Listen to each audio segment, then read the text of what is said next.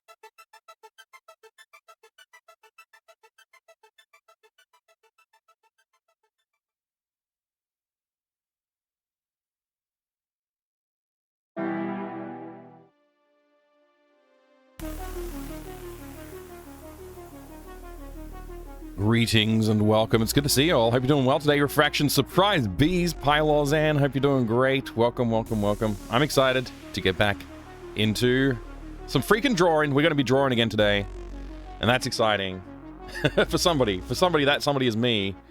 I hope you're looking forward to some drawing today. We came to watch the biggest legend of them all. Oh, that's the. Thank you. All right, let's have a look here. What are we going to do today? Well, let's jump in and take a look at our list. I know it says day 17 on the screen here, but on this screen it only says day 16. I guess I forgot to do like a day 17 update. Let's quickly do that. Day 17. Do layout for Bio Librarian. That's very likely to happen today. I started working on character art, so character pixel art, turnarounds, maybe. Oh wait, turnarounds is one word, is it? Is turnarounds one word? Lovely. Get rid of that. Maybe work on the maze, maybe. Okay, but we're gonna do a little bit of review. If it's your first time seeing me since like last time I dev streamed, thank you very much for watching my dev streams. I really do appreciate it. The support is amazing. I greatly appreciate that. One day this channel might get partnered if we keep on having people continuously coming back to watch the streams that I do here. It could get partner level statistics, and if that happens, I probably won't be able to resist the urge to join partnership. But as of right now, we're nowhere near close. We are qualified for we are fortunately qualified for affiliate, but I don't want to take affiliate. Hey, it's Noru. Good to see you. Good to see you. Watching on the side at work for the next 2.5 hours. Oh, good luck with work today, Pi. I'm feeling pretty warm right now. I'm gonna take the jacket off temporarily. I'll probably put it back on soon once I cool off. Sorry, I didn't mean to bump the mic. Feel like I'm special for knowing about this channel. Thanks, David Alexander. You are special. You are special for being at this channel. Knowing about it's one thing. Being here is an entirely other thing. Thanks for being here. I really do appreciate it. I heard it's not worth taking affiliate. I mean, it is though. Like it genuinely, like the amount of. I don't want to get inside baseball on Twitch. For most people, most people are not going to reach 1,000 viewers, right? Most people are not going to reach an average of like 150 viewers. Most people are not going to reach an average of 75 viewers. Like the statistics show that most people won't reach an average of like 30 viewers. Really. It's true. So if you get the opportunity to take affiliate, it's better than not because you can get revenue from it. It's not going to pay your bills, right? But hey, if you want to get cool emotes, then you should do it because that's basically what it's for. It's getting the cool emotes. That's why you become an affiliate. That's the like major benefit of having affiliate on Twitch. I haven't bothered to do that with this channel because I already have a channel with emotes on it, and I don't need to do it here. And I don't think, does Twitch run ads? Have you guys seen ads on this channel before? I'm pretty sure they don't run ads on unaffiliated content. So if I grew this channel to say I grew this channel to like 1,000 viewers or 10,000 viewers, I'm pretty sure Twitch still would not show ads to people.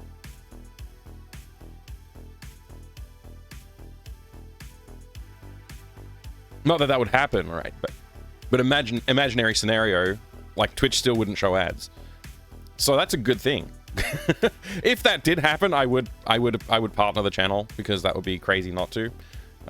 Because you know that many viewers would probably pay the bills for sure. But that is not the goal of this channel. The goal of this channel, the secret of this channel, just between you and me. I just wanted to. It's. Think of this like accountability. If I'm not streaming on this channel, chances of me getting stuff done on game dev is lower than if I am streaming on this channel. Because I'm focused here and I've got people to talk with while I'm working. That's the secret. You're my accountability buddies. That's right. Yeah. Partners are guaranteed transcoding. Affiliates is not. Yeah, that's true. So like, I don't know what resolution my stream's going out in right now. It looks like I can get source of 1080p 60, so I've got good rate right now. It's good. That's lucky, because like I would not get priority if somebody else, like if there was more people streaming right now, I wouldn't have priority for that. But yeah.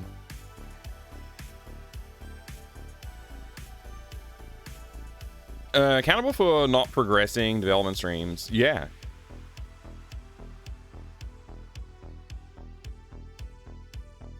Our testing's going pretty well, by the way. The port we made seems solid. Couple of annoying issues though. Oh, that's great, Noru.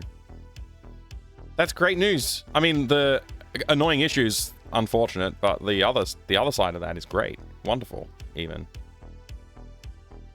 My chat keeps scrolling in a weird way. I don't know why. It's bouncing up and down. It's fine now. It stopped. Anyway, so yeah, I got a little distracted. I don't want to talk about Twitch inside baseball stuff, but I do think, like, you know, Twitch is a really good platform. I like Twitch a lot.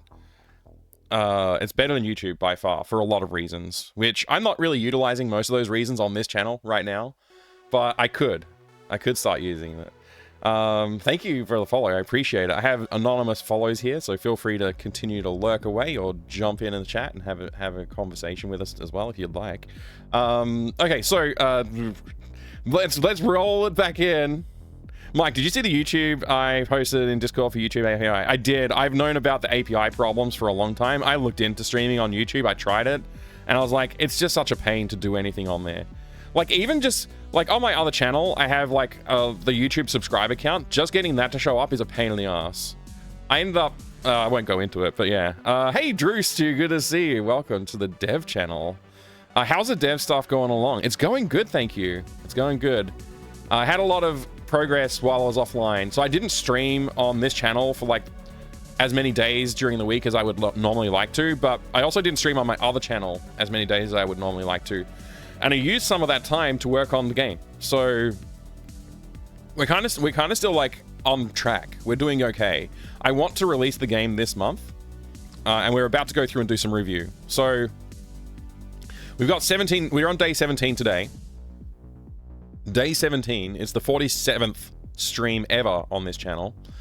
A full review of like how we got to here. I started with making Day of the Sandwich in 2 weeks. And then I moved on to making a tank game. The tank game I had fun with. It got to a certain point where I realized if I want to do this justice, I have to do more work. Scope creep happened. I was just going to make a silly little Scorched Earth thing, but then I saw something that, like, this has a lot of potential to be really good, and so I just put the brakes on it and moved on to this game, which is the third game that I've worked on the channel. And we're on day 17 of this game, which is really like stream 17, kind of. There's been a couple of 2 streams one day, so day 17 is more accurate. But those 2 streams one day usually like just broken up between like me going to get food or something like that. Anyway, release this month. Cool. Glad to hear it's going so well. Thank you. Yeah, I'm pretty excited about it. I just have to. There's a few very critical features that we need to work on, which we'll get to. But let's just talk about the review of the art that we have done so far this week. I'll flip over to this view so you can see a bit more of my desktop.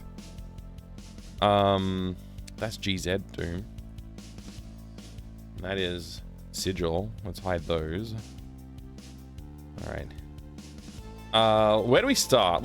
Let's actually open up. I'll just open up Krita on this screen, and I'll move it over to the other screen once I connect the tablet and we start working on things. So I did a fair bit of little things during the week. I did a really rough sketch of what I wanted our main character to look like, Lucas, as well. So we're going to look at Lucas's design as well. So here we go. This is the vault room, and you can see I've done a little bit of work here. Like the cookie jar is now actually a thing. The cookie jar is actually drawn into the main art. We've got. I didn't really change too much else around here. I did change this poster. I also cleaned up these things here. So like the team pennant and the punk sticker and whatever else. I I cleaned those up a little bit. I cleaned up all of these sections here, and I drew this thing. I want to redraw this. I love the idea of it, but yeah, it didn't really work out. Also, there's this, like, I don't know what this blob is on top of it. There's a blob on top of it. I really wish there was like a way to like pick the layer that something comes from, like wherever this is coming from. I want to be able to pick that layer, but I don't know how to. I don't know if there's like a function for that. There really should be. There should be a way to say like, hey, like give me the layer that this belongs to. Is that how it's done? I don't know. Anyway, I want to leave. It's a good reference, obviously, good reference, but it's also a joke, and that's perfect. It does in the pixel art. It doesn't really show up too well, but remember there will be a zoomed in view of the wall. It'll be about like this part of the wall here, somewhere about there. So that will be on there. I'm going to probably put a few more bits and pieces around this area so that the wall is more populated with stuff as well. Yeah. Anyway, so that's some of the changes I made here. I also did. I drew Lucas in here, along with just like quickly sketched Lucas in, which I think I have to open up my Discord channel to scroll through my Discord to show the progress of Lucas, but we'll get to that in a minute. We'll get to that in a minute. I'll scroll through the Discord in a minute. But that's the Lucas design. I just roughly sketched that in. It was like super rough. Because I just wanted to get I just was like, I've got to just get this done. I've been putting off doing the character design for a long time. I just wanted to get it done. So this is what I landed on anyway. As like the basic design for the character. I'll just hide that stuff for now. Okay, so that's that room. Let's open up the other room that I worked on. Does this make sense, Pi? Creatorartist.org. Finding a specific layer. Oh, that sounds great, dude. Thank you. I'll take a look. Lucas looks like Marty McFly. Thank you, King Broly, for noticing. I worked hard to make sure that came through. The final design, you'll see it has a lot more. I went for the Bernard influence, but there's a lot more Bernard influence on the final layout, like final shape and design of the character. Finding the object with layers is difficult. You need to turn on all layers. Turn all layers on and off and look at the property clicking. Press R and click on the object. This doesn't work if you have transparent layers above some filter layer, etc. You can lock those layers. Okay, I'm gonna press R and I'm gonna try and let me zoom in here. R, click. Yeah, that's it. Oh, perfect. Thank you so much. Thank you so much.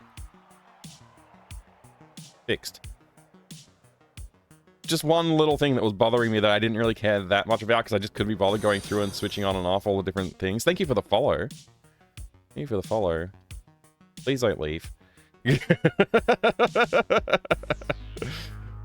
I appreciate that, Pi. I might even bind that to one of the buttons on the thing. So one of the other things I did before I forget, I was about to move on. I realized I'm not done yet.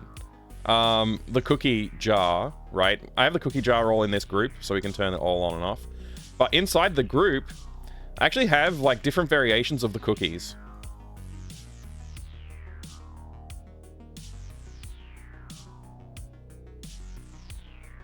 The full cookies.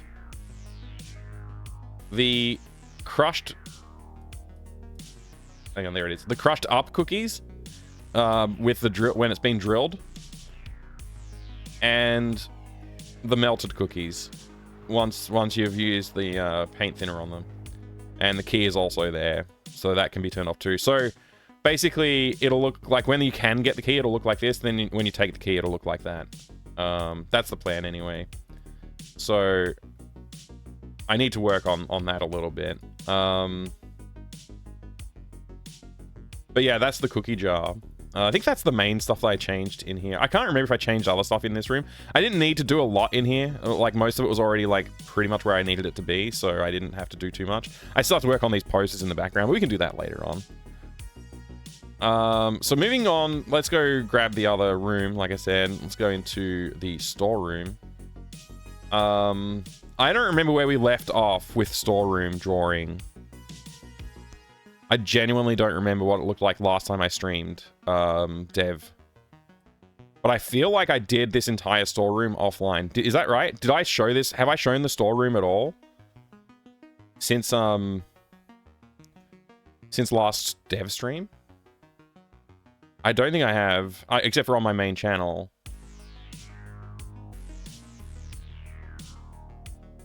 Let's open this one up. I'll show you what we got. So this is where we're at right now with the room. So we have the bucket now is a bucket. We have the room layout completely rendered. You know, I feel like I did draw some of this, but not like I hadn't finished it. Yeah, I had drawn some of it, but I had definitely not finished it yet. Now it's finished. Basically, like, I don't need to do anything else on here except for adding some like polished details, like posters on the wall or like grime and dirt and that kind of thing. So it's really come a long way. The microwave, the grinder, I found places for those to sit. I've got the shovel in there now as well, so we can like turn on and off the shovel. So I'll be able to get, like, when you pick up the shovel, we'll be able to make it disappear. Likewise with the bucket on the left over there. What else is there that I changed? Oh, the microwave is a big one. Where's the microwave at? So I got this microwave, and I have this microwave. So this is the way a room will look, basically, when you first come in. There might be a few other bits and pieces around, but this is basically... Oh, yeah, the poster will be on the wall. But that's basically it. Everything else is basically as is. So when you come in here, you'll be able to, like, you know, use the screwdriver on the microwave, and when you do that, it will fade to black, and then you'll see this. So the microwave will be dismantled, and you'll have, like, the items that you needed from the microwave. The grinder isn't currently animated, but I don't think it'll be hard to do an animation for the grinder where we have it, like... I don't know if can I duplicate the entire group? I think I can. Seems like I can. So I imagine I should be able to just do something like really simple with animating it. So like maybe like a skew and a stretch or something like that.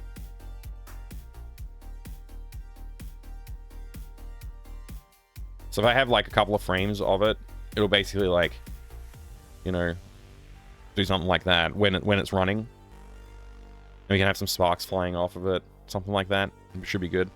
But anyway, that's where we're at right now. This is the room. So everything is interactable that needs to be. Like we should be able to have the shovel disappear. I might put another like item or two in here of like, maybe I'll put like a mop leaning against this wall. So there'll be, I want a few different items that you can use to construct your metal detector. So, but yeah, this room was completely different last time you saw it on stream, I believe. I don't even think I'd gotten into the game yet. Looking at the images that we do have, this is like what it was in game last time. It looked like this. So,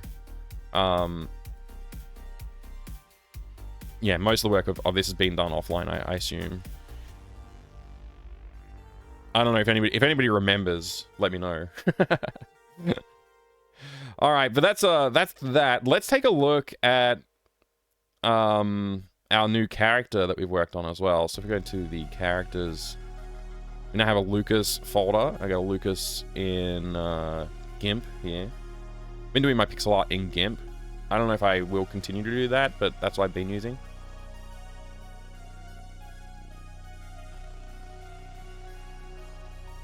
So here's Lucas. Need to feed the cats? Yeah, no worries. No worries. Good luck. Good luck with the cat feeding. Hopefully that goes well and smoothly.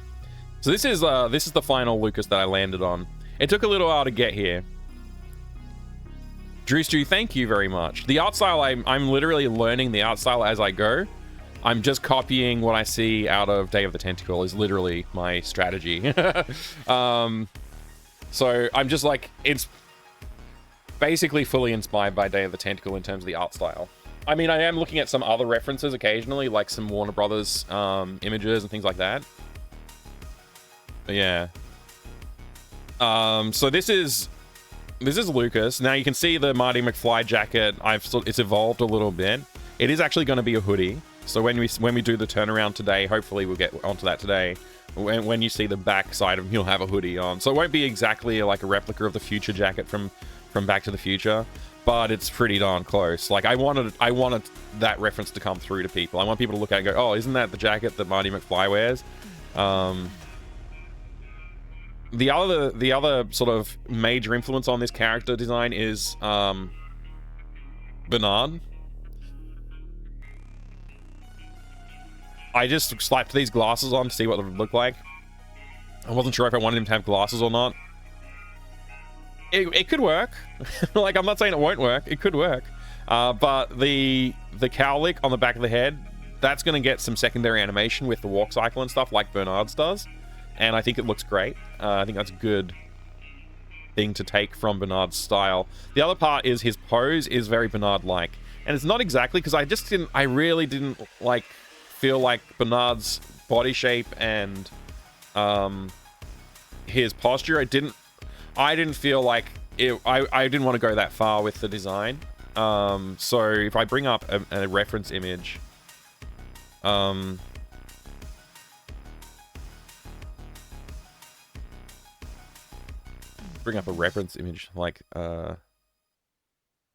we can see like Bernard's pose here.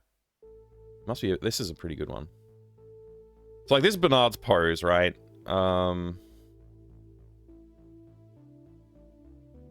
Let's see, copy image.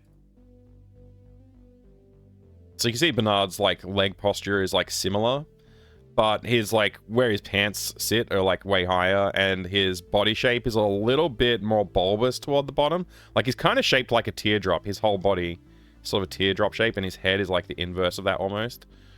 I wanted my character to look a little bit more human, but I did still go for a little bit of that teardrop body shape, if you can kind of see it. But I let him have shoulders. Bernard doesn't really have shoulders.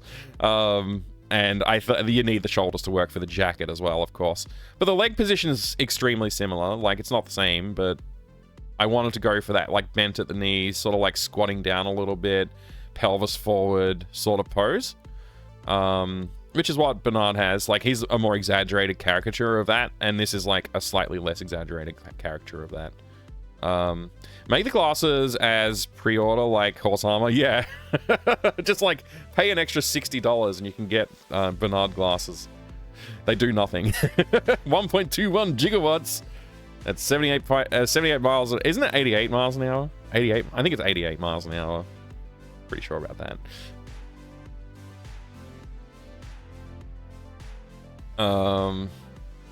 But yeah, this is what I landed on. Now, I did go through some variations. I wanted to walk you through the variations. I think the easiest way to do that would probably be looking at Discord. Let's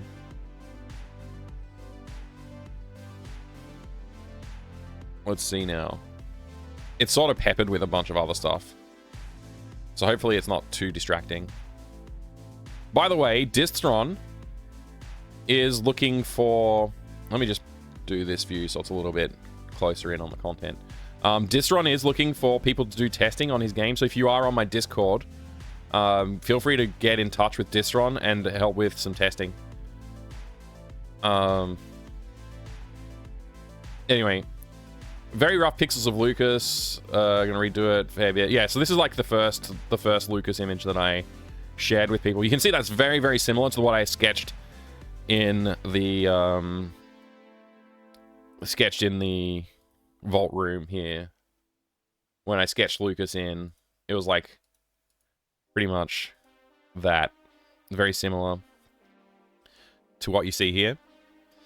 And then I was like, okay, what about green? And this is like where I started to work on the hand and the posture and the face a little bit more, but you can see the face is still not quite locked in. I just wanted to see what he would look like in the room, make sure he like suited the environment. And I think this looks really, I was really happy with how this was going, so kept going down that route. What's the difference between this one and this one? Oh, the jacket. Refraction was commenting how much like a supermarket employee he looked, and I agreed. I just didn't know what to do. I ended up putting a zip on the jacket and a little hemline as well. That helped a bit. I think the color's a disservice to it though. So here we go. This is like that current design. What's this? What did I change? I think I've just done some more shading between.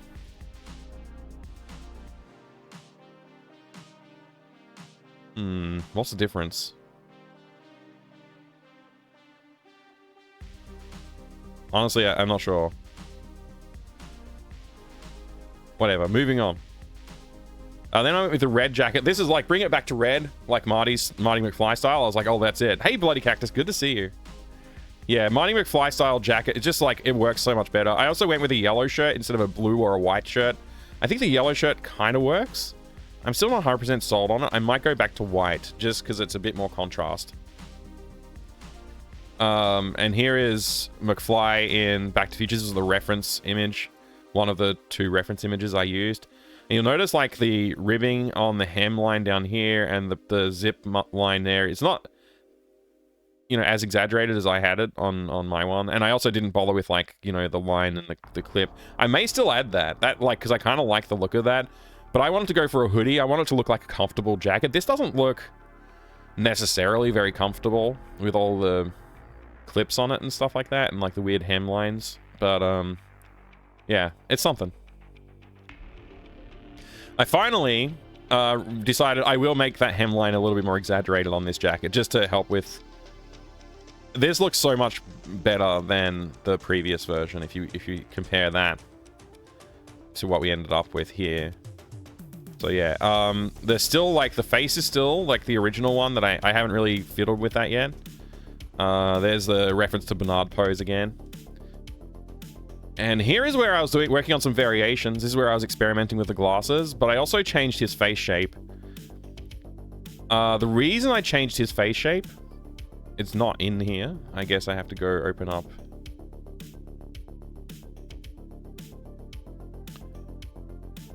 Open up the mock-up here.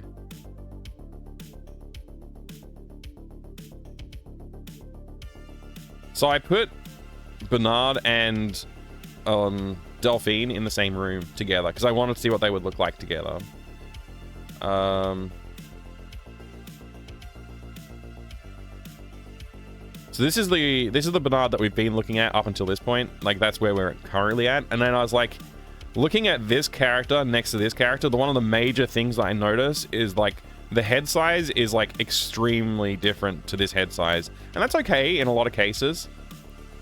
But this is like really, really gargantuan. Like it feels way too big. The gap between the eyes also felt too large. It just constantly felt too large. And like that difference here. And I was like, I need to do something about that. So I did redo the head. So you can see the head shape there is pretty different. I also changed his height. Made him a little taller. Stretched his torso up a little bit. I felt like that really helped make him fit in the design scope of like the rest of the world. So you can see like his head's a little shorter. His head's a little thinner.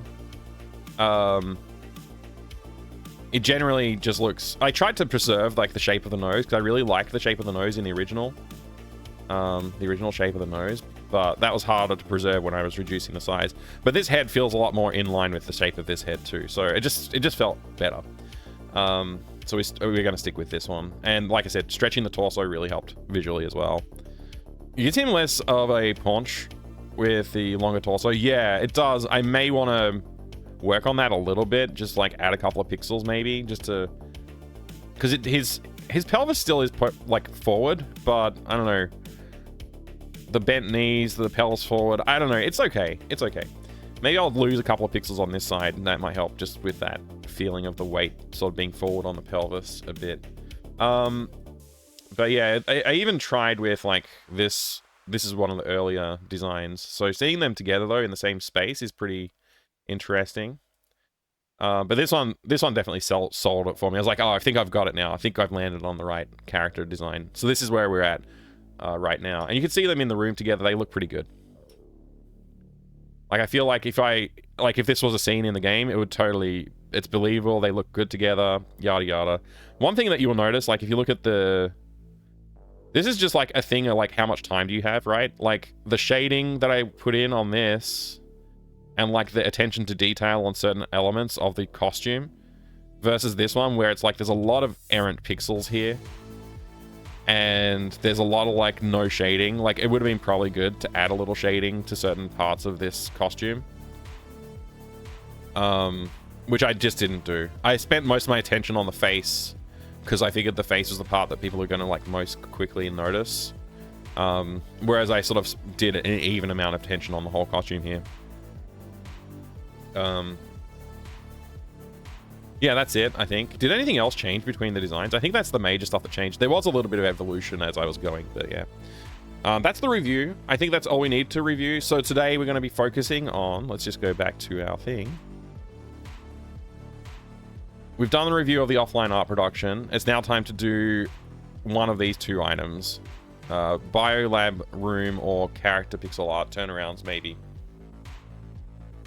I kind of want to work on the turnarounds, but I think maybe we should give attention to that room, because then we've got a full, like all the backgrounds that can be, we can say they're done if I get that art done. So it's probably worth focusing on that.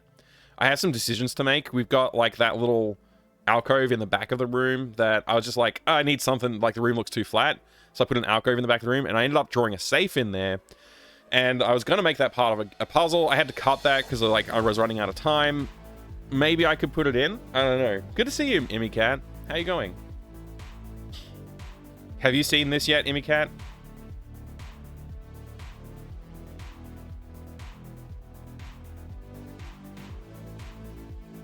You have. Excellent. You should be in bed.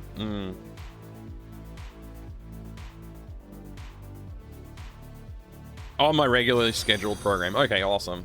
Thank you very much for the follow. Welcome in. I have anonymous follows here, so but I do appreciate the follow. If you want to lurk away, feel free to do that, or join the chat. You're welcome to do that too. G'day there, Necro Keys. How are you going today? Welcome in. So yeah, this is the character design that we finally landed on. I'm really happy with how this has turned out. So just to reiterate, I am very happy with how we're progressing now. So yeah, I need to make a decision. Are we going to do this or are we going to do this? Pretty good. Testing out some Sega Saturn games. Ooh, exciting.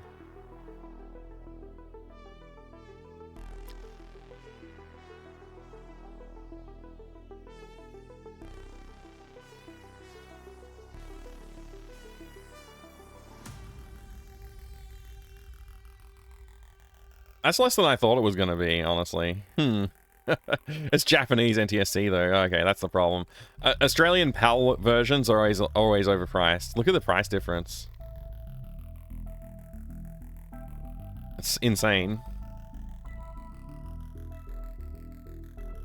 And this one has the box, but still, it's like an insane price. Actually, this looks like a... Oh, it's NTSC. I was going to say this looks like a decent deal, but it's NTSC Japan as well.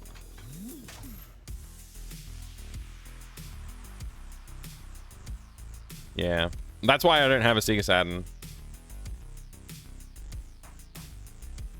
You're going to emulate them? Yeah, of course. Yeah, that's the right way to play them. Just as long as you make sure you have that box with the game in it, so you know you can... It's all legit.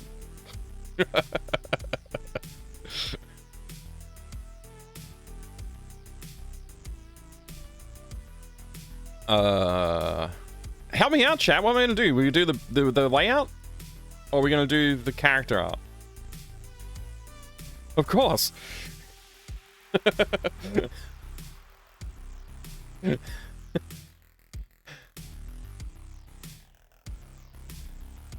Character art or room? Which one do we want to do, chat?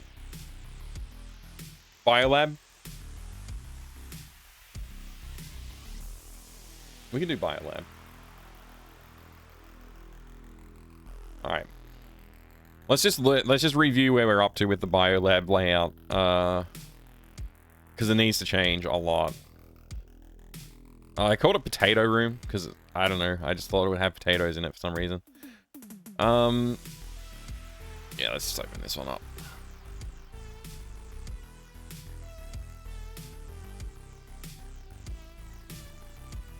Okay, so I just drew a bunch of random crap in here when I, let me go back to this view. I just drew a bunch of random junk in here when I started on it. I was just like, whatever, I just need a room that has like... So, in my mind, the floor needed to be dirt so that you could use the metal detector and find stuff in the dirt. That was the reason. And I was like, why is the floor dirt? Well, because you're growing potatoes in there. Why are you growing potatoes in there? It's biolab. That was my thought process. I guess this room has a clock on the wall. It has some lights that are above the wall gardens, and there's some lamps that are hanging down above the dirt. I needed this lamp to hang much lower in the end because of the way we ended up drawing a thing on a shelf up here. I guess I drew that in a different pixel art program. So this is not up to date. This must be the up to date version. Yeah, this is the up-to-date version. And so I just like drew like some weird fixture on the roof for hanging the lamp off, and I drew a shelf that's too high to reach. That was like my motivation there. Hey Epic, good to see you. Chain of logic makes perfect sense, at least in a game. Yeah. Yeah, in a game makes perfect sense. So we got a shelf. Good to see you, Epic Blah, too. Thanks for joining the chat. Did I finish looking at this? I think that was the last thing. I did experiment with the glasses, like I said. I ended up with the smaller head shape, which is just, it's like, just look at these two next to each other. You can see like, this one looks like way cooler than this one. And I'm pretty happy with that. I'm pretty happy with that. Let's see, is there anything else? That was it. That was the last thing. Okay, get rid of this. Get rid of this. There we go.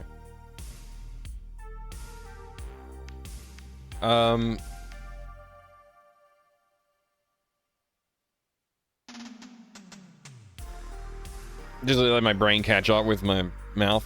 So the dirt on the ground kind of makes sense, but also like it's just like all over the joint. I think maybe that's okay. We got to redraw the room. I'm probably going to push the ground, make the ground area a little larger, and the wall area a little smaller, maybe. I don't know. We're gonna change the layout of this room a little bit. The things that are key to think about is this part right here, the safe. There's also a basin here, which we can't have a basin because we need access to water to solve a puzzle. But if we have access to water here, it's going to be a problem. So basically, this entire section, this entire alcove, we need to rethink. We need to rethink the entire thing. Hey, thank you, Drewster. I'm glad you're liking it.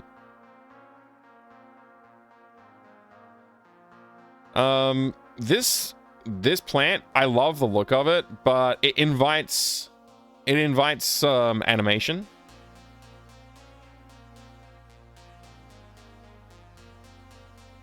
Yeah, it invites a little bit of interaction, right? And it's almost like if you have something there that's animated like that, you kind of want to make it part of a puzzle, but I don't have any puzzle designs that fit it yet. So I'd have to do a bunch of work on puzzle design too. So that's something else to think about. Everything else in here is fine. Like I said, I think the floor shape we want to change the floor shape so it's not like entirely dirt. Maybe that section's dirt, somewhere like that. And we push the floor back so like the shape of the room's a little bit more like this, you know. So there's like some ground that you can walk on. Maybe not even, I don't know, maybe push this part up even further so it's like that. But like there's a walkway around the dirt. It would make it feel a little bit more like planned and not just like, oh, there's a dirt floor here kind of thing. The basin's plumbing can be broken and fixing it to get water is part of the puzzle. So I already have a different solution for that, Epic Blah, and it's an amazing solution that I love. Which, this clearly rusty pipe and puddle and this bucket come together, and there's a rope involved as well, and we lasso the rope over the pipe and you pull on the rope and it makes it leak fast enough to fill the bucket up, and now the bucket is filled with water. So I like that better than fixing the plumbing because it's just kind of insane. Yeah, so if we think about the shape of this room a little bit more,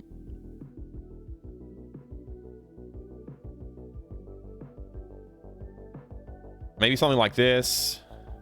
Maybe I don't do the ceiling. Like in the other rooms, I've got ceiling visible. Maybe we think of like this room as like the perspective's just a little, like the camera's a little higher and you don't get to see the ceiling. You just get to look down onto things. And the shelf obviously needs a space to live. So the shelf would be here with the wire spool on it. The lamps would be hanging down like pretty low. So like you can like kind of like walk behind the lamps. I'm just drawing with my mouse, so you just have to forgive me for the poor quality of this art. But this one in particular is interactive. When you push it, it will swing up and hit this wire spool.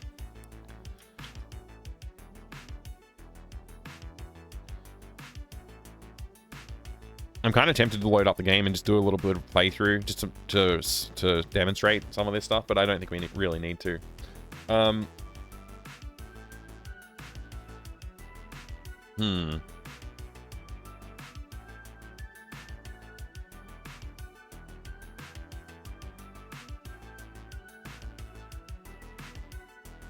Sorry, my brain is just taking a minute here.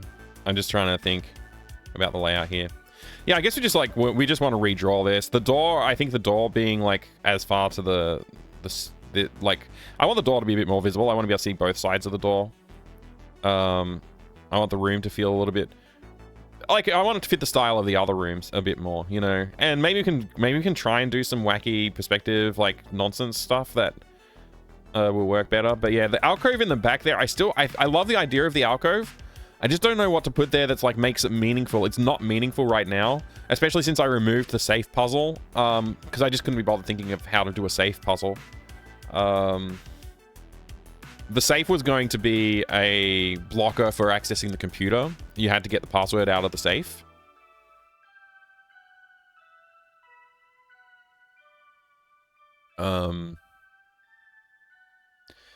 And to get the safe puzzle, like to unlock the safe, you needed to like do something. And I wasn't sure what that was going to be, so I just sort of flagged on it and ended up not doing any more thought on that process. Yeah, I don't know.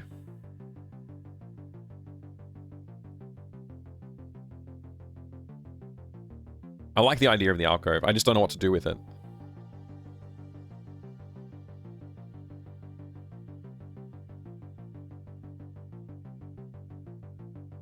Continuation of Day of the Sandwich. Somewhat, yes. This happens in parallel to Day of the Sandwich.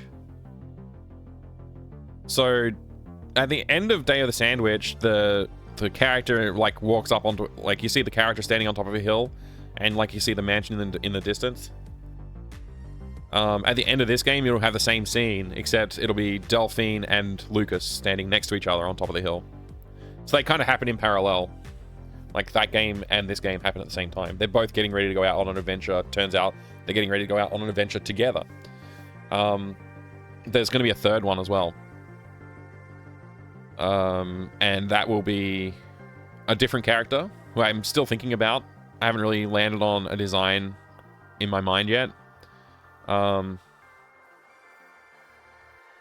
yeah, I got some ideas, I guess, to work from for that. What's the temperature outside today? It seems quite warm. It's not. It's only 19. The house just feels warm today.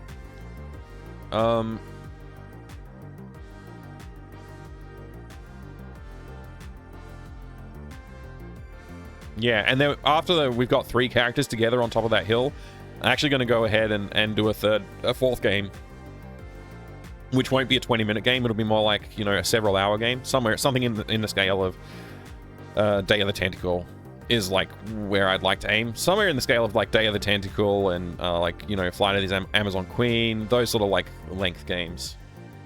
Monkey Island, maybe, that sort of size. So a full game, basically. These are like prequels, like prequel prologue episodes, and then that game's going to be like the actual game. So I want to turn these games around quickly so that when I get to that one, I have like all my ducks in a row. I already have all the character art mostly done. I just need to do like some tweaks on the character art.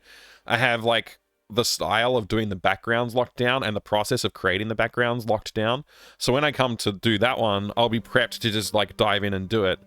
And I'll probably, my plan is I would like to take that to Kickstarter and say like, hey, here's the 3 games, the 3 mini adventures I made leading into this. This is going to be their epic quest for, you know, an adventure. And hopefully people will appreciate that and back it, but I don't know, we'll see. Thank you very much for the follow. Welcome in, new follower. Appreciate that. I do have anonymous follows, so feel free to lurk or join the chat, whatever you want. Keeping the same function that you can change characters. Yeah, so it'll be like in Day of the Tentacle, where you can switch between the characters. It'll be like that, but also like Day of the Tentacle, you don't necessarily get to change characters like instantly. It sort of like slowly moves into that. Yeah, like the Maniac Mansion, Day of the Tentacle, Zack McCracken. There's several games that have like this idea of like multiple protagonists. I'm giving each protagonist a chance to introduce themselves in each of these games, and I'm putting more effort in as well. So like Day of the Sandwich was like a 2-week game with like less effort than this game. This game's already had a lot more effort than that game had in it, and it's got less rooms. That game had more rooms, like so many rooms. I don't know why I put so many rooms in it. This game's got 3 rooms.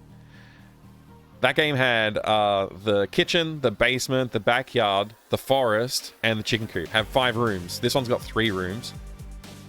This one has more puzzles, and they're actually puzzles. Like they will actually, I think some people will actually get stumped by some of it, and I think some people get annoyed by some of it. Already with Day of the Sandwich, I had one person get kind of annoyed with the solution to opening the back door, which I thought was funny. I thought that was pretty funny, that they like, I can't use any of the tools to open the back door. And like, I mean, there is one that works, so it was kind of funny. Like, I thought it was kind of, most of the solutions were fairly obvious, but yeah.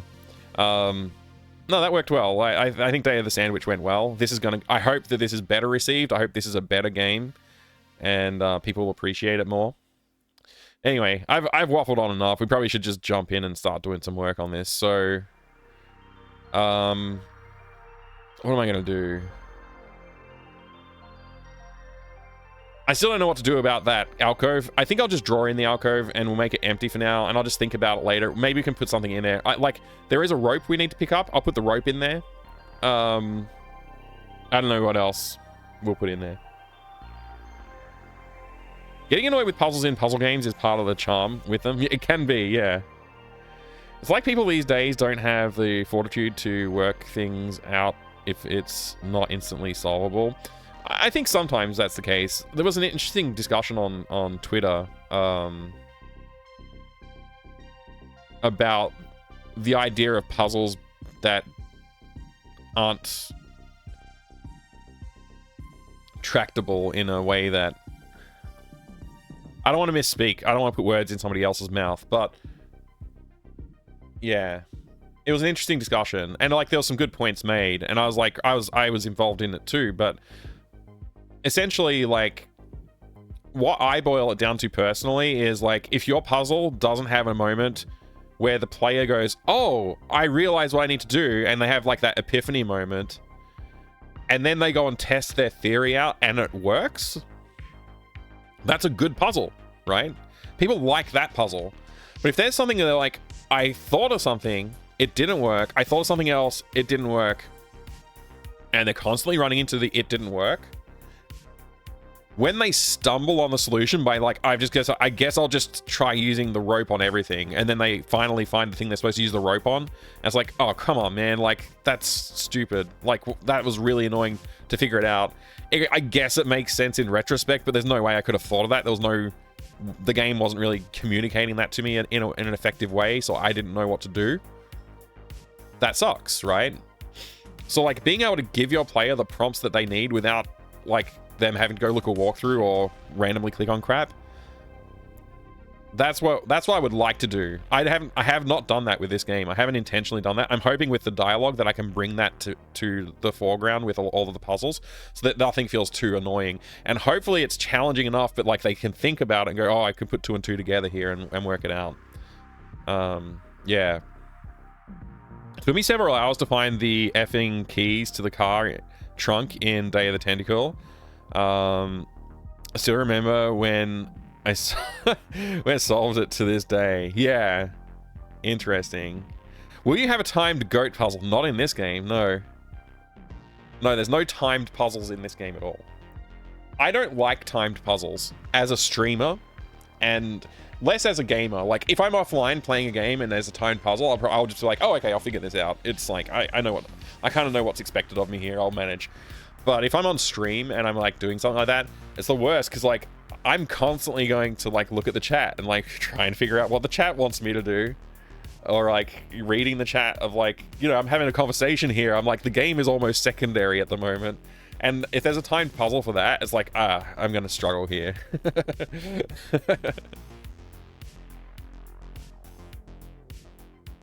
All right. Let me set up my drawing crap.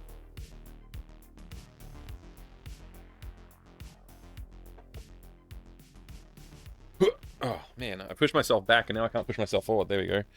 My flooring for where the chair is like thin, like fake floorboards. I don't know what it's called, like vinyl floor. I don't know what they're called, but anyway, they're like, it's got a fake wood grain. It's got a wood grain like veneer or something on top, and then like it's just like particle board or something underneath. But they're thick enough that like when the back of the chair rolls off, it like the wheels sink into the carpet below it as well. So it's like it becomes harder to move the wheel over top of the edge. Anyway, I don't know why I needed that description. My chair got stuck for a second there.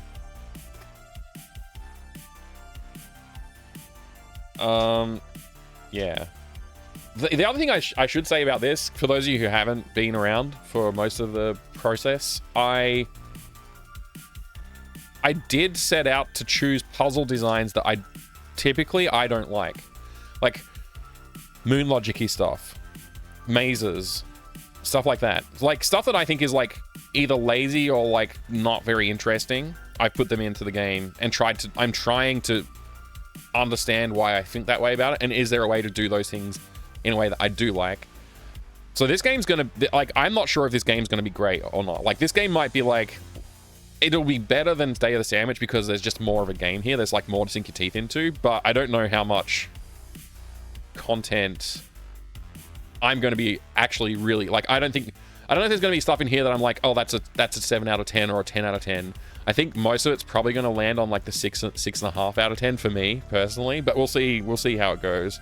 Trying to figure out the puzzle how to get into bed right now. That's one of the harder puzzles to do. Yeah. And I don't think there's a good walkthrough for it yet either. So if you figure it out.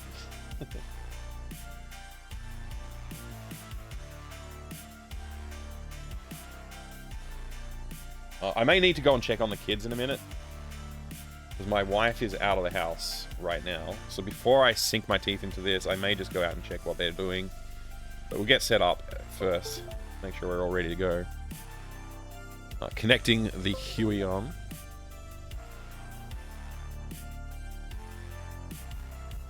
Okay. I realize I'm going to have to restart Krita to get the pressure sensitivity working, I believe. Let me just check. Hello? Hello? Yeah, there's no pressure sensitivity. So we'll work on that. We'll reset. And that'll fix that.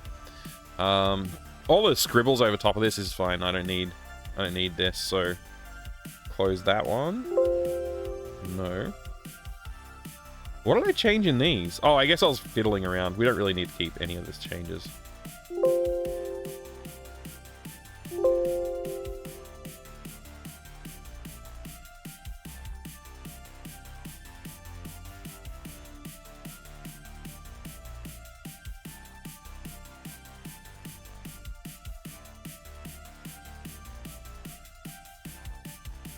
So we're going to redo this. So what I'm going to do is just select everything, copy everything, and paste it into a new... I forget what paste as new is. Edit, paste, new image, Control-Shift-N. Yeah, it's dumb. That should be fine. we'll close this. This is our original background. I'm just going to keep that there as like a reference sort of thing, and we'll draw in like our actual artwork that we want. Hey, DC Bueller, good to see you. Holy crap, it's a raid. Actually, a good idea. Try to force yourself to see if not so fun puzzle mechanics can be made better. Yeah, that's what like my thought process was like. I might as well just try and do some of these things I don't love and see if I can make them something I do like. Thank you for shouting out Proton Fig. Proton, thank you for the raid. I hope you're doing all right today. Hopefully you've had enough sleep. Feel free to lurk away. Go get your rest if you need to.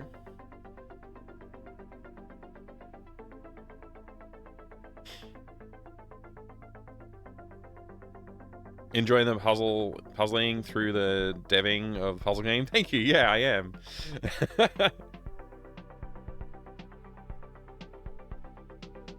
All right, coffee finished. Planning to go have a nap? Of course, of course. Go enjoy your nap. Thank you again for the raid. I do appreciate it. Everybody, if you haven't checked out Proton's channel, do yourself a favor. Go drop a follow over there. Proton does some awesome dev work on the Commodore systems, as well as he's just like an amazingly talented composer as well, arranging some really great stuff for the SID chip, which is like fantastic, honestly. Some fantastic stuff. I'm just sketching in right now, just like a different layout a little bit here, just to see how I feel about it. I'm probably going to delete this, but you never know. Maybe I'll keep it.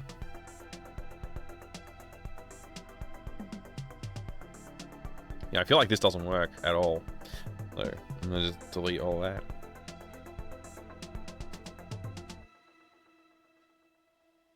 And we'll find something though. We'll find a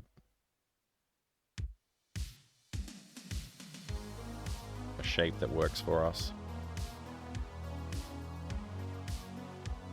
Like I said, I do want this door to be like more visible. This alcove section, I'm not sure what to do with it. If we have a little return on the wall here, then we can get away with this shape, I think, as well. A little bit, you know. I don't know about the shape overall of the room, though. Not really sold on it. Yeah, this perspective, like, warping further down, like, looking down into the room a little bit more. It might work, but I'm not sure. Whoops. Wrong layer.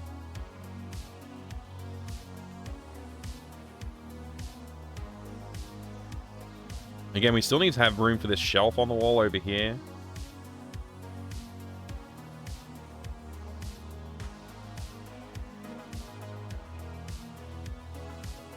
I'm not sure about this.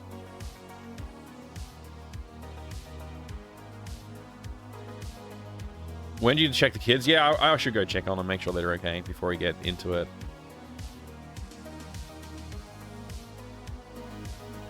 I've been lurking from time to time, and I don't understand anything of the code he does. Really? Is it that bad?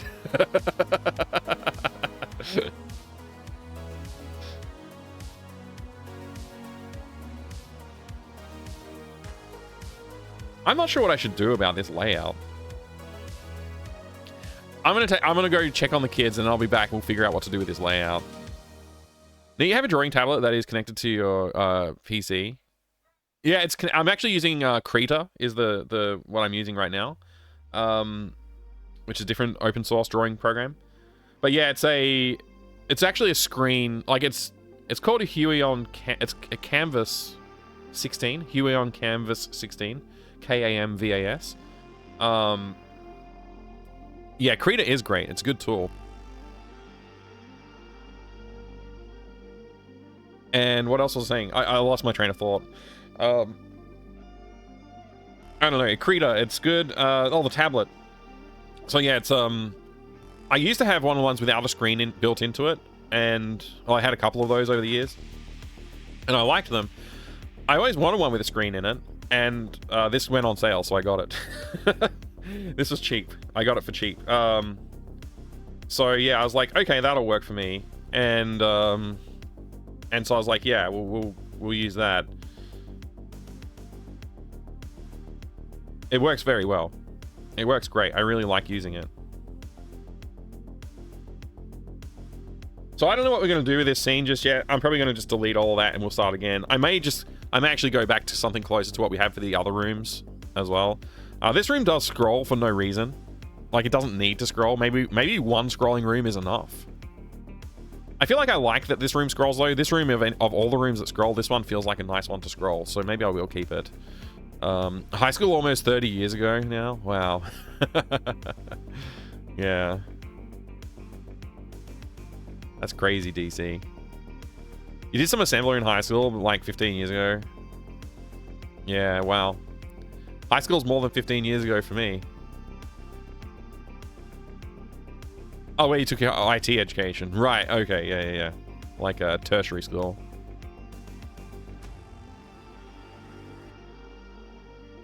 All right, I will take a short break here, and I'll be right back. I'm just going to go check on the kids and make sure everything's going okay for them.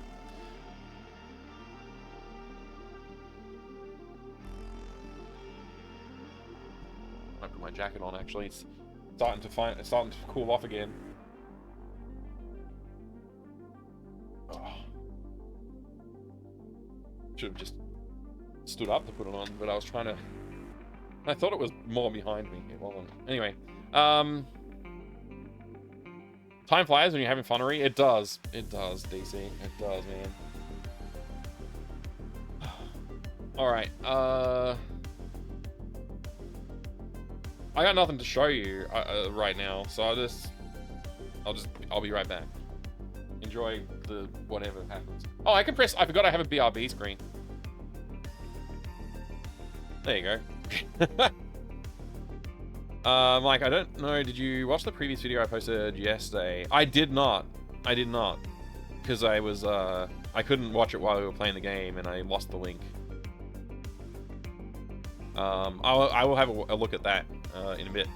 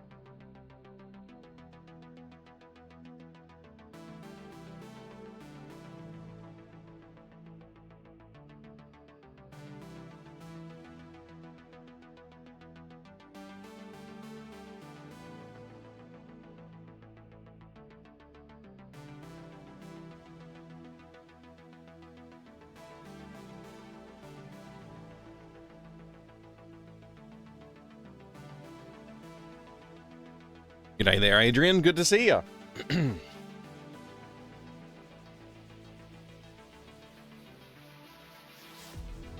All right, let's see. Let's see this video from Proton.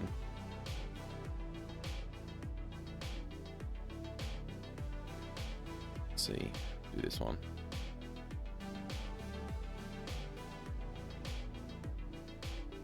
This is a memorial demo, huh?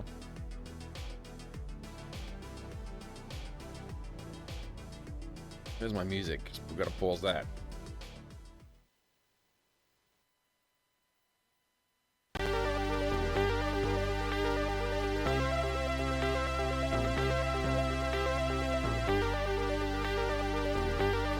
Wow. Wow. I had no idea.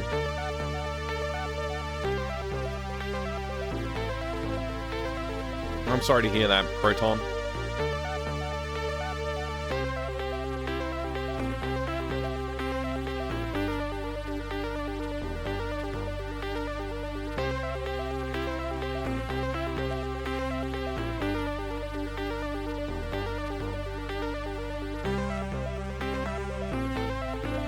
Hey, Castle Rivercheck, good to see you.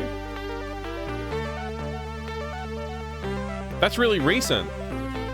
This is only a couple of days ago. Sorry to hear that, Proton. Hope you're looking after yourself. Spending time with family, friends, much as you can.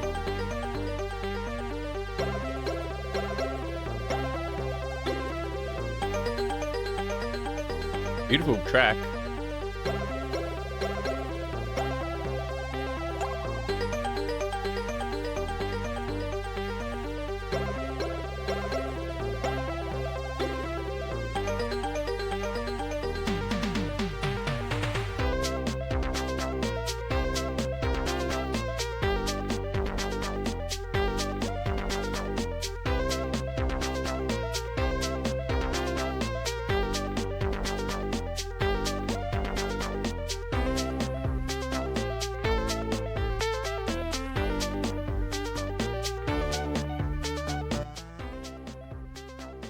Thanks for sharing that. All right. I gotta get onto this. Welcome, Adrian. I hope you're doing good today. Let's see. We're gonna do that. No, we're not gonna do that. We're gonna turn off those things. We got the drawing surface in front of us. There we go. All right. So I'm just trying to get the final room sorted out. G'day, Castle River Check. I hope you're doing well today. I've got I gotta work out how to do this final room. Final of the 3 rooms that we've got in the game. So, let's see. Vault. Let's open this one up. You gonna open? I double clicked. There it is. I just wanted to get a look at the shape of this room. Maybe we can just use, maybe we can use this as a bit of a basis, like to think about the shape of the next room.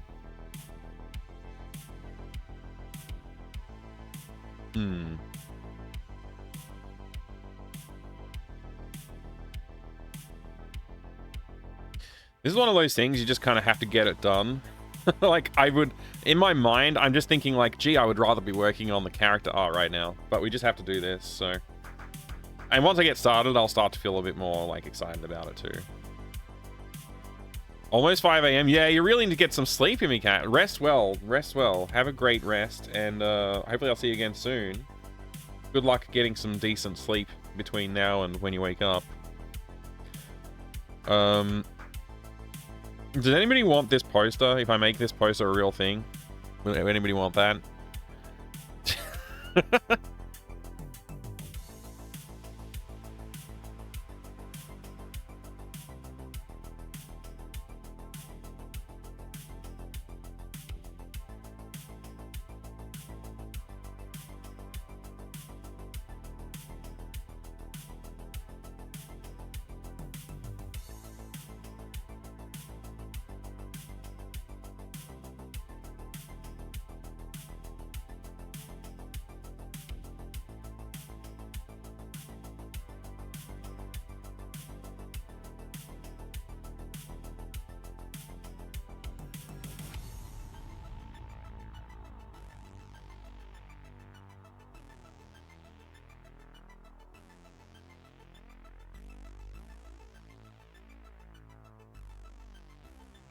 I'm trying to think what makes this room work.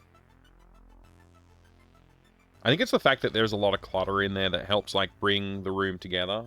With just an empty room, like, it's hard to really visualize. So I think we need to work on that a little bit.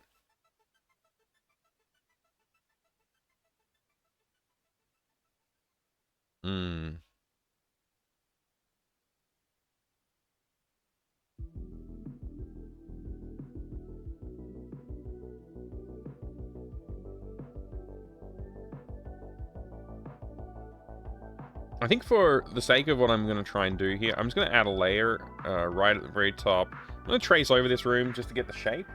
Bring it over to the next room. I'll mirror it, and then we'll work from there.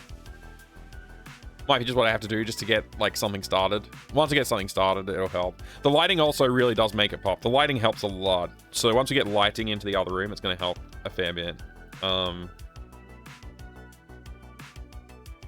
Yeah.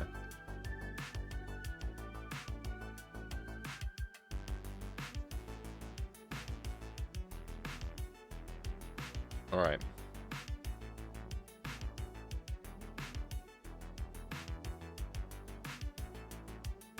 This doesn't have to be exact. Like I said, I want a template to work from. A little bit of a template to work from.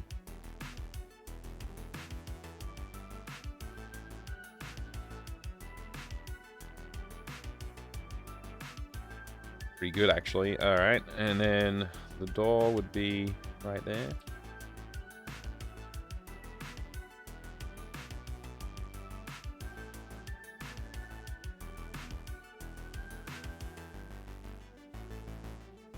All right.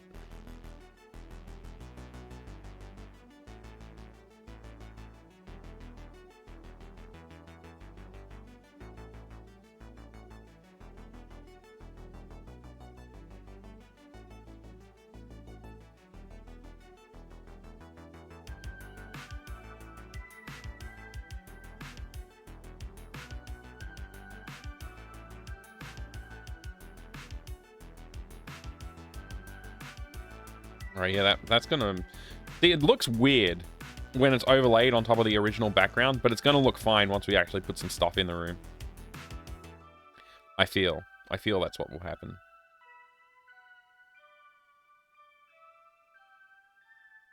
All right. Let's just delete that layer. Okay. All right. So like I said, I want to think about like the ground, what the ground looks like in here. To me, it makes sense to have like a step down from the door, maybe even. So like, if the door's gonna be there, having a little step makes sense to me.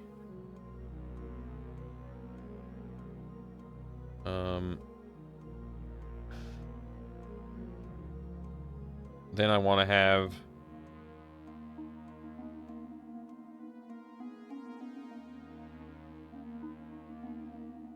something like that.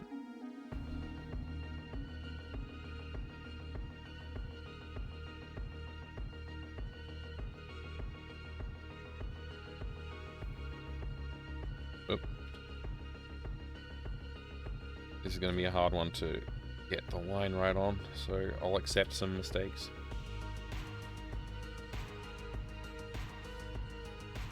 Something like that.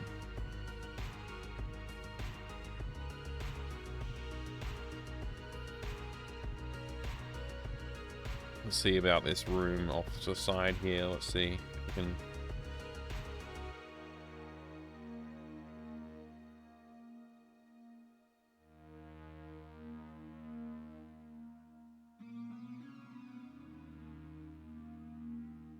It'll work.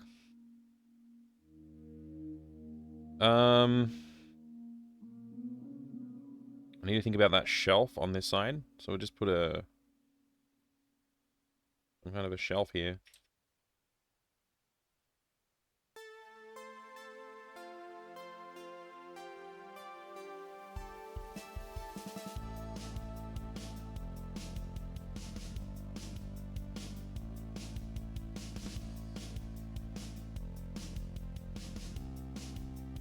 Maybe we got a wire spool up there that we want to knock down.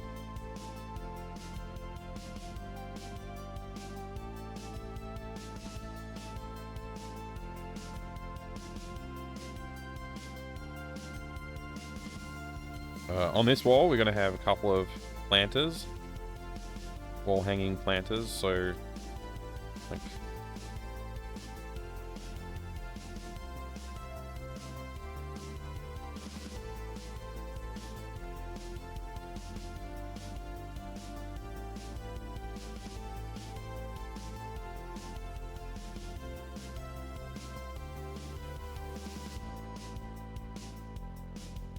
like that.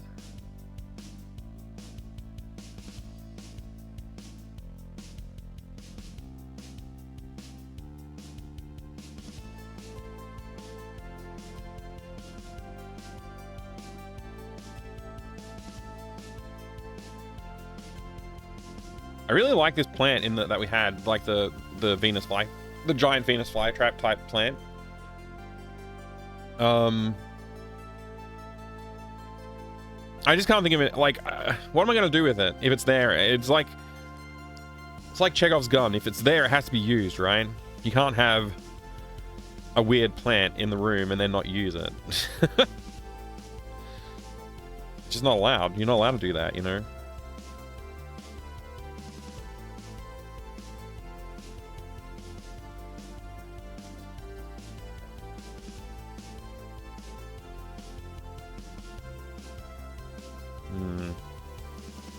Alright, this sketch is starting to pull everything together, though. That's good. I want to think about how this will interact with the lamp. So, let's just new layer here for a second. Use red. I want to hit this thing with the lamp as it swings, so it needs to have, like, a trajectory that looks authentic. And because it's a pendulum... needs to have a center point that's like equidistant from here to where it's hanging to. So if it's... If it's, say, the lamp is here,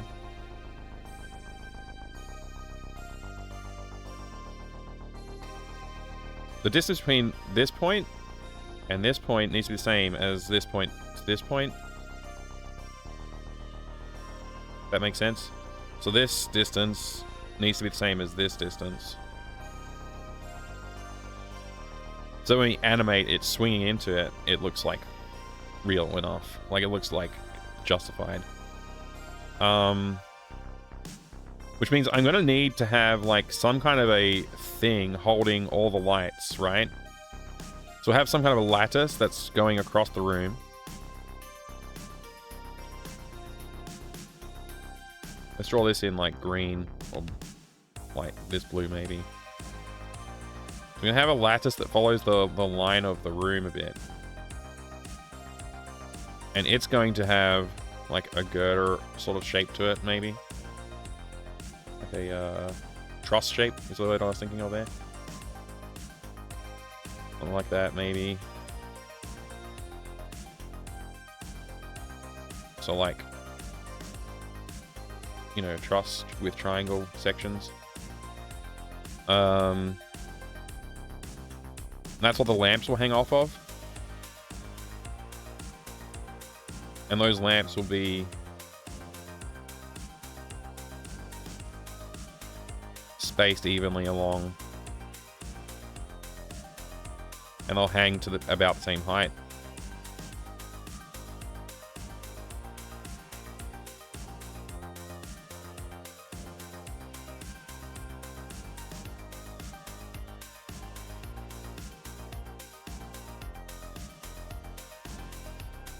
Something like that.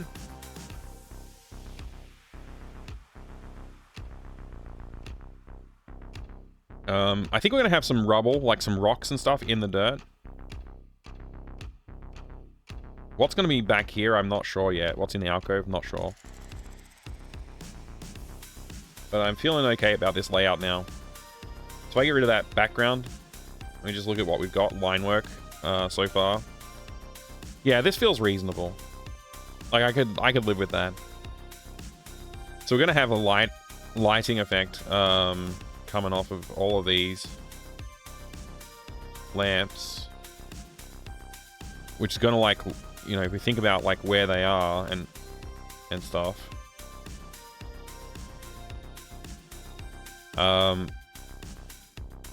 They're gonna light the room up fairly well.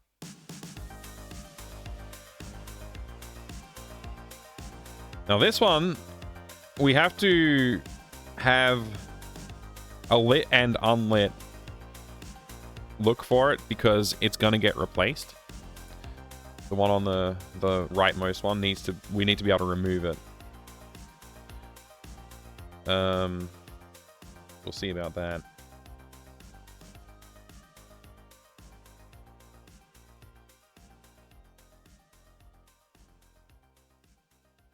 So we're gonna need more lighting though, because like if this is like the only justification for light in the whole room, it's gonna look very dark in here. So I think, like I said, we will have some lights over top of the background elements there.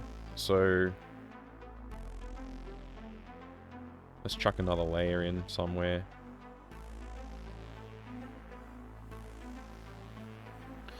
We'll have an array of lights here.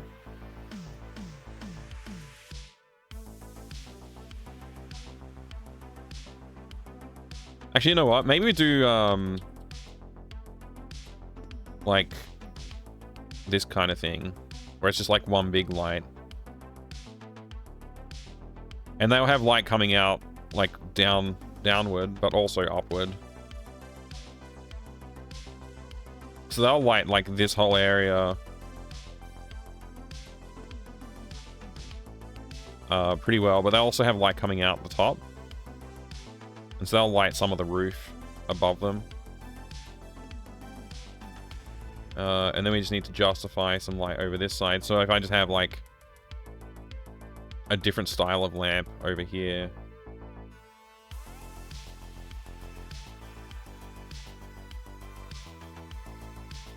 Like that.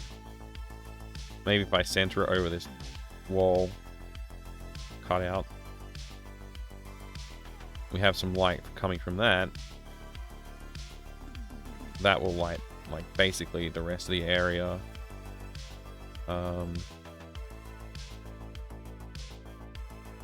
Maybe we can have, like, a light on this wall, too, so...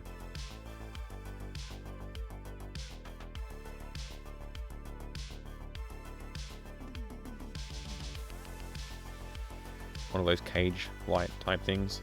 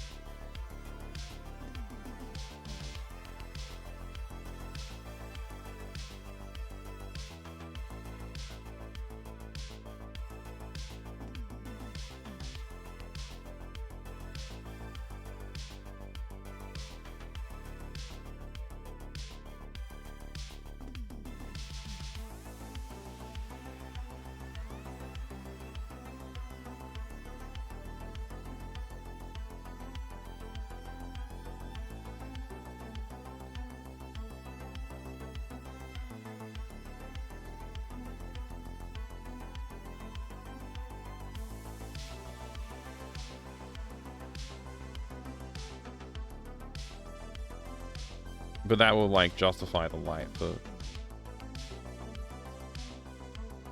like, most of this area here.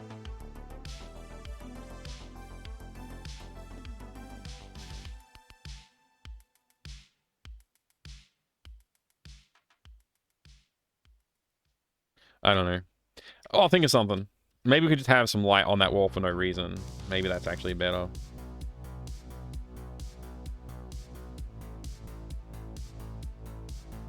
So that when this lamp gets turned off, we want this part here, this patch, to be unlit, but everything else will be fine.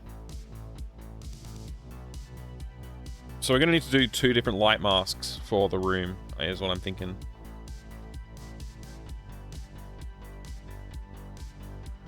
Alright, good. Let's slap down just the colors for the walls and the ground. Start there. I'm gonna go with like a concrete yellowish greenish concrete in this room. In fact, I kind of want to lean towards green tones for this room a bit more. I was leaning on like bluish yellow for the middle room and then reddish for the left room. So maybe this room will be a bit more green. We'll try. Okay, so we got all our layout done. Let's just slap in background now. So the we'll start with the concrete on the ground here.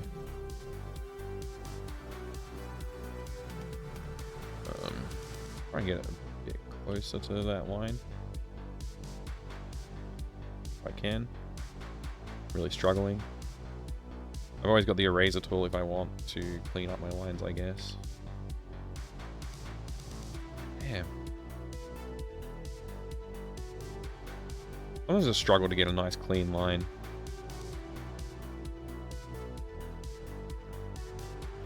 Go.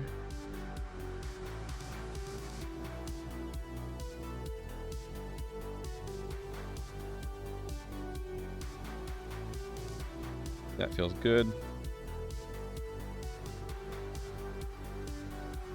Alright, we're bringing some color in here. It's starting to feel like a place. Now, what color are the walls going to be? Like I said, want to lean towards more of a green, but we don't have to do green everywhere. Maybe we could do a green line on like some more close to white walls. So maybe we go over there on this side here toward the blue for our whites. And we'll hit like something in here. Maybe here. Push a bit more toward that green. This can be our white for this room.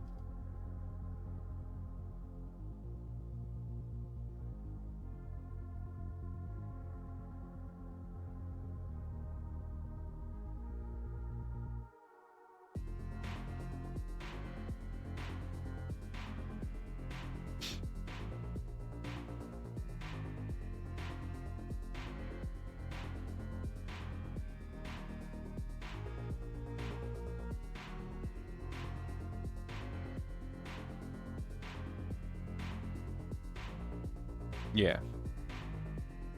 About there.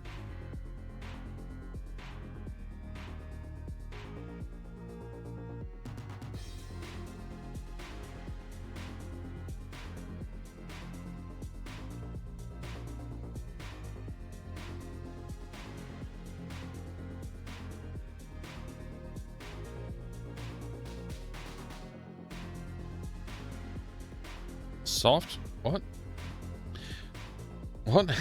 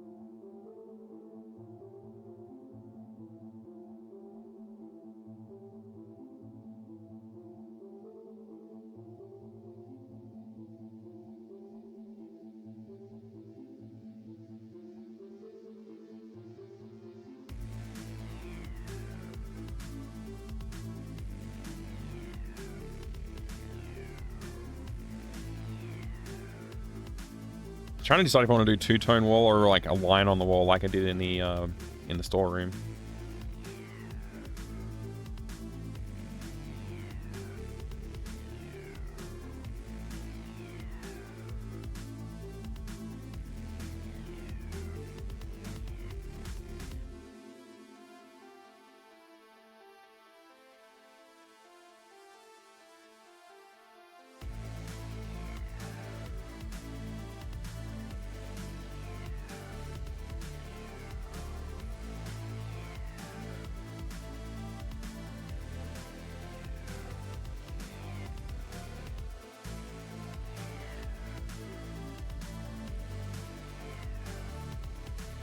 Hey, Suzanne likes cake. Good to see you. It's good work. Slayer King, g'day, g'day.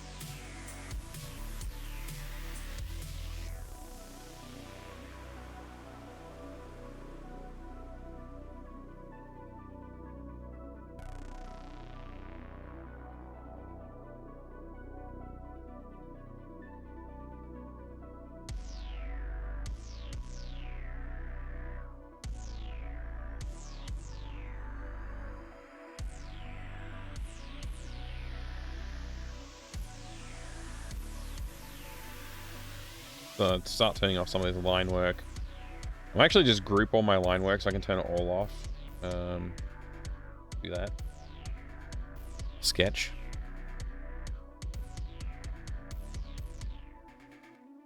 I slay pixels. That's great.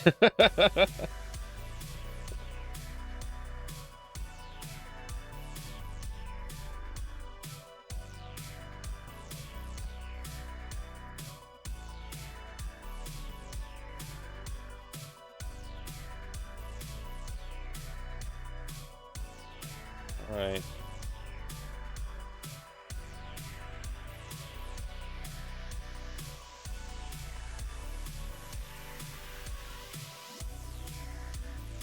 Yeah, that's coming together.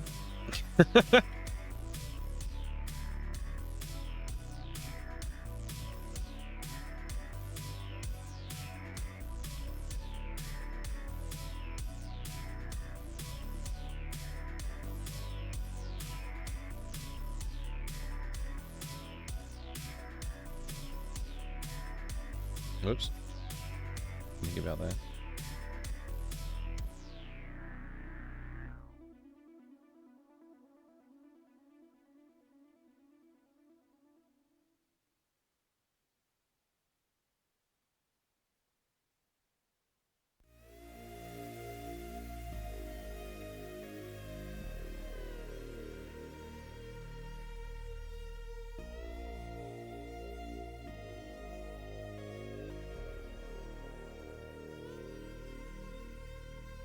Haven't made cake in ages. Maybe tomorrow I'll make some biscotti and some censored. Not sure exactly why my post got blocked. You got blocked because of pound cake. Apparently pound cake is a bad thing to say. It's sex-based term. I'm gonna allow it though, because I've never heard somebody say pound cake before in a sexual way.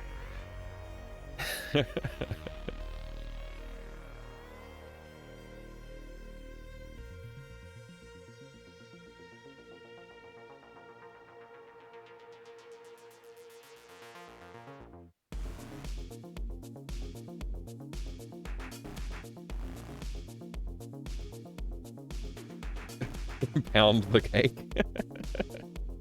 Automod a little touchy today, Coburn. Yeah, man. Good to see you, Coburn. I already said hello to you, Coburn, right? I did. My brain. Distractions.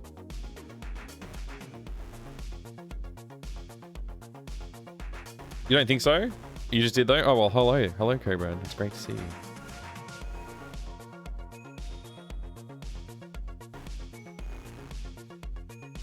It all blends together day to day sometimes.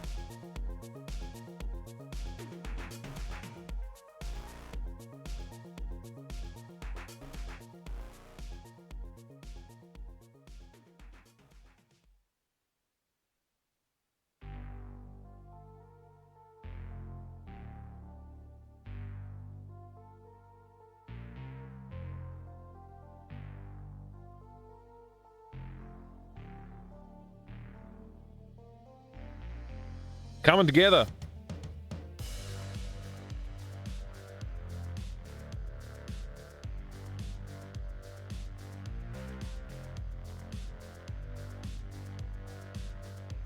Got all these fill lines.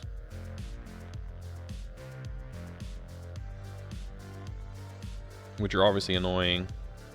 And they do end up translating into the pixel art as well when we start working on that transformation.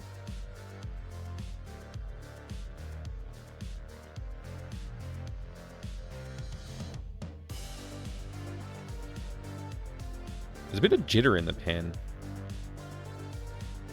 I'm gonna try and do a smooth, slow line. It gets a little jittery sometimes.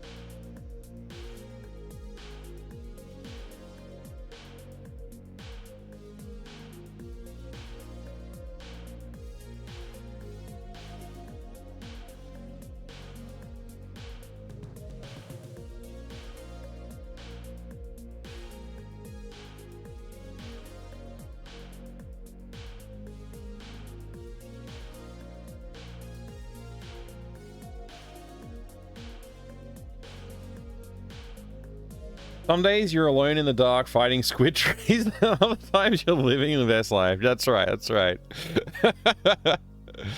Oh man. I'm crunching something out in Commodore 64 Basic as an exercise, and man, as a kid 40 years ago, I never realized how lacking Commodore 64 Basic is. It's so crazy how limited function it really is. Wow. You should talk to Proton Fig. Proton's been working on some cool stuff. What kind of stylus do you use? I'm looking to buy one on Amazon. Drewstu, I'm using the Canvas Huion Canvas 16. I'll type it in the chat.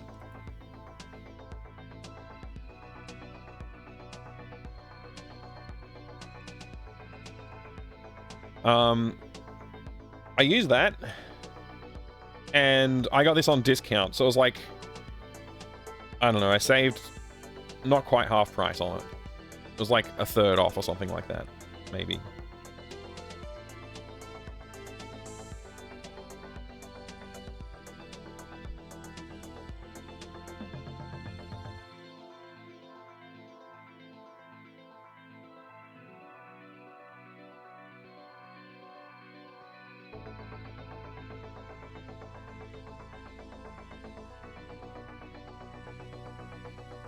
And I like it, for the record. I do like it. I think it's pretty good.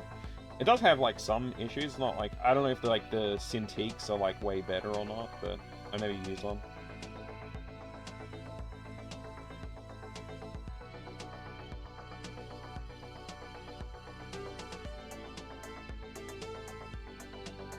B-Squad leader knows a fair bit about this stuff. It's part of his profession. I reckon Jiggy also probably knows a fair bit about this stuff.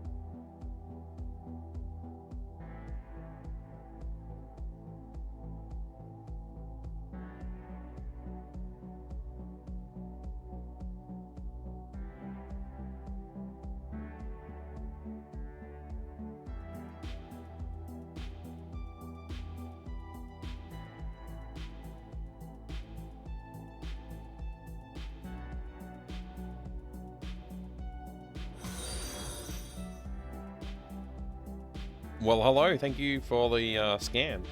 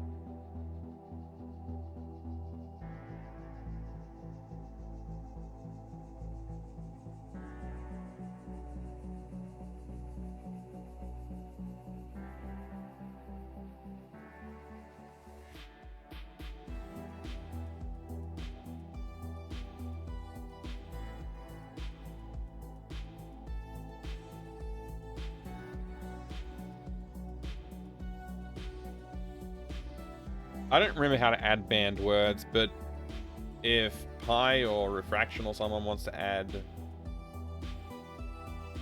"Long live chaos" as a banned phrase, that would be great.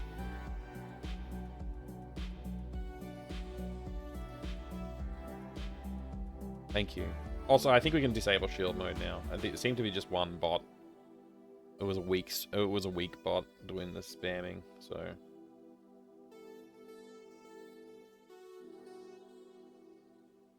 Anyway, whatever.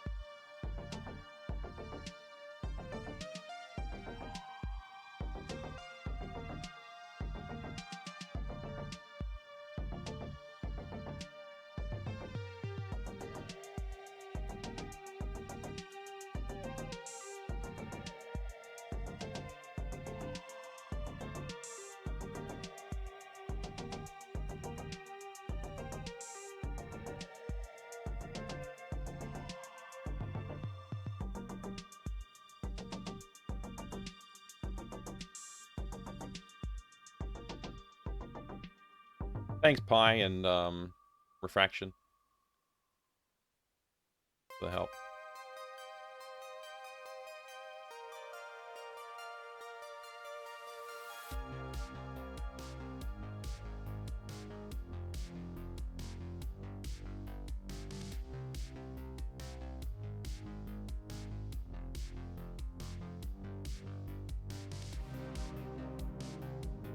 Oops.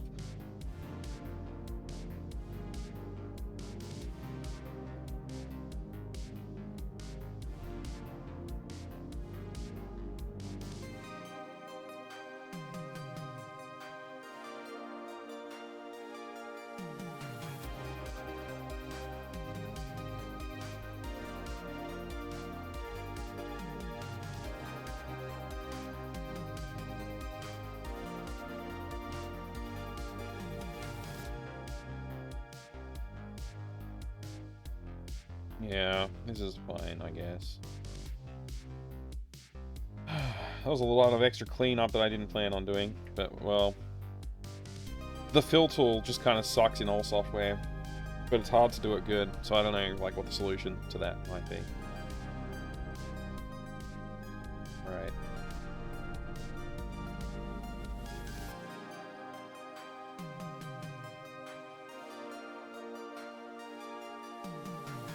I think maybe I want to think about the doorway first.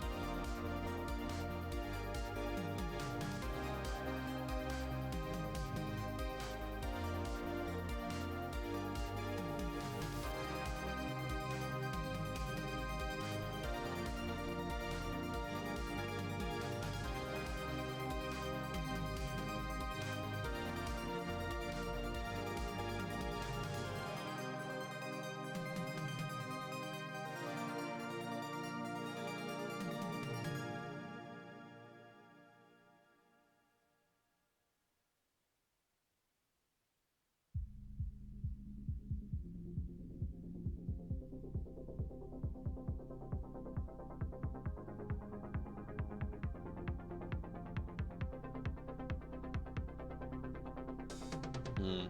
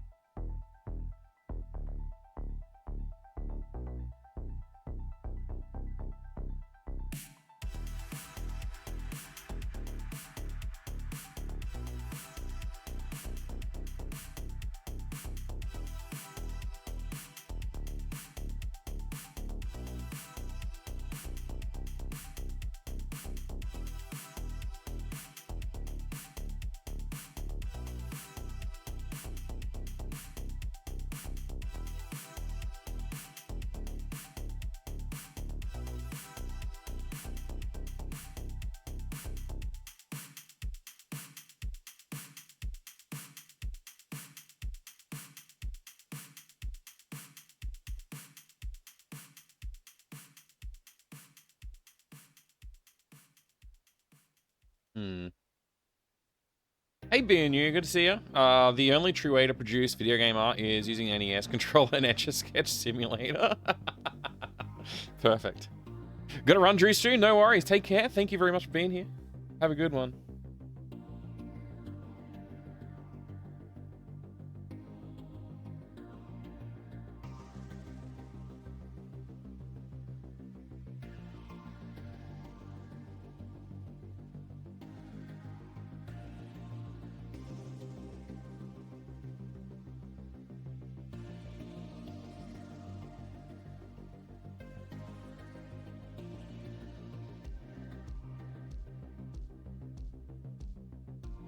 What? How did that happen?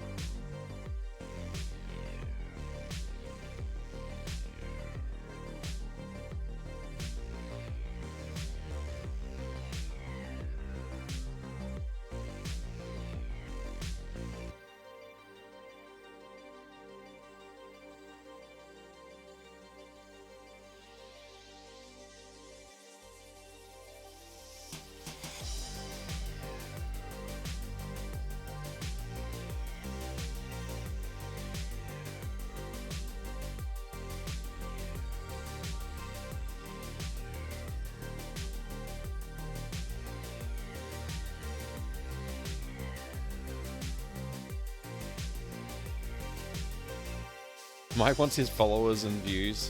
Make his counts go to the moon and then crash. Oh, okay. Yeah, that's what Mike wants.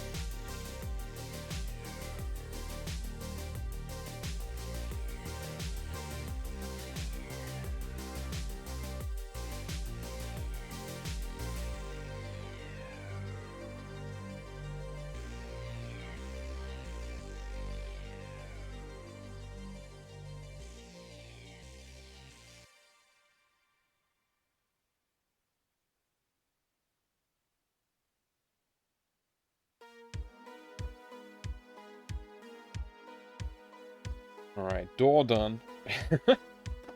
It's slow going, but we're getting there. Oh.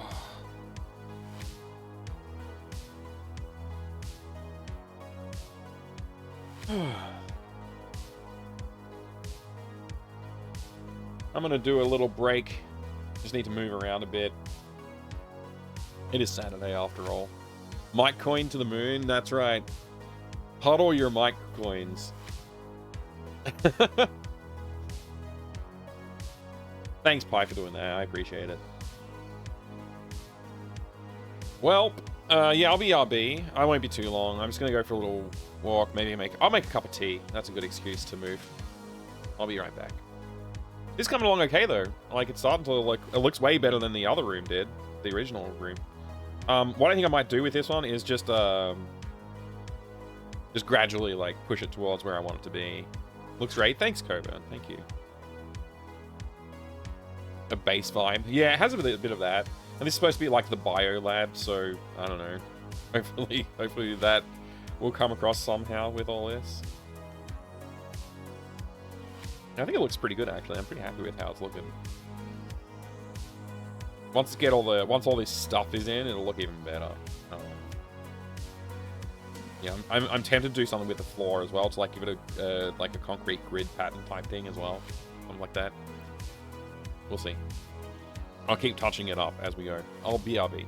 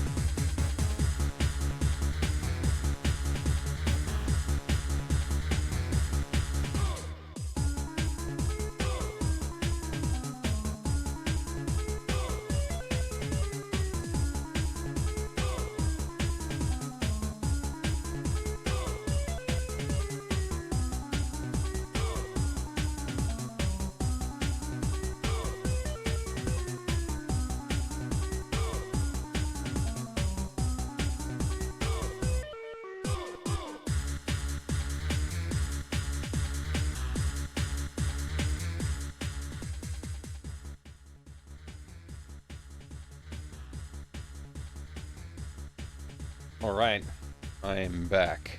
I have a cup of tea. There we go. What's next?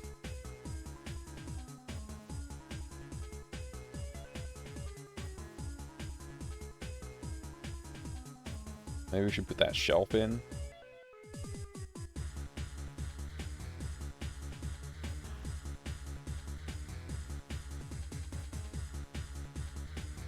Oh, that's a good tea emote you got, Bloody Cactus.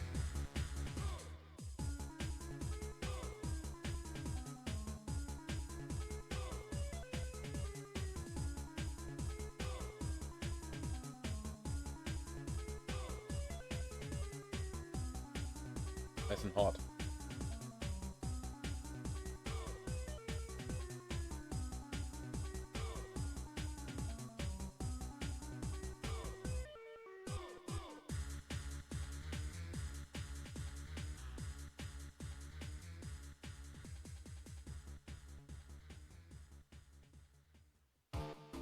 Alright. I just wanted to pick some colors out of here. Actually, let me, hide that.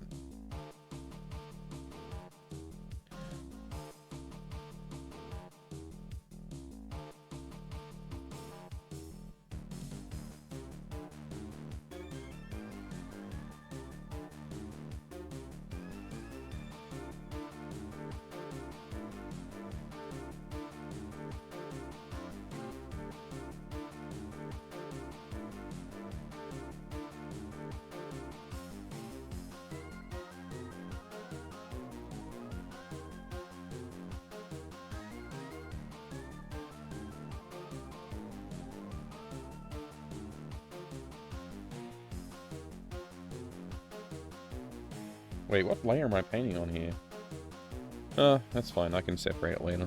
It's not gonna conflict.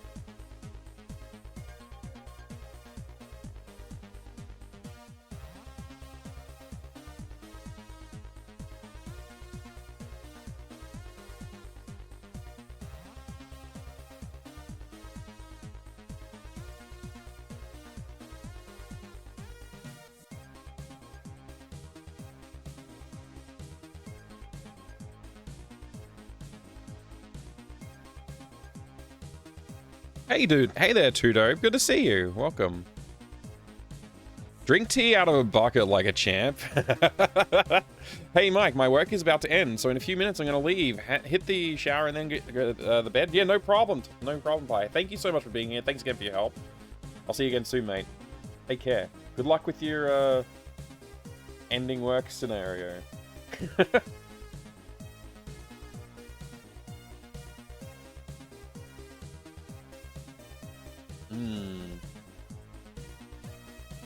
Man, what a nice set of emotes you have, Surprise Bees. Good movements. So you got 12 hours coming up. Wait, what? Oh, okay. Yeah. 12 more. And one more 12-hour shift, and then you get a break? Man, you're doing a lot of overtime. I hope you're getting paid a lot. Oh, man. You deserve it. The amount of hours you put into that job.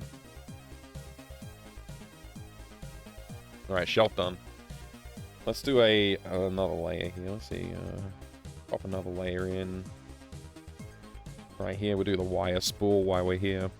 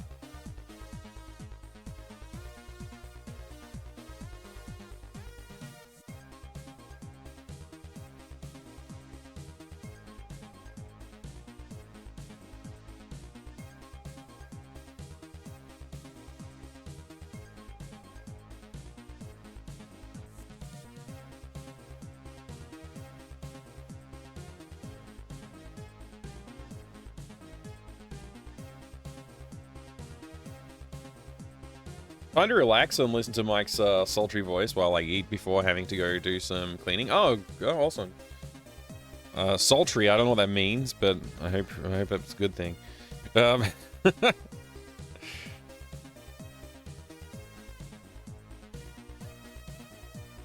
Pico Gus? Wait. I made an intro for Doc to test on his new Gus clone when he drew you on stream sometime back. Crunching so much audio down to 256 KB was pain. Wow, what? Wait, I gotta know more.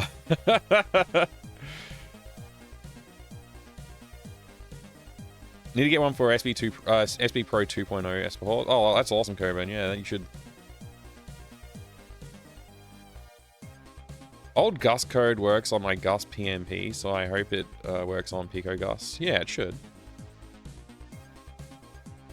Like 2 years ago, you drew your pro. Yeah, I said I can't remember what I said. I said something like, "Draw me like one of your DOS games" or something like that.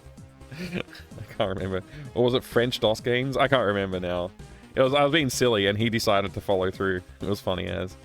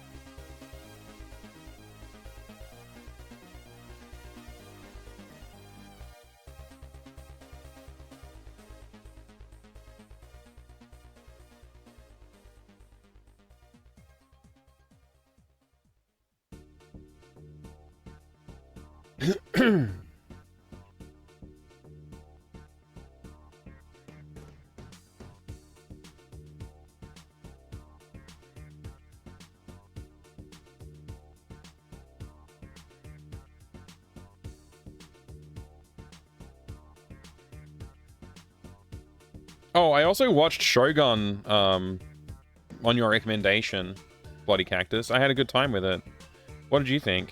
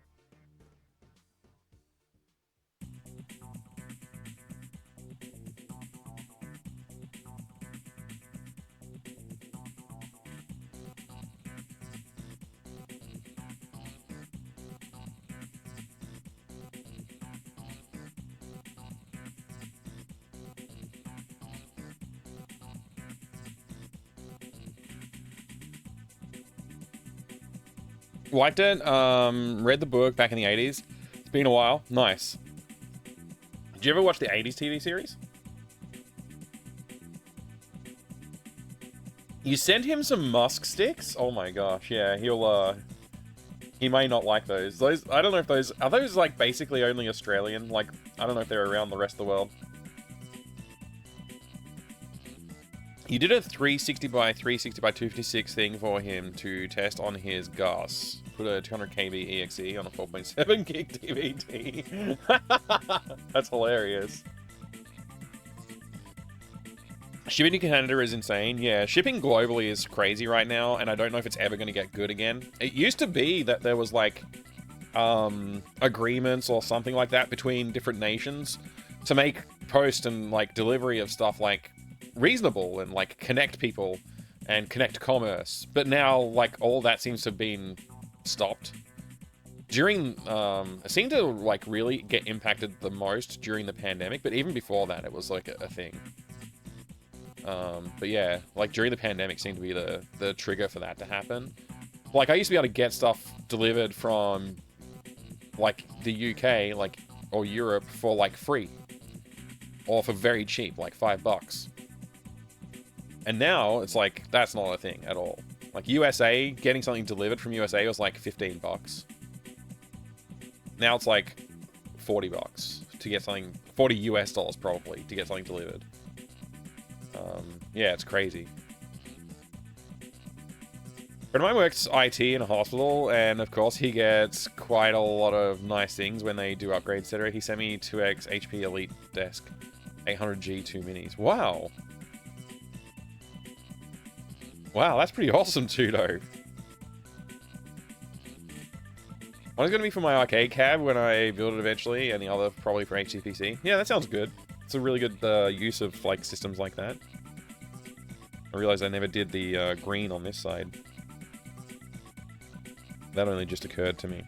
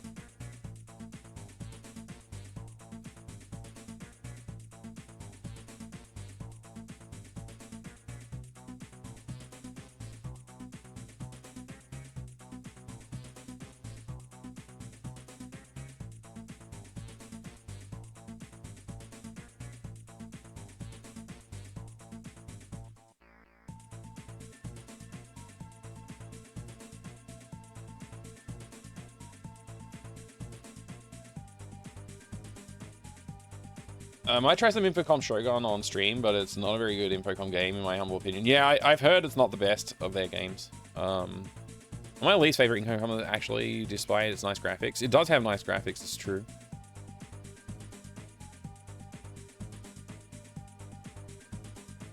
Wow, 15 of them? 2 dope? That's freaking great.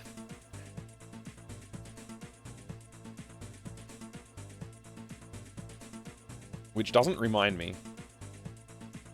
What?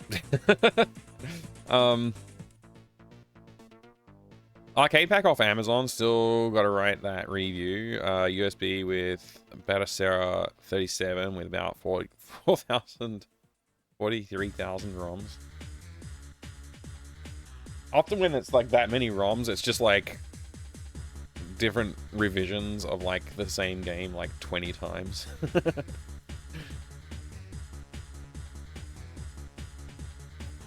Can totally recommend 4070 Super. It's a good bit better than the 4070 despite specs not indicating that much. And way better than the 2080 Ti while still having the same amount of RAM. Oh, okay, cool. And you can even use it to play and stream. All in a dock 2025 at 4K. That's pretty good, VNU. That's pretty good. I need to do an upgrade, so I appreciate the advice. I'm really overdue for an upgrade.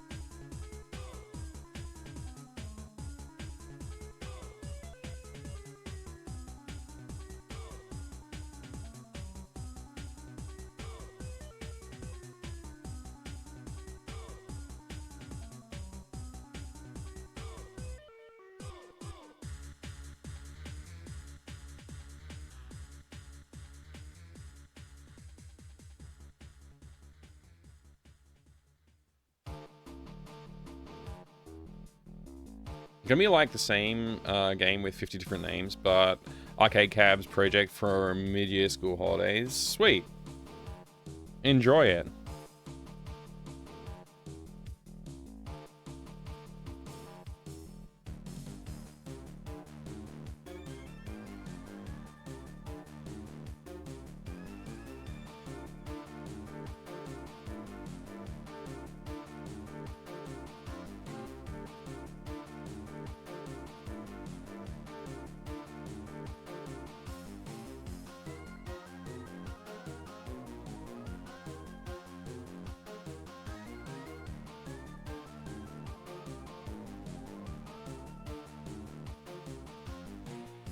That's what I call a room. Good stuff. All right, let's see. Let's bring back the line work so I can see what else we want to add. I think adding the dirt ground is probably like pretty important at this stage, so let's do that.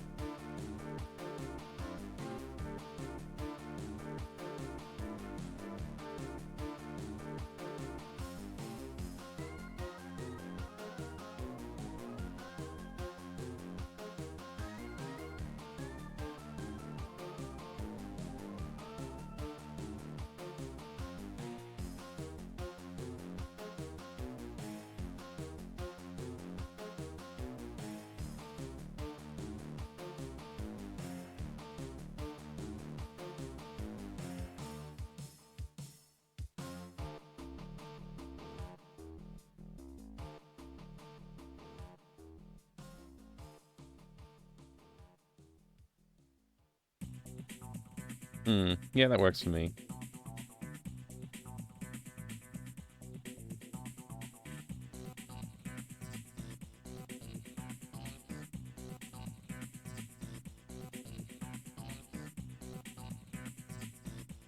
A little bit of a hiccup there. That was weird.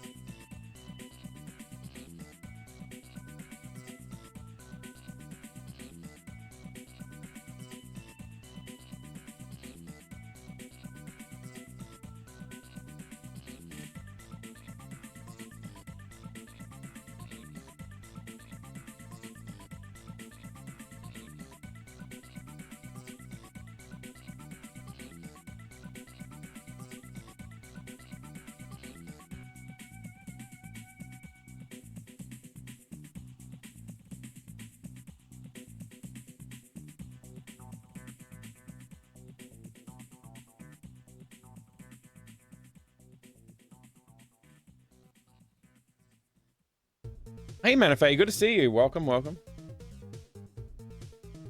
I've been doing pixel art for a game today as well. One where I've been game tested before. Oh, cool. What kind of stuff are you working on? If you're allowed to talk about it.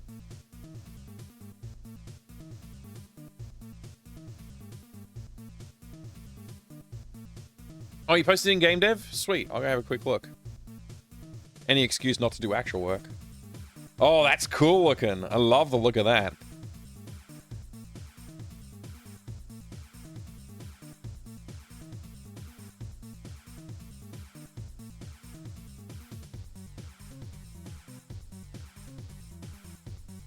So there's like two different types of plants that like in two different states. That looks cool. I like the they almost look like fireberries from Legend of Corrandia Book 1. The one on the right.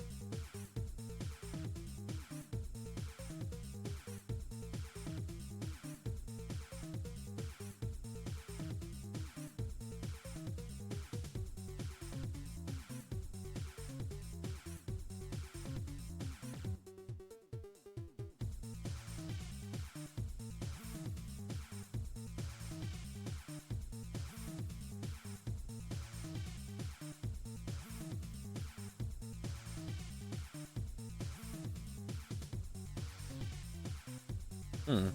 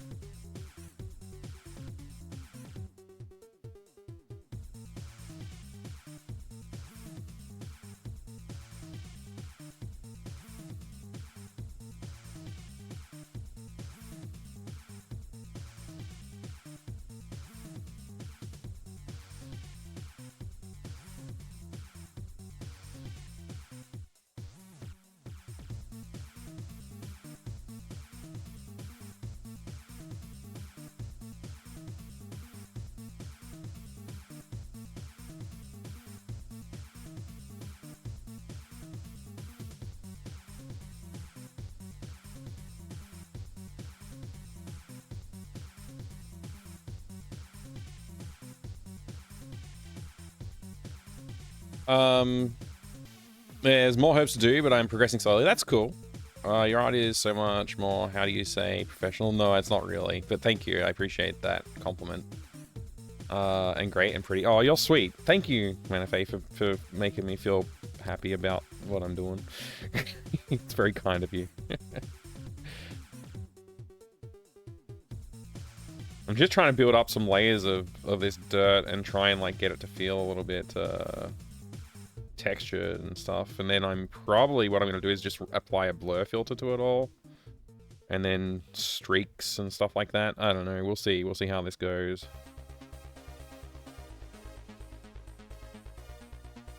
I'm really not sure how I want to deal with it yet. So I'm just sort of like... It's better sometimes just to do a thing and then fix it later. If you know what I mean.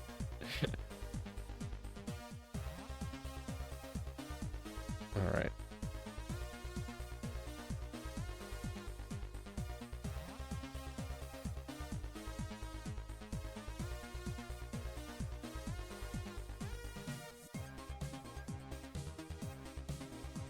Let's see, we'll start by duplicating it. We'll use the duplicate and we'll just go filter, blur, Gaussian. And we'll make it a pretty big blur. I'm not sure about that. Let's try motion blur.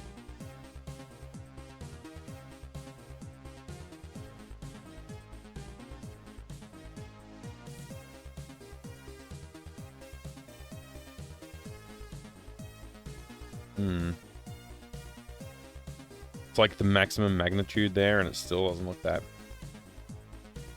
If we adjust the angle.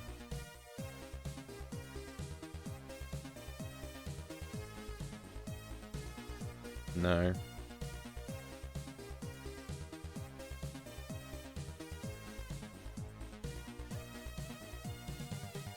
What's lens blur?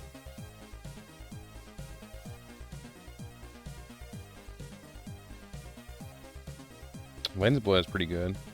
Let's go with like, can we do triangle?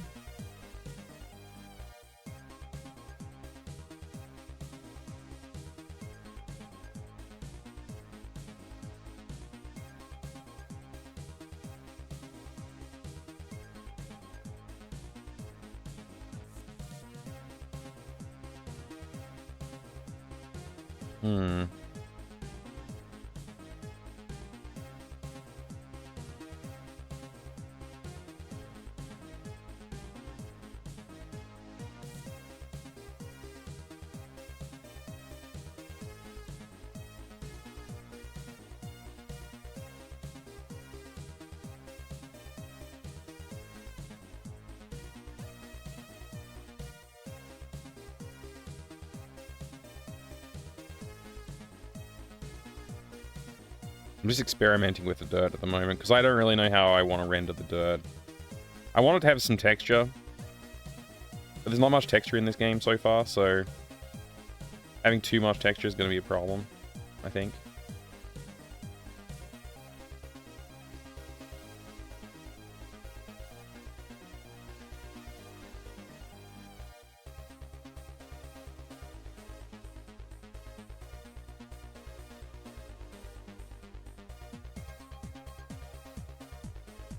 Maybe I can build up something over top of this.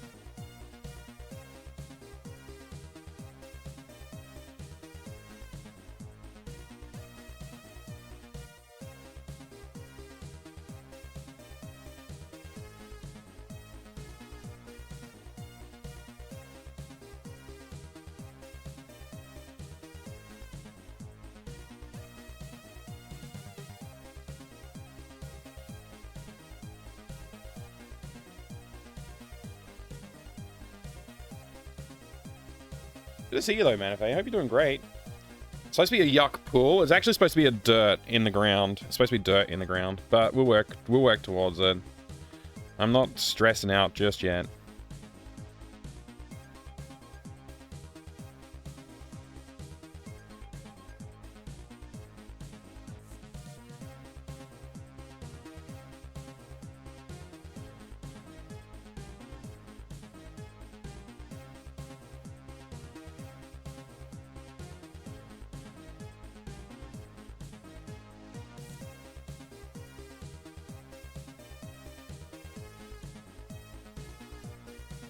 Woke up at 20, what's that?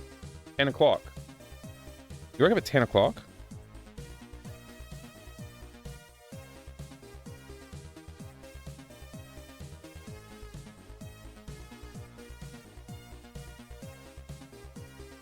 Jeez.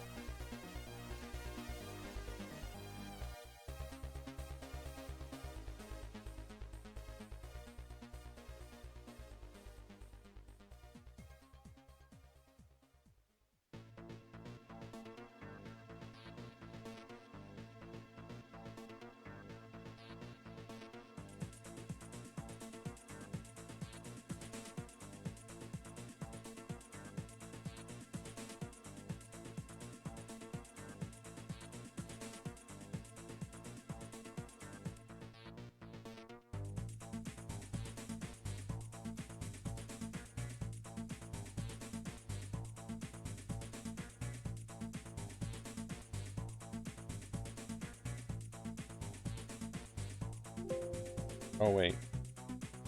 There's all these filters that are, like, taking forever to run. It's like, just changing all the settings. It's 6 a.m. now, so we can wake all night. Oh, wow. Are you getting tired yet?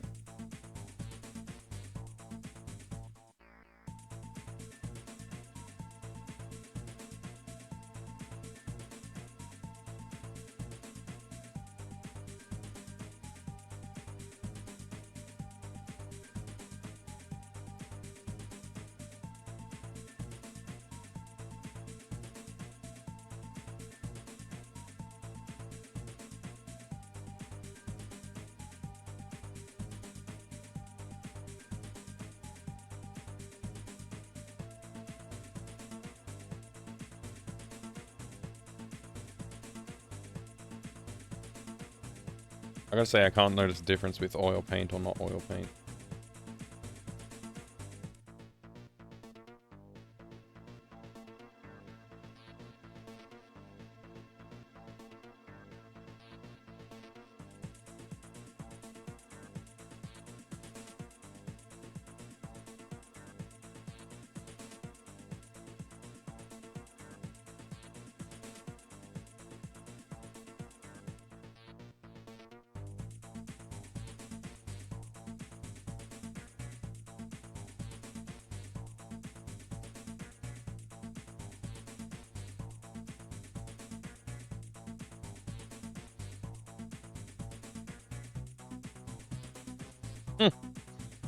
Raindrops is interesting.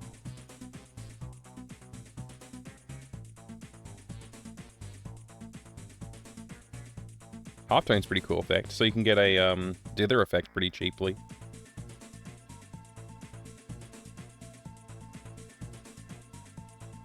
So oil paint, I don't understand what oil paint is doing. It's the only one I don't get.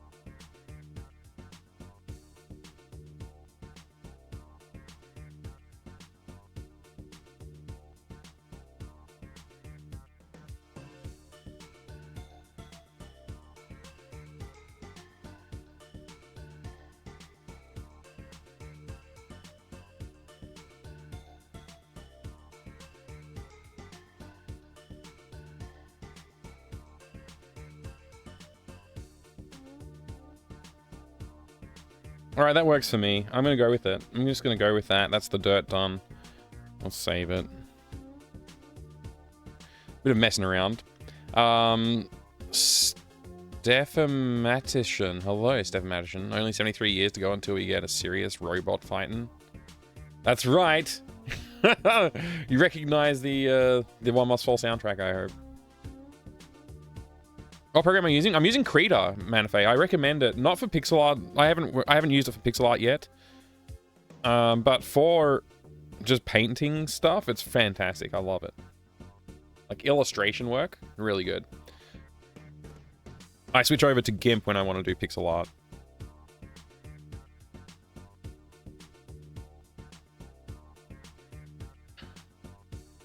All right, let's bring that line work back in, and we'll see what we're gonna do next. Maybe I'll do that girder and the lights hanging off of it. The truss with the lights hanging off. Seems like a good thing to work on.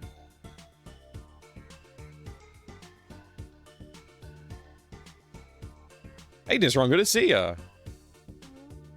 So much better than GIMP for painting. It is. It's like, yeah, GIMP is not great for painting. This is fantastic. It has a lot of features that I'm not using. Like you can blend colors and stuff, like smearing, and like you can get like that traditional art look out of it if you want to. Which I was thinking of doing for this, but I thought like I don't know how to use Krita well enough yet. I haven't spent enough hours in it to get good at that, like using those tools. But I would do it if I was like more experienced with Krita. I would have used that for doing most of this art to just give it that little bit extra authenticity for the look of it when we import it into the game. Yeah.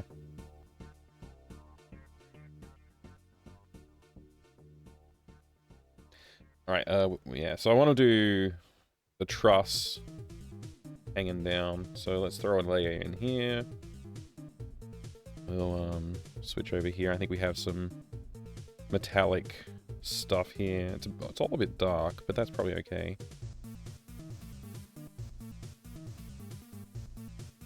Grab that color.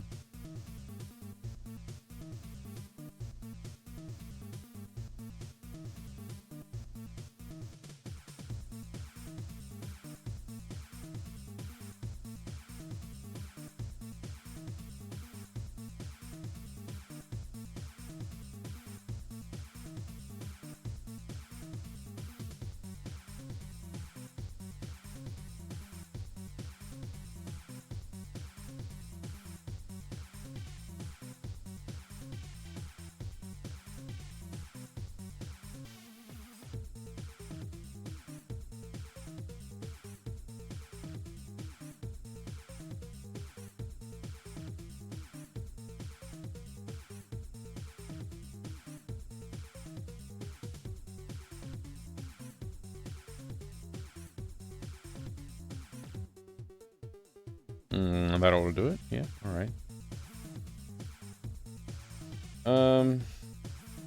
Let's see. Filter, color, adjust, HSV. Let's shift this more to the green.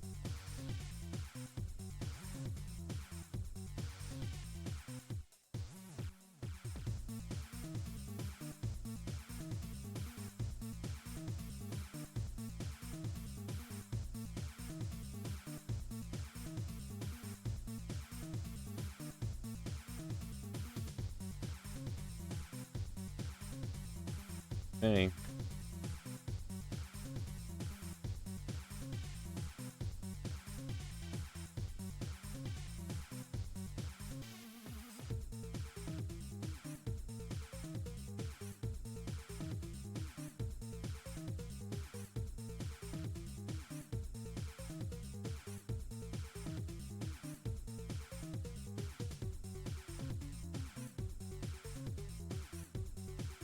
Oh, brush size. Gonna get that back. I don't know why I don't just...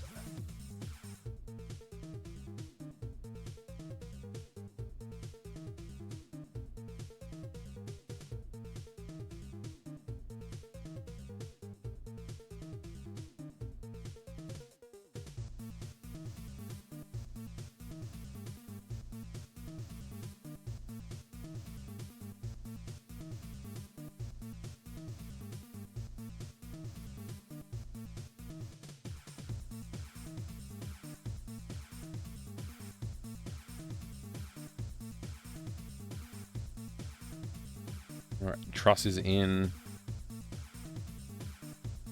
to a degree.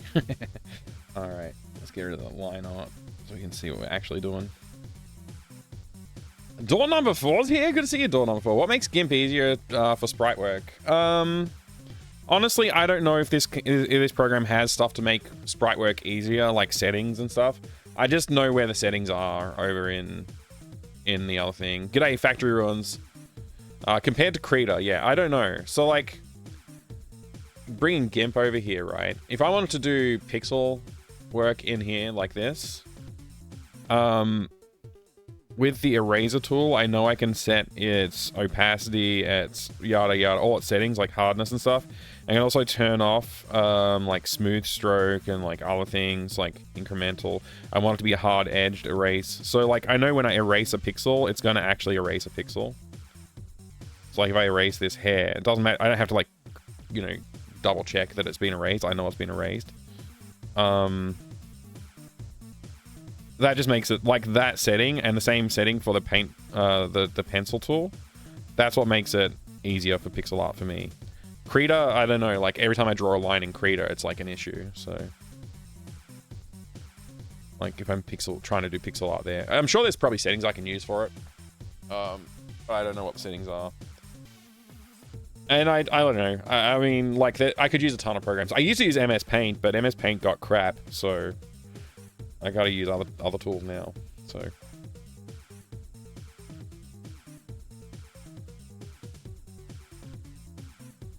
yeah, I'm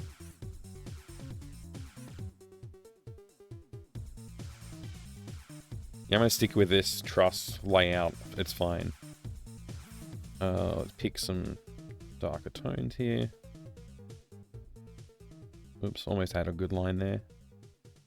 In fact, it's almost worth just keeping it and erasing the mistake.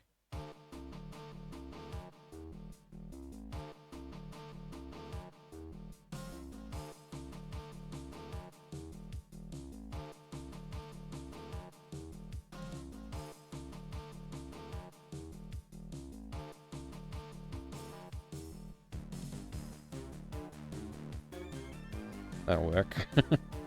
All right.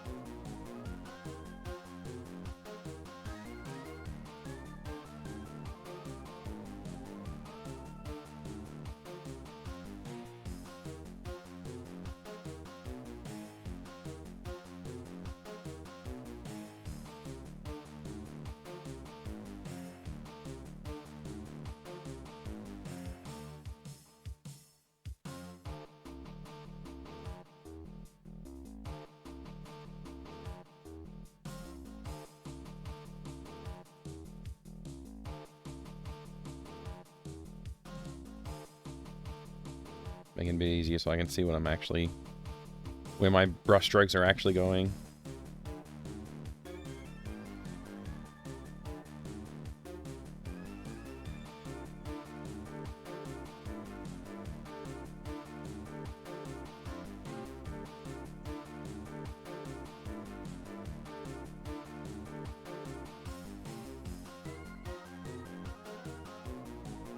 This angle is hard to work on. I'll change it in a minute.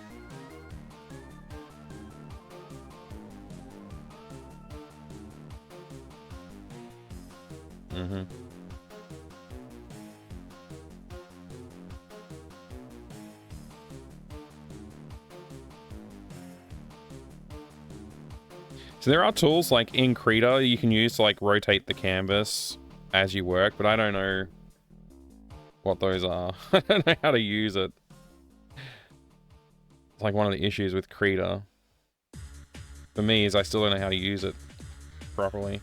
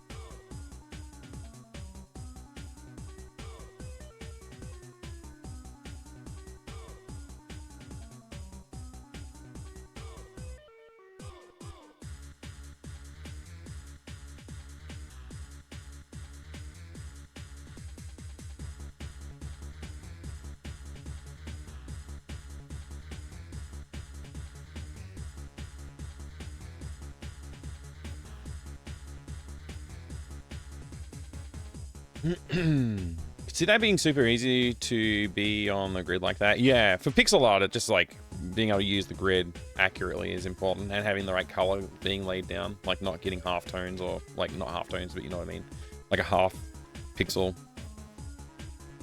being colored. For free program, GIMP is really awesome. Yeah, it's great.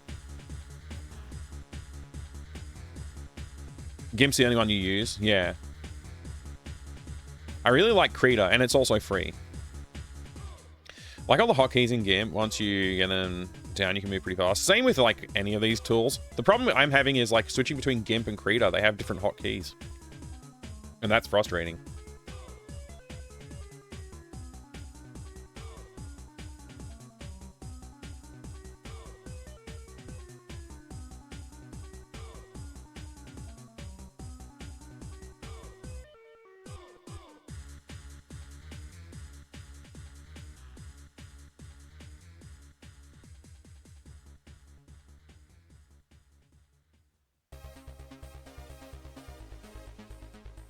Okay, so that's our girder. Our truss. I keep calling it a girder, it's a truss. Anyway, that's our light truss. Get the lamps hanging off of it. Another layer.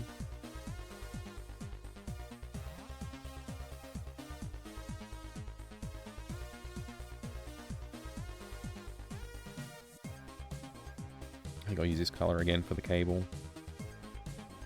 So it's important that we get this alignment right for the swing. So I'm feeling like this line's good right here.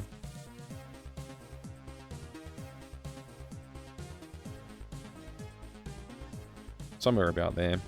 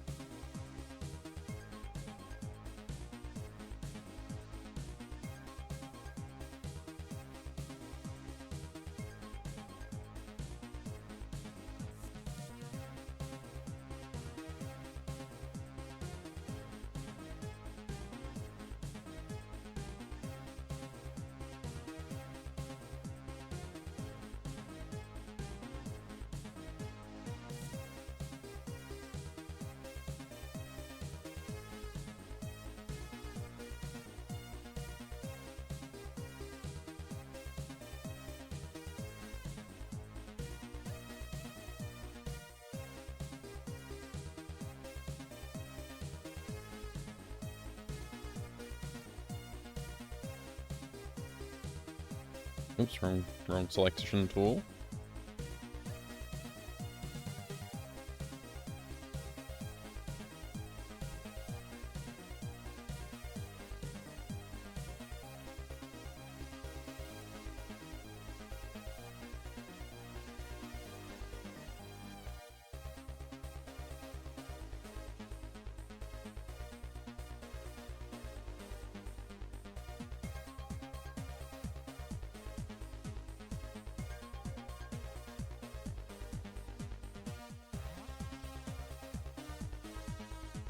Alright, that's working.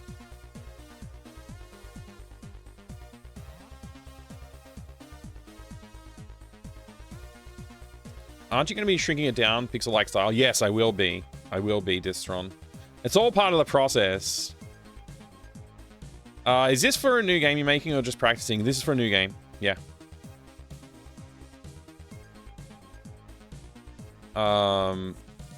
I have a game already out. I don't know if you've already played it. Factory Ruins. It's called Day of the Sandwich.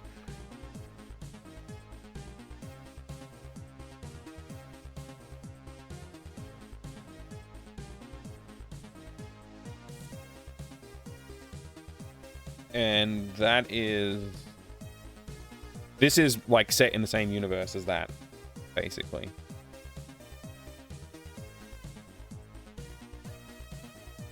It's in fact it takes place at exactly the same time as well. And these two adventurers will eventually meet up.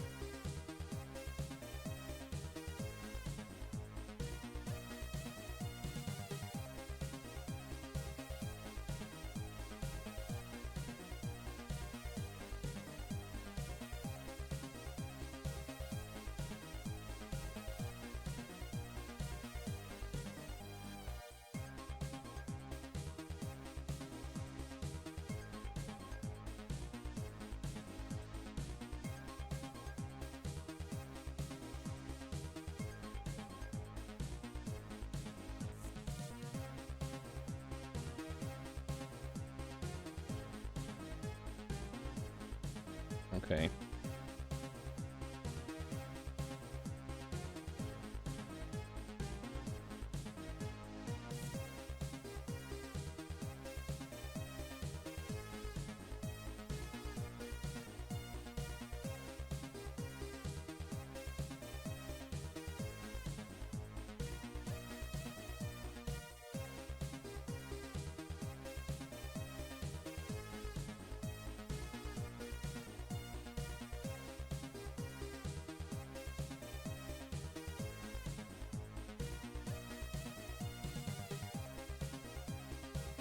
Do a bit of cleanup later on.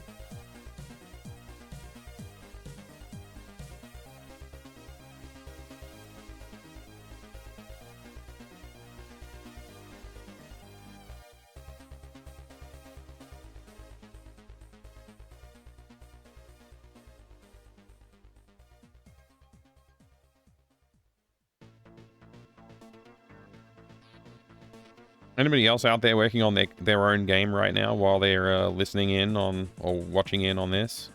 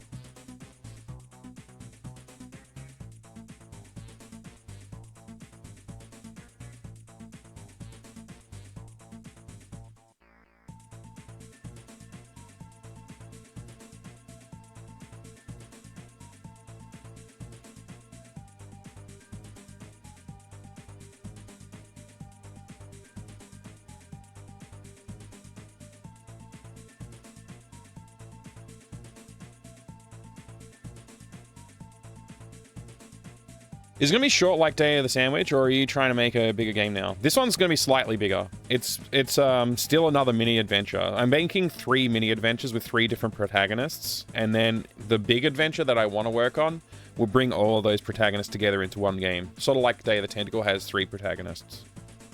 Well, exactly like Day of the Tentacle has 3 protagonists. Yeah. That is the plan anyway.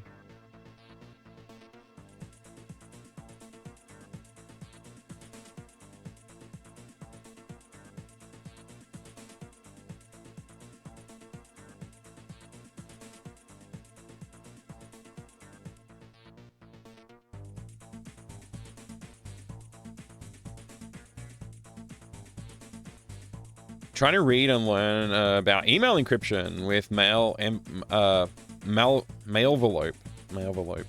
for a project. Oh, cool. That's awesome.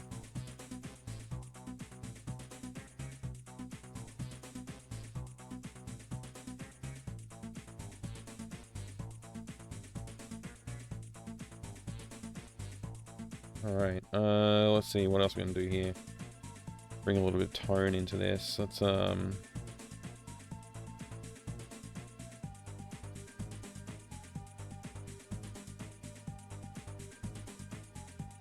Oh, wrong layer.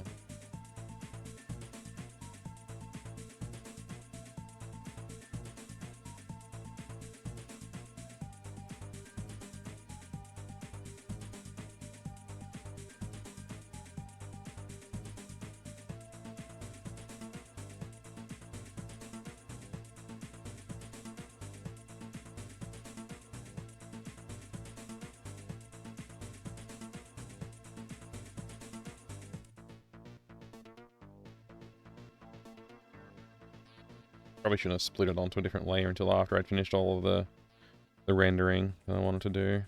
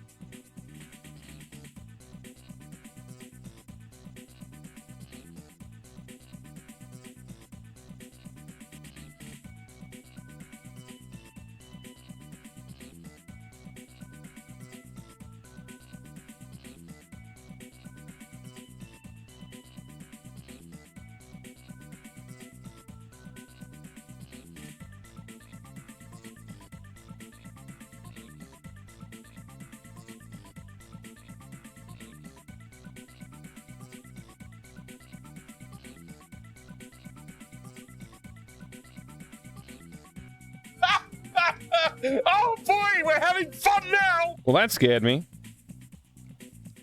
Thanks for that.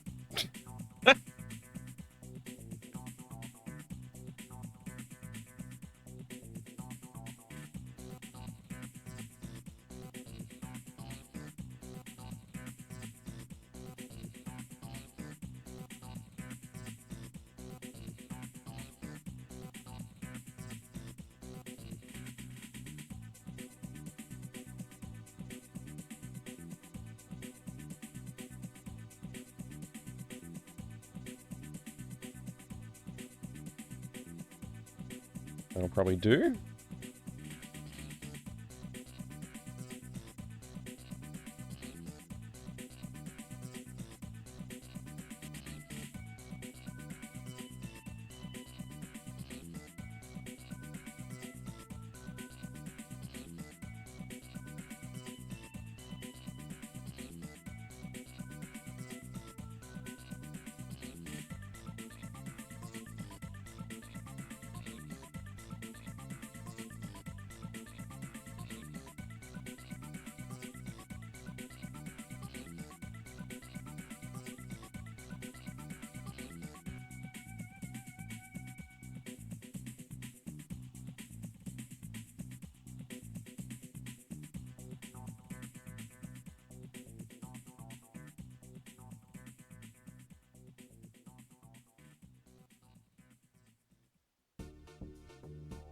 Ah, it was Dammit Veins. Thanks, Dammit Veins. I now know who it was. Good. good.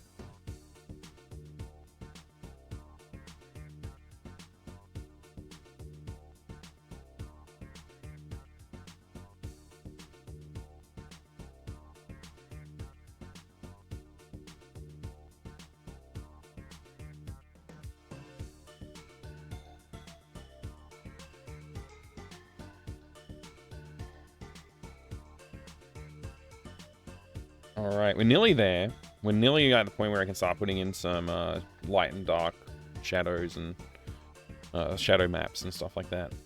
But we're not quite there yet.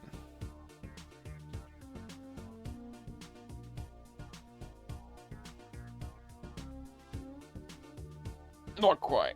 Oh, give it a good stretch.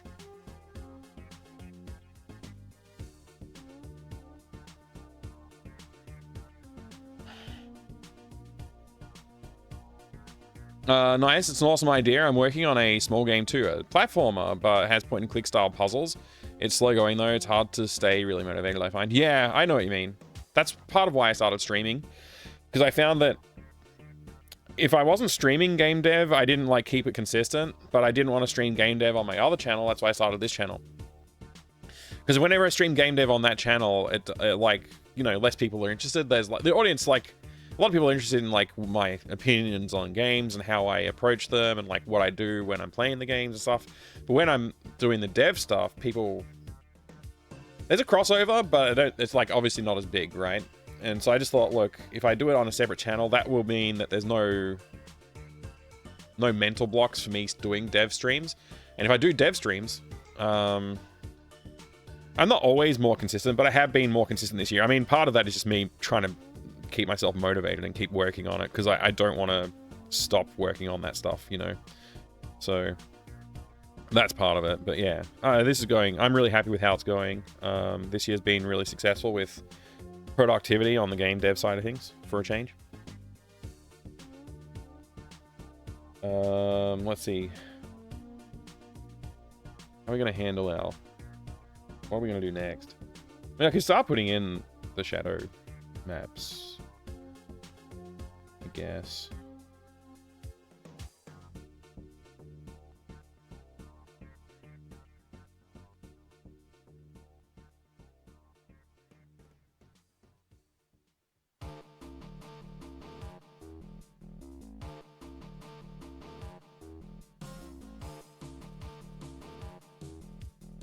Oops.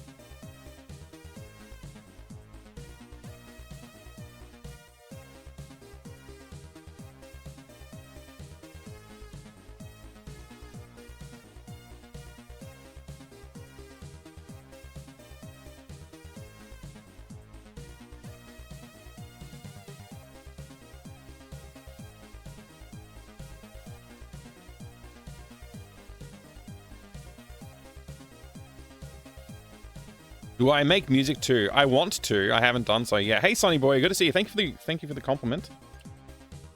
I would like to be working on music, but I haven't got much experience with it yet. I'm still a learner.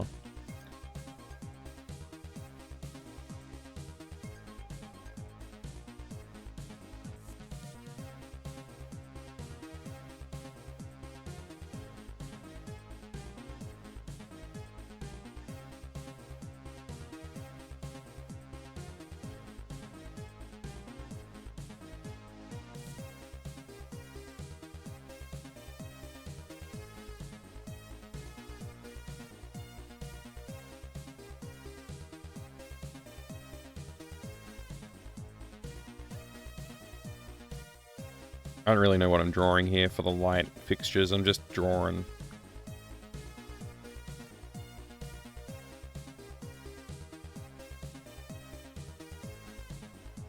Let's do a lot of cleanup on this stuff later on. But right now I don't really care.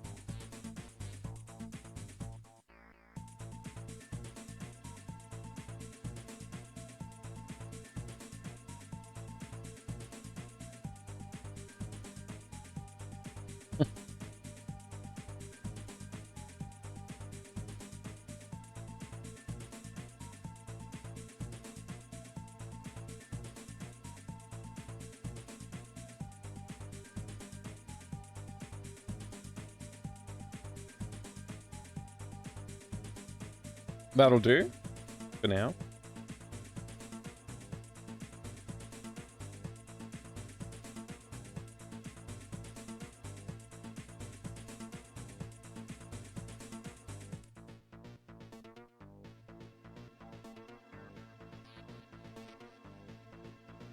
What time is it?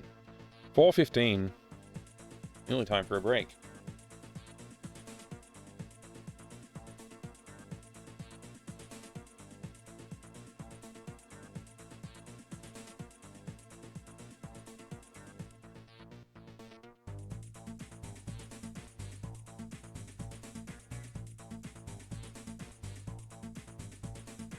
Which side's the door handle on in the other room?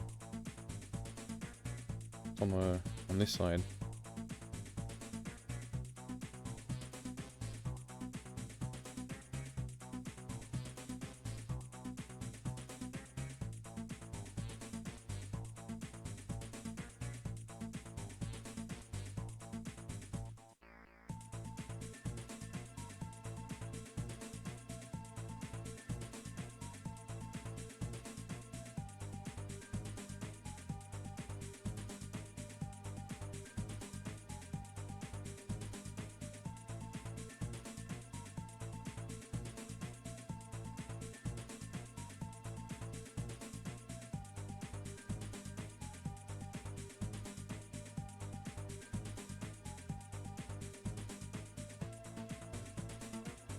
I feel like the lighting in this room's like insane. I don't really love it.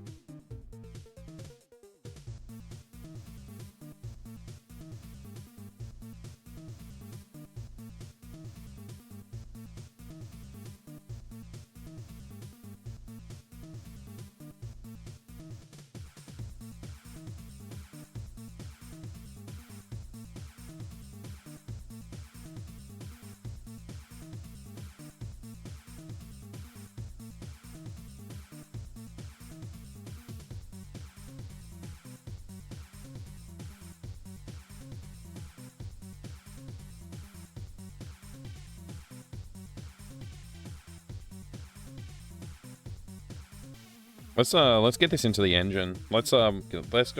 Yeah, let's go. Let's do it. I'll take a break from drawing.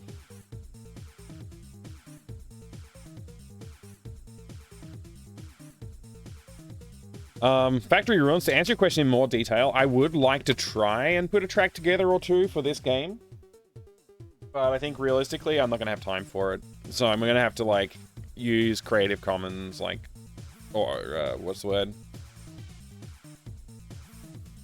Royalty-free music, probably. Or, like, I can get someone to do it for me, maybe. We'll see. I just need to move this stuff over onto the other screen that I'm working on.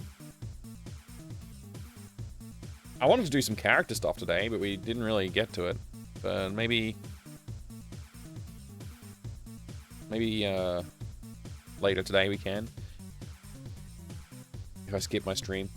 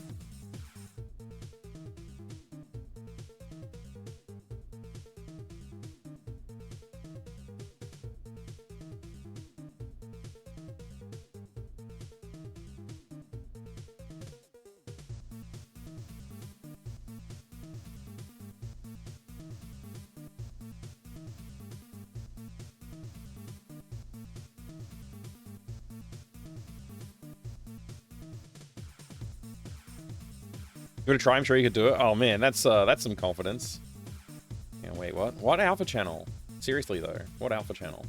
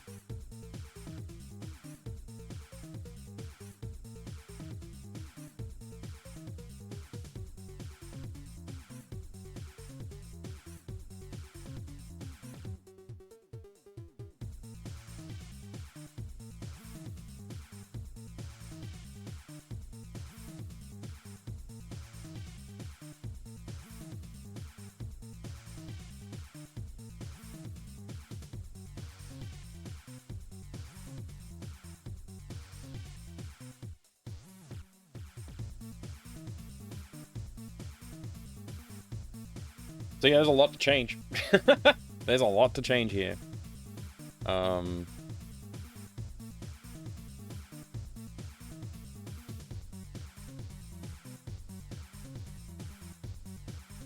Yeah, a hell of a lot to change.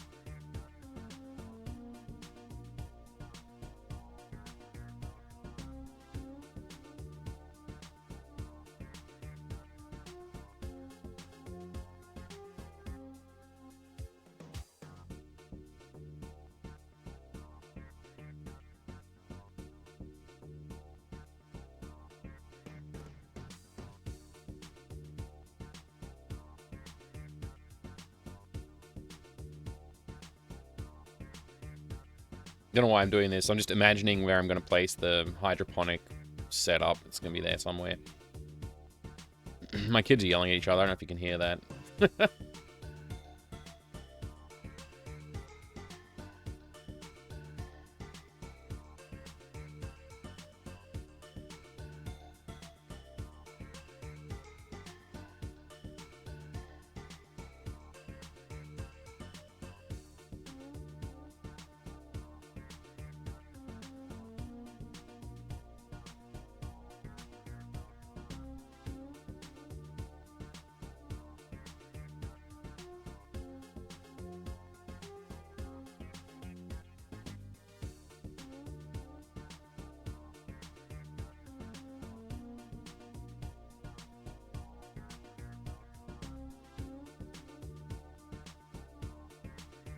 Got all my systems working in my game, which I thought would be the hard part, but in reality, I'm finding coming up with the actual gameplay and flow of the game is really challenging too, especially the point and click style puzzles. Yeah, I bet. Yeah, game design's not as easy as like it seems at first. Like I think a lot of the time, like coming up with a reasonable way to handle certain things can be difficult sometimes. Let's see, where's our walkable area? I can modify the heck out of this. Like this.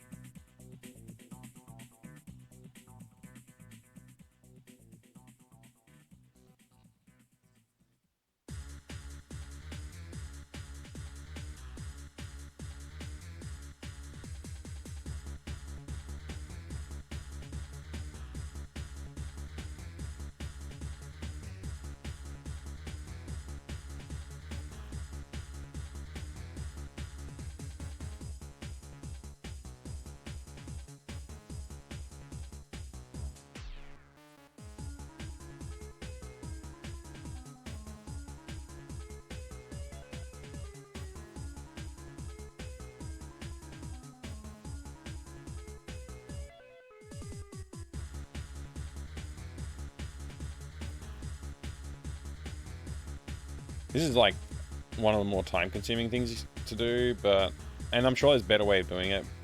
But yeah, it has to be done, and whatever.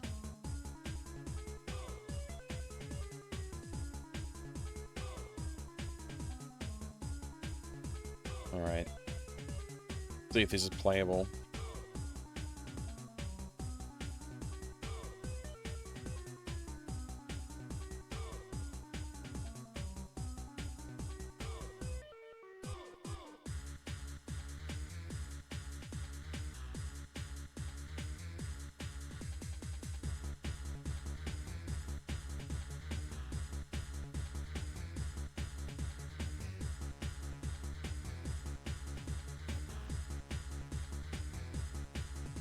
I'm just going to play through the game a little bit. I still haven't updated this background with the new background stuff yet. We'll have to work on that.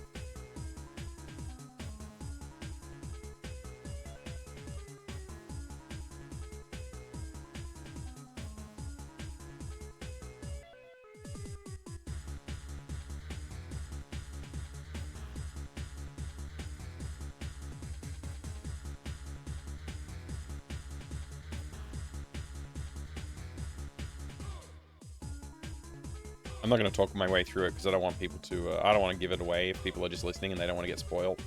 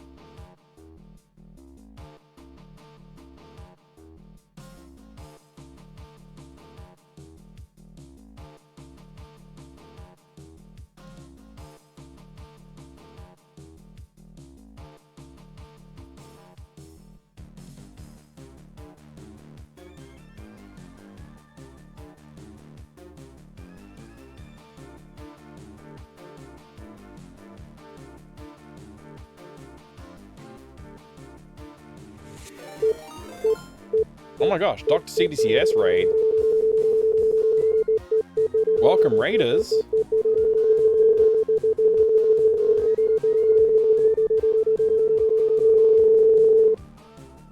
Just using the metal detector there. Sorry about the beeping. Welcome, everybody. Hope you're doing good today. Thank you so much for the raid, Doc. Good to see you there, Rue. Welcome, welcome. Hi, everyone. My name's Mike. I'm making a video game. How's it going? How was the stream, Doc? How was the strategy game? I heard you got bot attacked, so I wanted to do a real raid. Oh, that's nice of you. Thank you. Yeah, there was a stupid bot that decided to come and spam stuff. I didn't even know what they were talking about. Stupid bots. Hey, Rue. I hope things are going good. Original War. That's the name of it. I was trying to remember the name. I couldn't remember the name. Original War.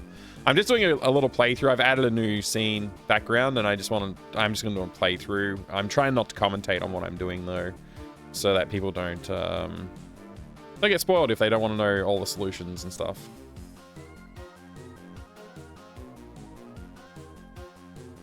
So I just created this room.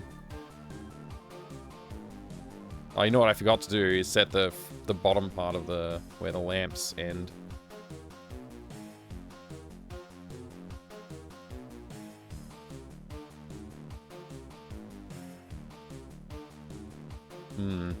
Okay. The ropes moved a fair bit from where it was originally.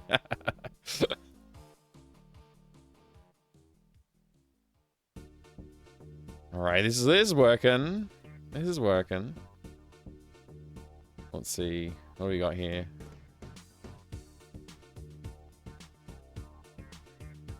We need copper and wire. And zinc. Hey, Monstromy, I'm using Krita for drawing the background art. I'm using GIMP for drawing the character art. This character is from the first game. I'll be replacing this character with the new character I've been working on, which is this guy. His name's Lucas. And this lady's name is Delphine.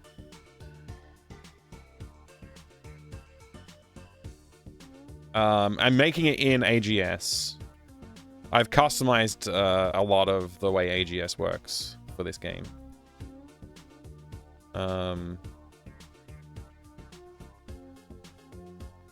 Yes. Actually, I want to see if this part works, because this part may or may not work. I don't know. Let's find out. I'll use the metal detector manual. We want to know the frequency for copper is 120, 140, and 25. Oops. Missed. 120, 140, and 25.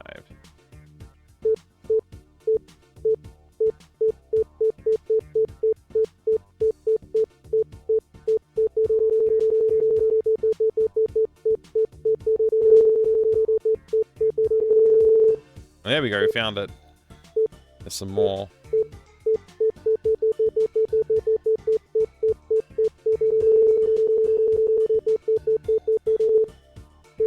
Found it.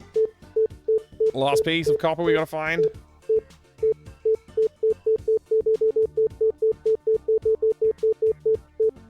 Where is it? There we go, found it. So that's our 3 stack of copper. We can put that in the blueprint. Wait, where's the blueprint? There. Alright. Now we gotta find the zinc. Which I think is 140, 120, 15.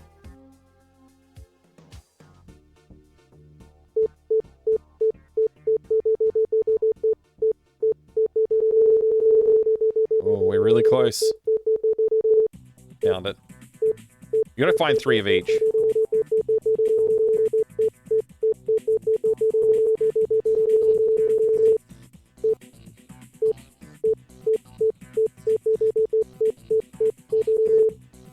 Alright, we got them all. Exit metal detector mode. So we just have to get that wire spool down. But welcome in, Monstromy, and everybody else coming in from Doc's stream. Everybody, if you're hanging out here with me and you haven't seen Dr. CDCS's channel yet, do yourself a favor, go drop a follow over there. Doc's a legend and a good friend, and I highly recommend his channel. And if it's your first time here and you don't know who I am, I have another channel, twitch.tv/FractalMindMike.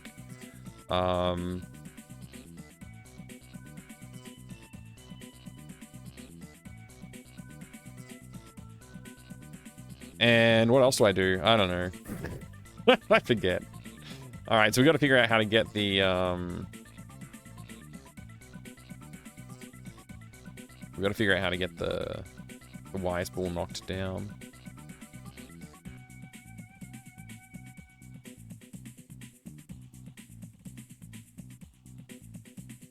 Bucket.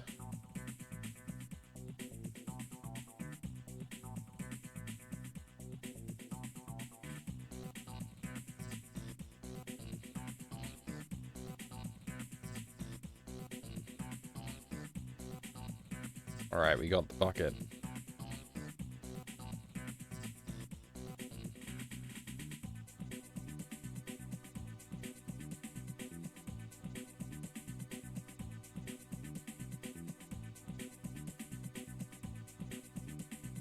Yay, we got the wire spool. The new wire spool looks a lot better than the old wire spool. We'll have to set that up so it animates and stuff too.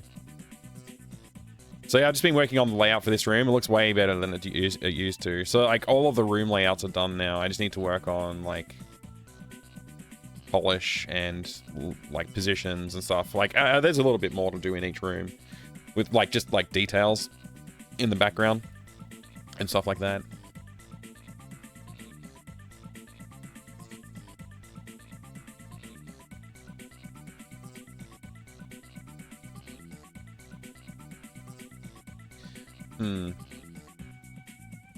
Technically, you shouldn't be able to get to that puzzle yet, because we haven't done this bit.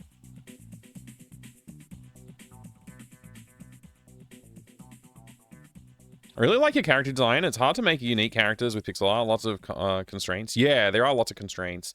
So like this character, the one that's on the screen now, I based this on Hoagie. You can see the walk cycle is Hoagie's cycle, and she has her hands in her pockets just like Hoagie does. And her hair is like Laverne style almost, a little bit Laverne inspired. Her costume is a mix of Maureen and Ben from Full Throttle. So if you know those LucasArts games, you can maybe see the influences on this character design. Lucas is inspired by Bernard from Day of the Tentacle and Marty McFly from Back to the Future.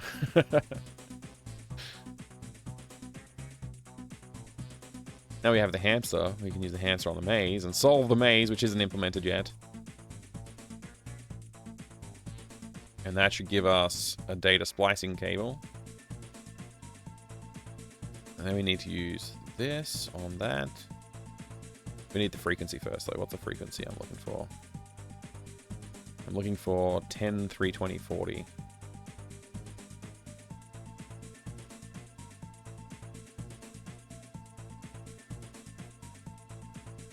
Hey, Jadalers. Good to see you. Mike, is Mike still in focus mode, or will it casually slip by if I trash talk Australians in chat?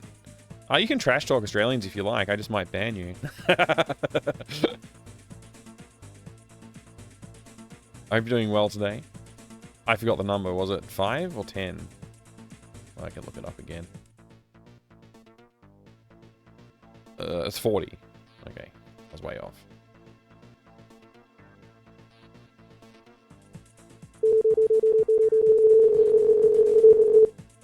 That's the spot. All right.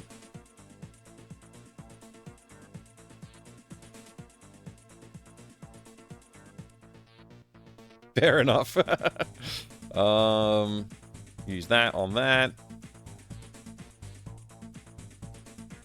And then use that on that.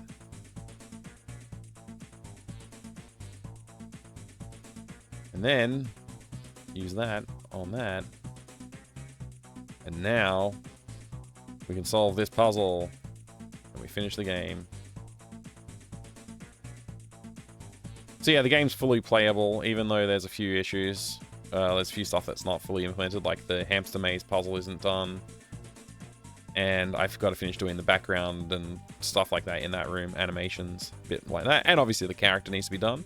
We need pickup sounds, we need dialogue, we need jokes, we need references, and we need music. So there's a lot to do. There's a lot to do. But it's looking good. That's the main thing. Like, the rooms are all, like, finally coming together. They're starting to look like the way they're supposed to look. Which is what I needed.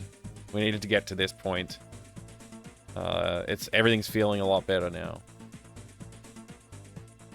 Alright. Good.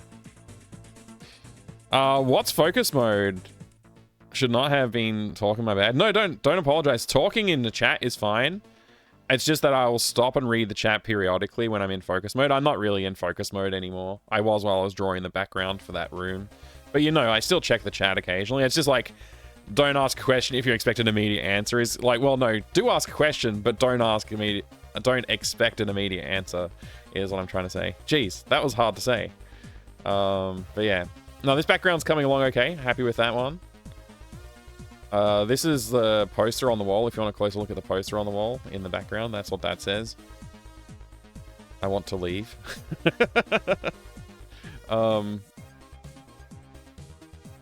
gonna work on that a little bit more, because like we need, for the wall scanning section, we need to replicate this section of the wall, so that will be part of it, and whatever this is will be part of it, and I'll probably have a couple other bits and pieces on the wall as well, just to make it a little bit more fun to look at.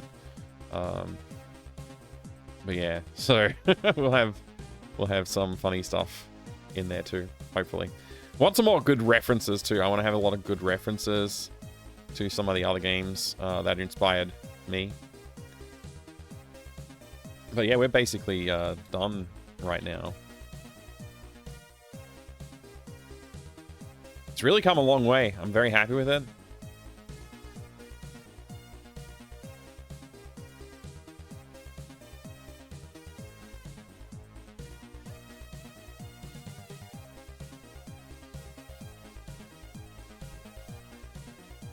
So, Doc, how are you going? Do you want to play a video game?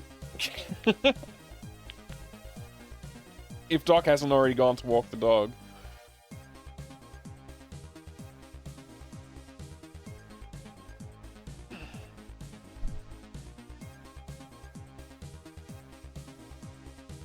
I suppose I'll give a rundown of like what I'm doing for those of you coming in from Doc's channel. If you wanted to hang around, and I can talk a little bit about how the process of like creating this game has gone, and what my approach has been to creating it. First of all, my influence is definitely Day of the Tentacle.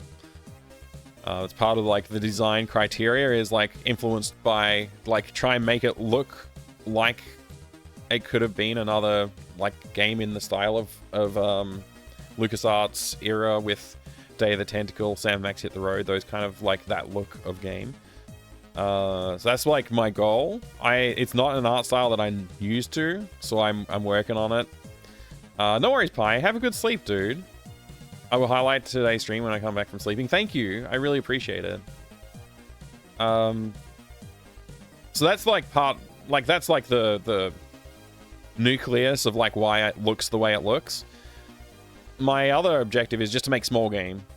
So the first one that I made, Day of the Sandwich, was meant to be a small game. I did that in 2 weeks. I'm spending a lot more time on this one. I think we're up to day 17 today, and I think I finished the last game on like day 15 or 14 or something like that. So I'm about halfway through this. So I'm spending about twice the amount of time on this one, I think. Day of the Tentacle vibe, so down. Thank you. That's encouraging, because like I do find this style very difficult. Like it's not the way I'm used to drawing. I used to avoid drawing like the animated like Warner Brothers or like anything like that sort of style, or something I avoided, especially with characters. I still feel like I'm learning a lot on this front. So as far as the approach to creating the characters, like I said, like I take influences from other things and then create them. So this is like Bernard's legs sort of like bent like this a bit, and like his pelvis is forward and stuff like that. So I've tried to model the pose of my new character on that. His costume is basically like Marty McFly, and I'm okay with that. But yeah, you can see like this is Bernard's pose with his pelvis sort of like pushed forward and like that kind of look. I've gone with something very similar for this character, but like I haven't pushed the direction as far as like Bernard does, like with like the shape of his face is like a lot more regular looking than Bernard's face, for example. But I think he looks good. I think it suits the style that I'm going for. Like I'm not trying to be a perfect replica of like a Day of the Tentacle style, but I do want to be close. Like I want to be in the same universe. Like, well, universe is the wrong word. I want to be in the same spectrum, I guess. So that's what I'm doing with the character design. And what else is there? I guess talking about the background production process. The background production process, I do render at very high resolution, and I'm trying to simulate like traditional art drawing, and then taking that into like I process it in a way that I feel like is similar to the way art would be processed back in the day. So I'm crunching the color space down to like less than 256 colors, assuming that there's some reserved colors for other rooms and characters and whatever, and UI and all the other bits and pieces that might need colors. So like the color space, you can see like if I zoom in on this, you can see like there's a lot less colors here than there are in the original artwork.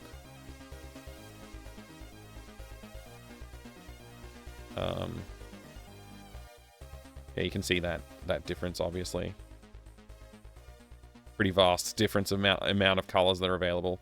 And that gives it like, I'm also crunching it down from like a high resolution down to a low resolution. So it's like 200 pixels high here, whereas it's like 2400 high here or something like that. It's like much larger resolution. And that obviously the effect is just to give that like pixelated look that you expect from an older game, but also just like I said, crunching the color space down is probably more important than just the resolution change. With it, just the resolution change, you don't see the pixels as much. They're not like as in your face, but with your reduced color, it does show a lot more pixelation as well.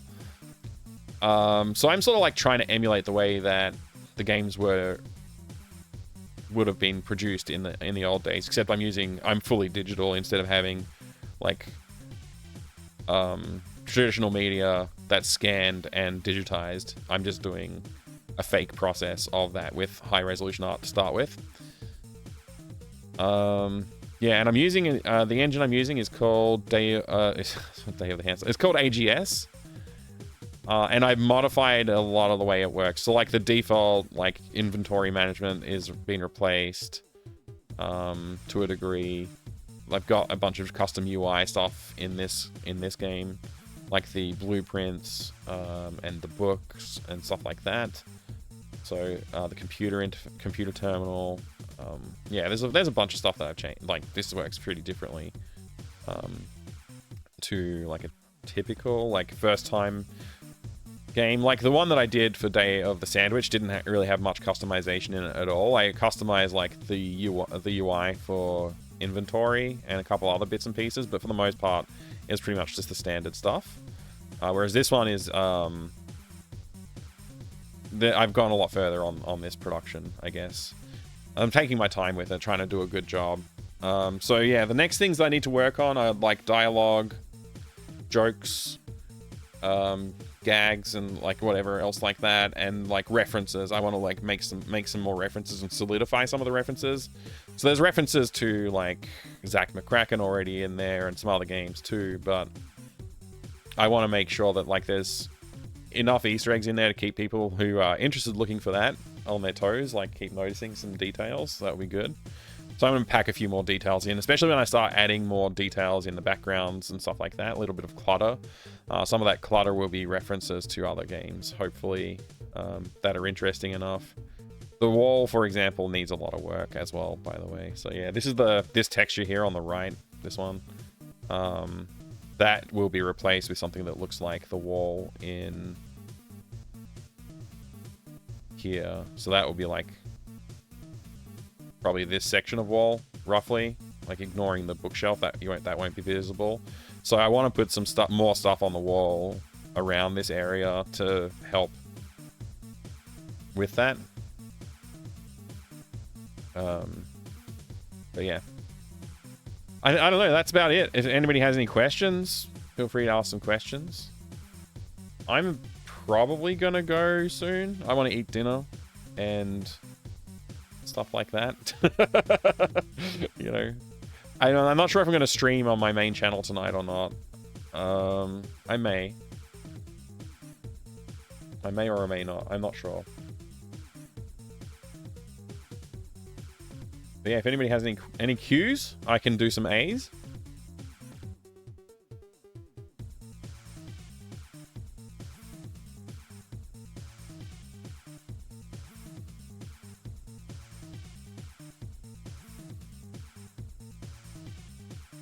Terror from the Deep Day, so you better. Oh man, that's harsh.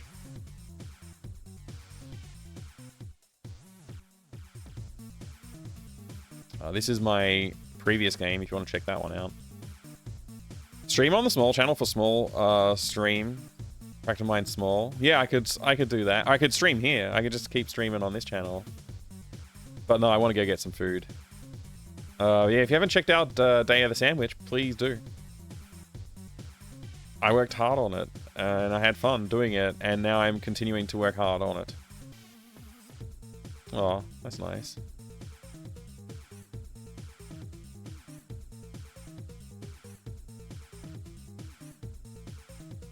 Is your pixel brush actually 1 pixel, or is the art actually a little bigger? I was thinking of mixing larger pixel art so I could have high resolution effects or UI.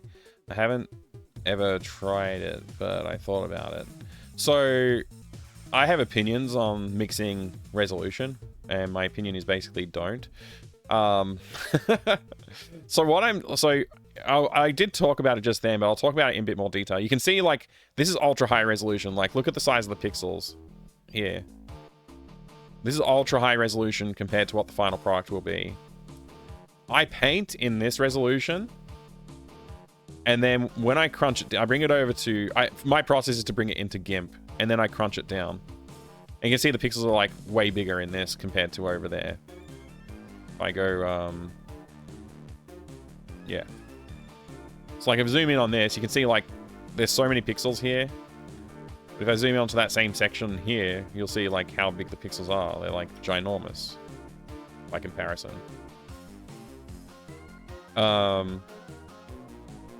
But the effect of doing it that way gives me something that looks like it looks like an older game, right? Because I've not just crunched the size of the pixels, I also crunched the color space. So I go into image mode and I set it to index, and I set it to like 168. Seems to be about a fairly sweet spot. Oh boy, we're having fun now! Thank you, Dammit Veins. Hope you're having a fun day. Yeah, if you can see that effect. So that's what I'm going for. I'm crunching it down to 200 pixels high from 2400 pixels high. It's got that CRT vibe. Yeah, it does a bit. Thank you very much for the follow.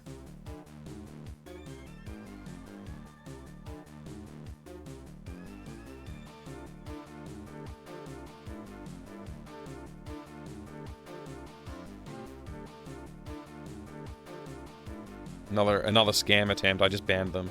I had to turn back on. I've got anonymous follows here, but I had to turn on follower activity so I could see who's following, and that was a scam follow, so banned immediately. I can probably unpin this message. I'm no longer in focus mode. So yeah, going for the resolution changes like that is like, I think that's important for getting the look of the game down. One thing I want to think about when I do the final, so I'm doing 3 games, and then I'm doing a 4th game, which is like going to be a commercial one. So all the ones that I'm making at the moment, they're going to be free. So I'm making 3 like prequel games basically, and they are all short mini adventures. So this one only has 3 rooms. The first game had 5 rooms. This one's got more puzzles. I mean, technically this has more rooms, right? Because it's got, let's see, 1, 2, 3, 4, 5, 6. Technically this one has more rooms, but I only have to like really draw like a whole room for 3 of them, and the rest of them are just close-ups. So, not as big of a deal. Marty McFly and Fonzarelli are looking pretty good. Hey, TV Prime. Fonzarelli, huh? Yeah, so this is Lucas and Delphine. Delphine from the first game, and Lucas from this game. Delphine will not be in this game. I just want to see them together. I just want to see them in the same room, see what they look like together. I hope you're doing good today. I probably wouldn't be able to recognize the accounts. The reason I can recognize the account is because it's almost the same name. Stupid scammers.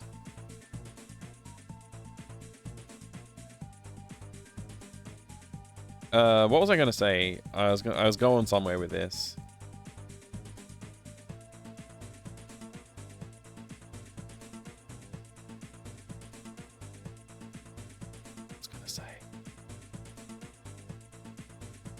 Size of the game? Oh, yeah. So the games are both, like this game and the first game, both small. The third game will also be small. It will introduce a 3rd character, so there'll be 3 characters standing in this room when I test that character out.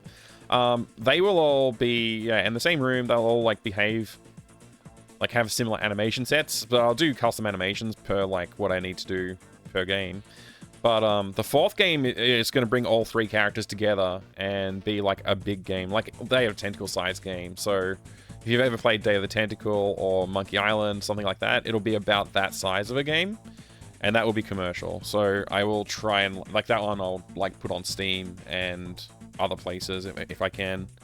And I'll probably take that one to Kickstarter or something to try and fund my time on it, so that I can work on it full time for like, 6 months or something like that to get it done.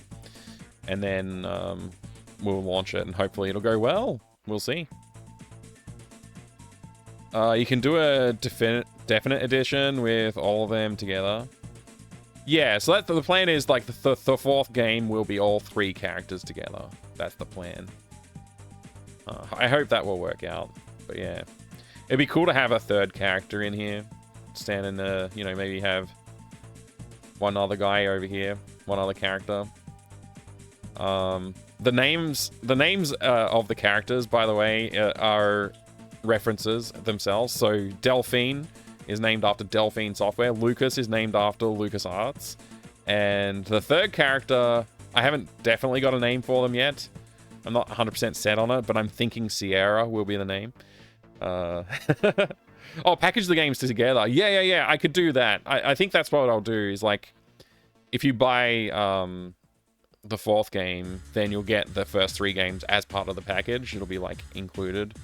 Or maybe I'll make like a collector's edition to do that or something. I don't know. I'll think about it. But yeah, if I do Kickstarter, I'll aim to do a boxed edition of the game as well. That will be pretty cool. You gonna go well? I hope so. Like, I would like to be able to work full-time on game dev for a change. It's like, because I noticed, like, every single time I take time off of work to work on a game, I do really well. What? A Robot Spacer raid? Oh my gosh, Robot Parade incoming. Thank you very much for the raid. Oh my gosh, there's a Maple Mystery here too. The creator of Crimson Diamond.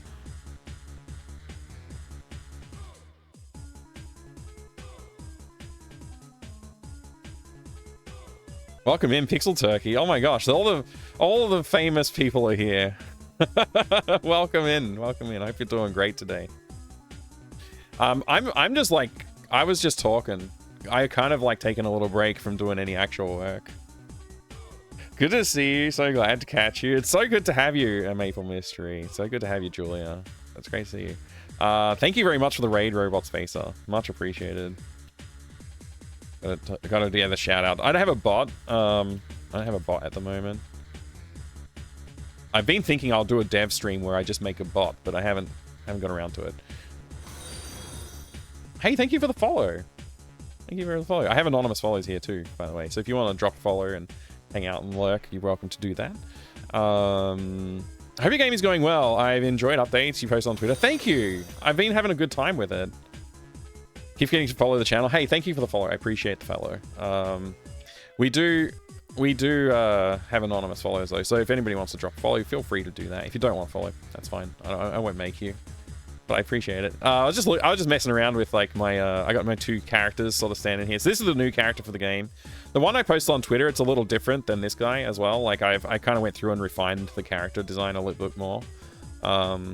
It looks, unfortunately, next to Delphine, the first character, Delphine needs some work now. I mean, to be fair, I did the whole game, including the character animation and everything, in 2 weeks for this one.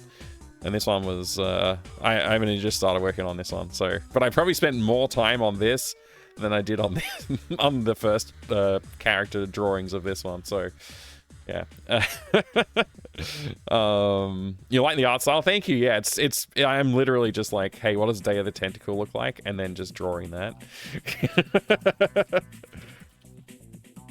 I'm just looking at anytime I'm like, how would I draw that? I just go look at Day of the Tentacle and like try and think of how they would do it.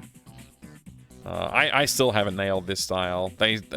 I've really struggled to do it, but I'm trying my best. I just did this room today, and I'm like, I gotta redo it. I gotta redo the lighting. The shape of the room's okay, and the layout's okay, but I gotta redo the lighting for it. Constant struggle of getting better assets and wanting to upgrade the older assets. Yep. Oh man. Yep, I know. But it's been fun. I've been having a good time doing it. And we've got the room all laid out now, so like we've got all the rooms laid out. It's a very small game, like the other one. I'm doing basically my goal with this. Oh, excuse me, sorry for being rude. Everybody, please go follow Robot Spacer if you haven't already. It's not hard. You just click on the follow button, and then you're done. That's it. That's all you do. Click the follow button. Thank you so much for the raid. I really appreciate that. It's so kind of you. So this is Delphine walking around. I've just got her in there for now because I haven't done animations for Lucas yet. But yeah. Great instructions. Yeah, just click the follow button. So easy. I don't know what to talk about. I was gonna I could walk through the whole game. It's a very short game. I could play the whole game. And there's a few bits that aren't complete yet.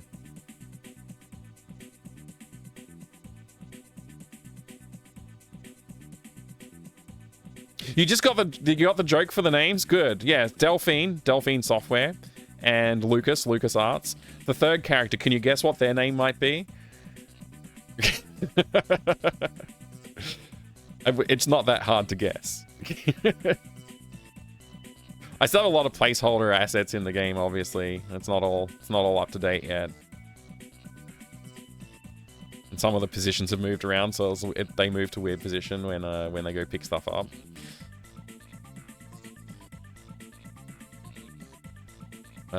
So I made this like book UI as well.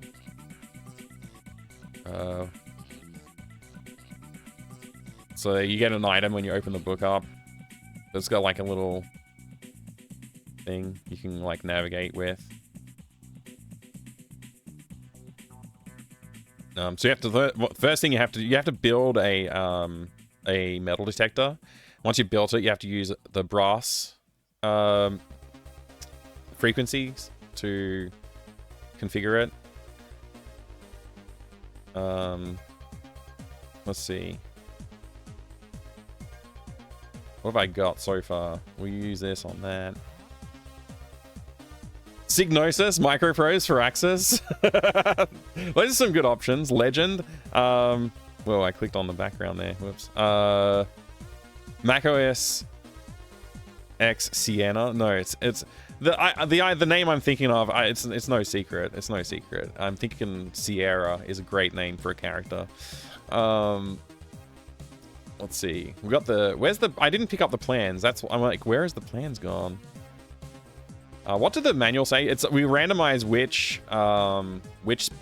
sensor is the correct one. You have to read the manual. It's SC55. Okay. It's like the second time it's been SC55 today. Pick up the correct sensor.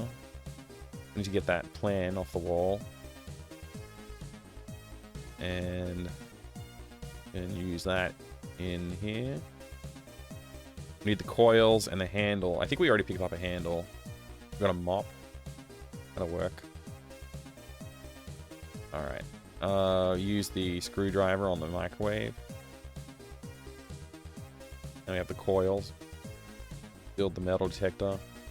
So when you build the metal detector, there's going to be a custom sprite depending on which handle you use. So if you use the shovel, the mop, the hockey stick, there's probably been a couple of other options. Yeah. Put the battery in, and then you can use it. You select the frequency. Happens to already be set to the right frequency. And then it's got like the...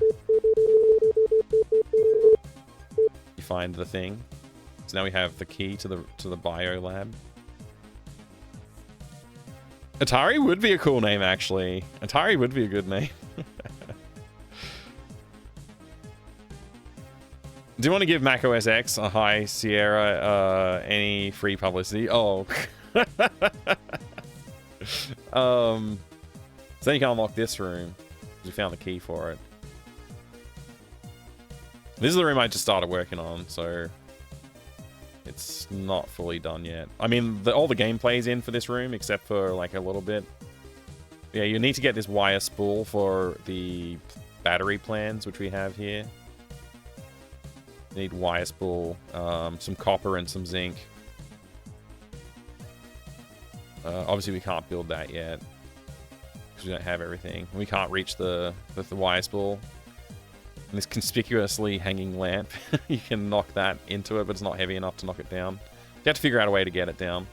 It's one of the puzzles. Coleco.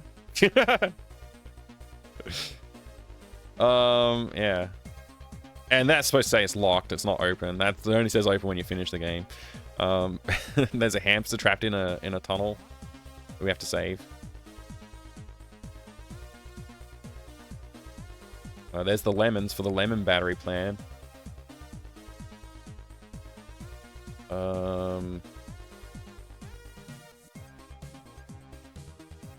Already did the other bit, so we can do that bit. Then we get the key from the cookie jar. I try not to spoil all the solutions by not mentioning exactly what it is that I'm doing. If your big game does well, these smaller games will really make it special, I think. It's a cool concept. Thank you, yeah. So I'm doing 3 mini games, and then a 4th one will be like a full-scale game. So this is my 2nd mini game. I think I'll finish the 3rd one probably before August, hopefully. And I'll start work on the like design for the 4th one. Probably, I don't know if I'll implement all of the rooms for the 4th one, but I'll do like a vertical slice of the 4th one, and then I'll take that to Kickstarter so I can fund my full-time development, so I can get it done quickly enough. Because otherwise it'll drag on. So I freed the hamster. So we use the hamster in the maze.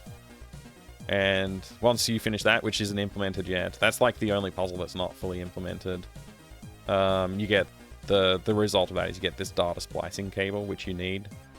What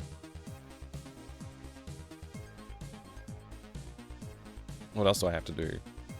I'm doing things a little bit like out of sequence. Also, like the character will help drive a lot of the dialogue, but you also have a notepad with like stuff on it. So if you look at this, it'll add a few notes to your notebook of what you need to do. So it's like a to-do list.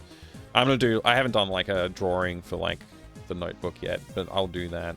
So the notebook will have like a checklist of stuff. And if you click on it, wait, I did have this working. I don't know if it's not working right now. There should be, I thought there was a question mark next to them. Maybe I only did it against some of the other ones. I haven't finished it yet. But you can get like hints on each of it. So like if you click on a question, on one of the to-do items, it would like give you like a clue about what to do, how to solve that particular puzzle. So it's got the hint system built in with a notebook. Which engine am I using for this? This is done with AGS, which I know a Maple Mystery is familiar with.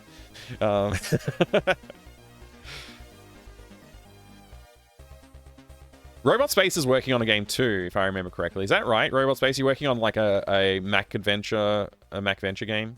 Is that right? I want to say that's true, but I might be wrong. I might be confusing humans, which I do sometimes, because I am a fallible human myself. So we got a leaky pipe up here as well.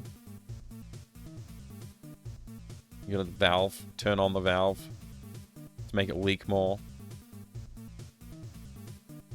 And you put the bucket under the leak. But it's still not leaking fast enough. Correct. In World Builder 1986, which is very MacVenture style. Okay, yeah, awesome. I think I've seen you posting some art of it. It looked really cool. I think I remember seeing that on Twitter, I want to say. I think I may have also stopped by your stream and lurked a bit while you're working on it. There's some Moon Logic-y puzzles I put in this game. I wanted to play with Moon Logic as a concept. I want to see if I can make it fun and interesting and easy to solve. I'm not sure if I'm going to achieve it, but I'm going for it. We'll see if it works. We'll see what people complain about when they play it.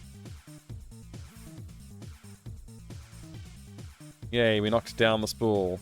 The new spool, once I've got that graphic properly integrated, it'll be better. You'll be porting it to Playdate as well? Oh, man. I really like the idea of the Playdate, but it's just a little expensive to bother with getting it shipped here. Because shipping is expensive. Let's see what I need to do. All right, the battery blueprint. Yeah, we got to open that up. Put the wire in there. And then we got to use the metal detector. The metal detector gets used like 4 times in this game. It's crazy how much the metal detector gets used. Where's the manual? We need to use the data frequency on the wall.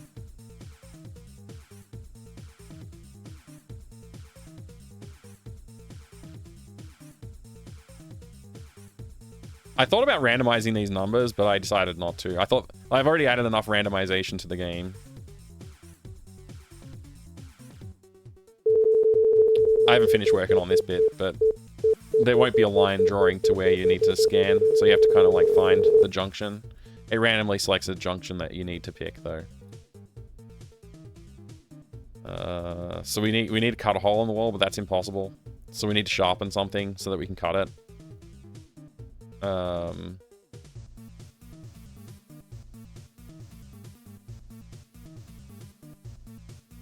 little bit of Moon Logic, I think, but I think it's okay.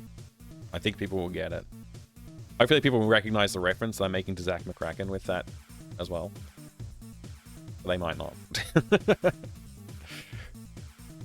So we need to power the computer, which means we need to use the metal detector 6 more times. We need to find 6 more things. I think it might be too much. I might reduce the amount of things you have to find. We need to find some copper and some zinc.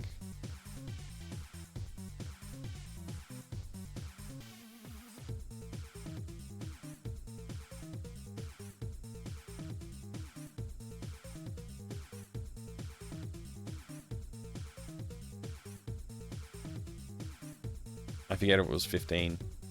It was 15. It was 25. Okay.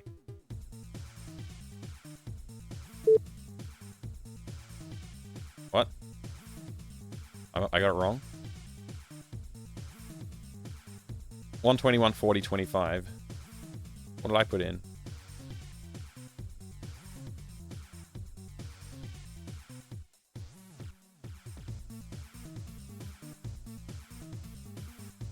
$120, 140. I put 140, 120. Okay.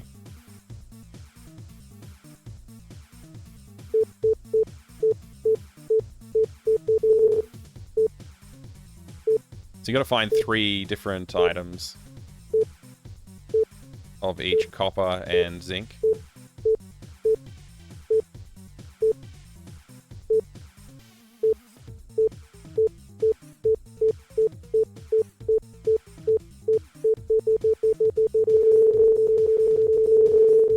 Where is it?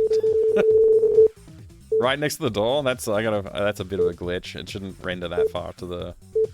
It shouldn't select a spot that far to the right, left. There we go. We found it. So we have all our copper for the battery plans. Just need to get the zinc now.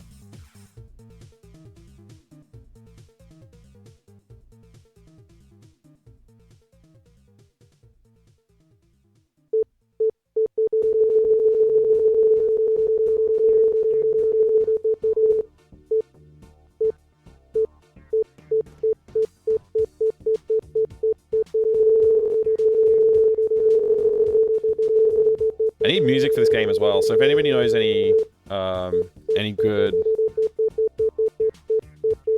royalty-free music sources, let me know. This beeping gets annoying, but it's the only way to find the thing. Alright, we got all the zinc we need.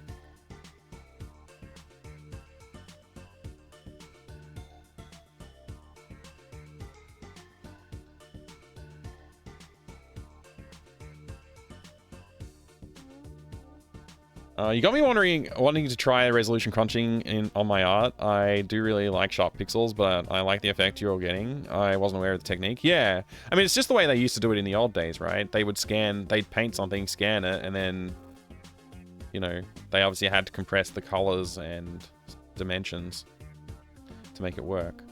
And then they probably go over it and do a little bit of cleanup, which I will probably do on some of it. You could randomize stuff needed, and then maybe one item can be found in a box or something. Yeah, maybe. I don't want to randomize too much. I'm already randomizing a lot. And that's one of the things I hate in adventure games, like Malcolm's Revenge 3. A lot of the... Basically all the puzzles in this, not all of them, but a lot of the puzzles in this are things that I don't like about adventure games, like that I've seen in other adventure games, like Malcolm's Revenge. Like, randomly having to do the same thing, like 4 times. I kind of don't like that, but I think it works in this. I think it's, like, kind of fun. So I'm trying to use the bad ideas and see if I can make them good ideas. You know what I mean? So now the computer's powered up. We should be able to use that and solve this puzzle, which is easy. And that's it. Then you can leave. Game over. Well, it's a very short game. Like the first game was a very short game. Yeah, I'll keep working on this. We'll keep doing some stuff. My bucket's nowhere near as good as Julia's bucket, by the way. It looks fine as pixel art, like, for the style, but man, Julia's bucket is amazing. Have you seen it? If I search Crimson Diamond bucket, will it come up? There's a bucket hat in the merch store. Glorious EGA bucket with background. There you go. On the 4th wall store. Perfect. Look at that. Look at that bucket art. It's amazing. It's so good. All right. Find 2 medals and a third random place. Third a random place. Oh, okay, yeah. I mean, I don't know, maybe I might just reduce it to finding 1 piece of copper and 1 piece of zinc, just so you don't have to do it like 3 times. I think it's fun, but if you already have to use the metal detector to find a brass key, then you have to find copper piece and a zinc piece. I think that may be enough. Yeah, I don't know. If you want to play my other game, you can play it. It's free. It's cheap. It's as cheap as free. And you can get it. Just click the download, or you can play it in your browser. I don't know what else to say about it. It was made in 2 weeks, so you know, it doesn't have as much polish as I would have liked to put in. But it's fine. It was very well received. I was happy about the reception it received. How dare you give me something for free? Yes, TV Prime, I'm sorry. The other thing I'm not sure about is voice acting. Should I do voice acting for the Lucas game? I don't know, because like that's another thing that will take time and effort. I'd like to, but I just don't know if I have the energy for it. I gotta work on this character. I gotta do the turnaround, the rotation. I gotta do the animations, and he's got to have an animation for the using the metal detector as well. So I gotta work on that. And each metal detector, like I said, has a different handle. You can make, there's like 4 or 5 different options for the metal detector handle that are viable. So I gotta work on that. There's a ton of stuff to still work on, but it's like mostly it's done. I think we're 50% through the game easily. Probably a bit more than 50% through the game now, in terms of all the stuff I need to do. Here's the design for the puzzle dependency graph. I don't know what this is. Go away. This is the puzzle dependency graph layout, or whatever. How do you... There you go. That's the whole game there, pretty much. The lemon battery blueprint plan, the logic puzzle at the end. All the other stuff. This one here with the question mark next to it is the hamster maze, which I still haven't implemented. I don't like this plan, so I'm going to do something different. But yeah, I need to have a maze, because I don't like mazes. So I have to make a fun maze. Somehow.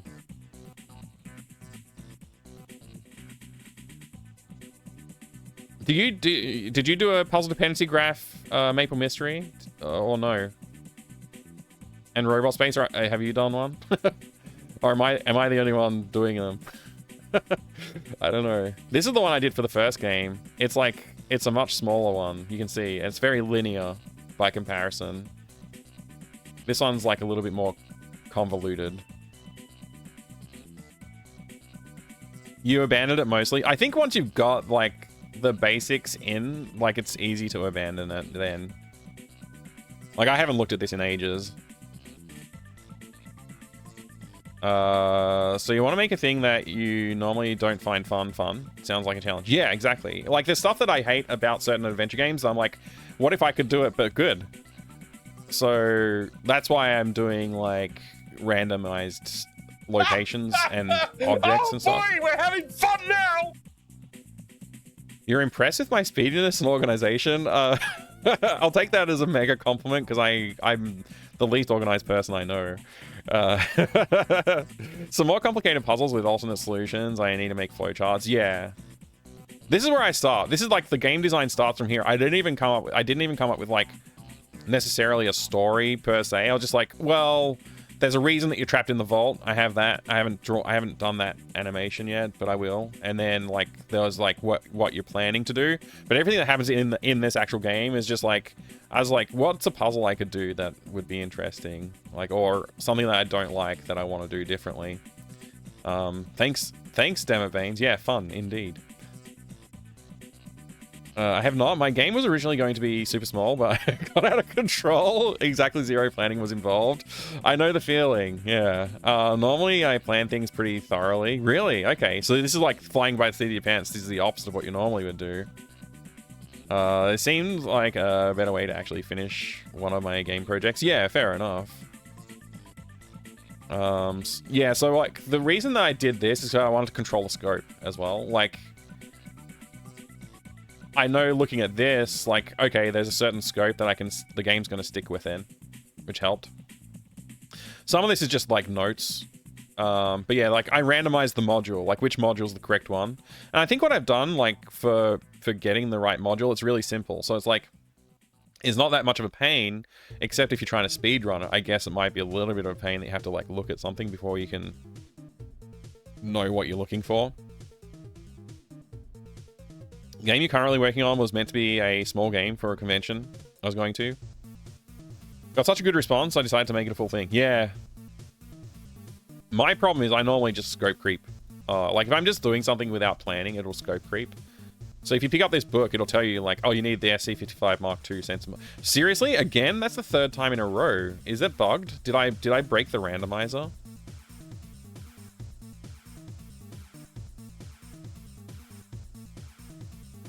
Okay, vid C20. There you go. It's different this time. I thought the randomizer got broken. Mine didn't start from the beginning as a game. I just started... Yeah, that's right. You were just doing some awesome pixel art. And then you're like, wait, this could be a game. That's a really good way to get started with it, I think. I'm going to knock this one out. And like, this will come out this month. This will be finished this month. And then I'll start working on the third one immediately. That one will be done before August. And then I will start on the fourth one. Should be done... The vertical slice of the start of the game should be done by, like... December-ish, hopefully. That's my plan anyway. And then the fourth game should be out by June next year, I think. That's my plan. We'll see how it goes. I might not be able to stick to those timelines.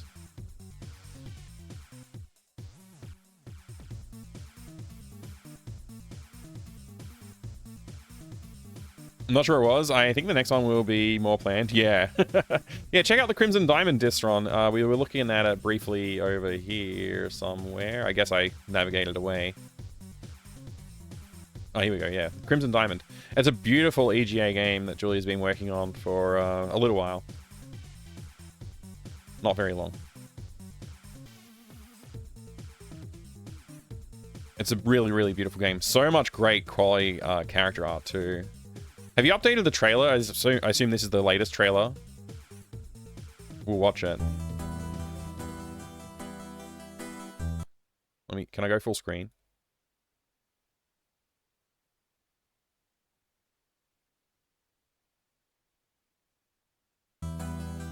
There we go.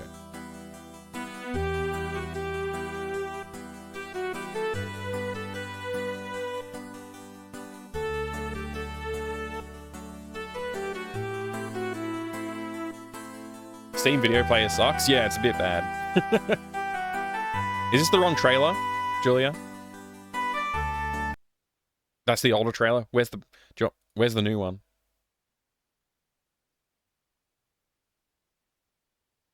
Is it on Steam? Oh, you haven't updated it yet. Okay. It's on YouTube. I'll find it on YouTube.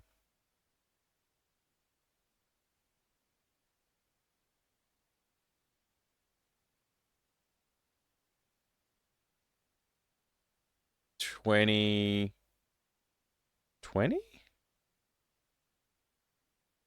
Hey, Grizzly, good to see you. Yeah, Julia's work is really amazing.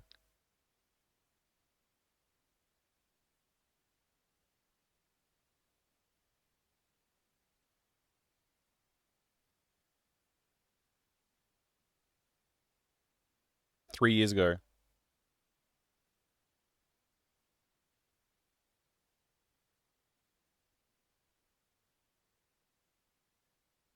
Let's see. How does YouTube work? it says popular. Where's the latest video? I hate YouTube.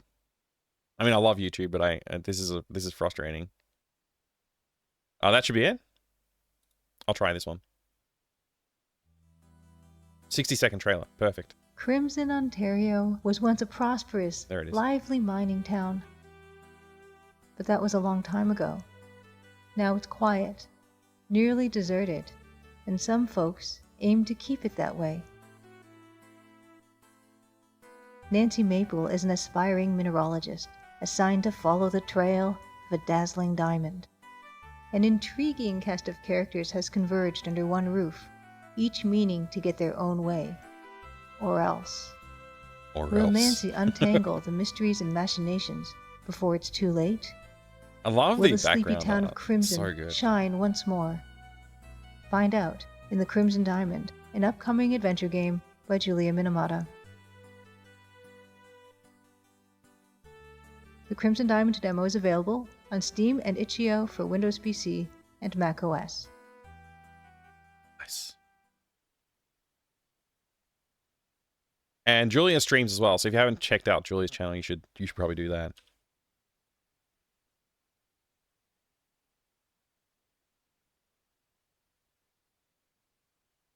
Link to what? What would you like a link to, Disron?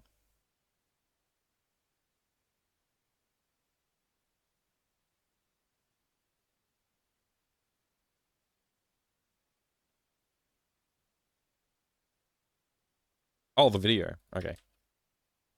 There you go.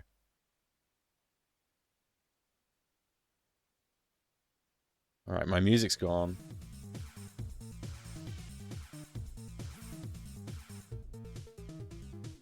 All right, done. Didn't do any character art today. Maybe tomorrow we'll do some character art.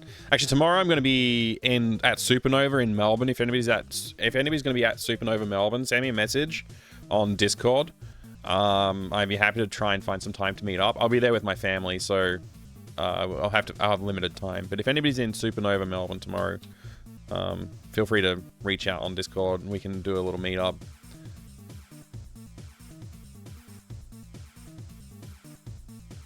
Why is that? Oh, I did heading to instead of subtitle. Whoops. Alright, so tomorrow or next time we stream, we'll do pixel art, character turnarounds. Probably we'll do like a walk cycle. Do like left, right, walk, cycle. I think we can actually mirror this character too. Unlike Delphine, Delphine had unique qualities on both sides, so I had to like, I mean, I still mirrored it, but I had to like customize it a little bit for each side. I think this one can be just purely mirrored. I don't think there's anything very unique about either side, so that'll be helpful. Obviously you want to do like up, down at some point. I'll just put it here. We want to do grab left, right. Anything else that we want to do? We need a metal detector, holding, sprite, and that needs like walk directions as well. So organize my list, pen and paper. I just do this, like normally I'm pen and paper too. Like I got notebooks upon notebooks in front of me and behind me here. But I just did this way because I was like, oh, I'm gonna stream it, so I want people to see like what my notes look like. This has made it a bit easier to manage actually, so I'll probably keep doing it this way for a little while. At least for these projects. I feel like mirroring characters is mostly a thing only internet reviewers notice. Yeah. What else do we need? Probably. Oh, we probably want to do animate rope thing, animate push thing, animate water splash.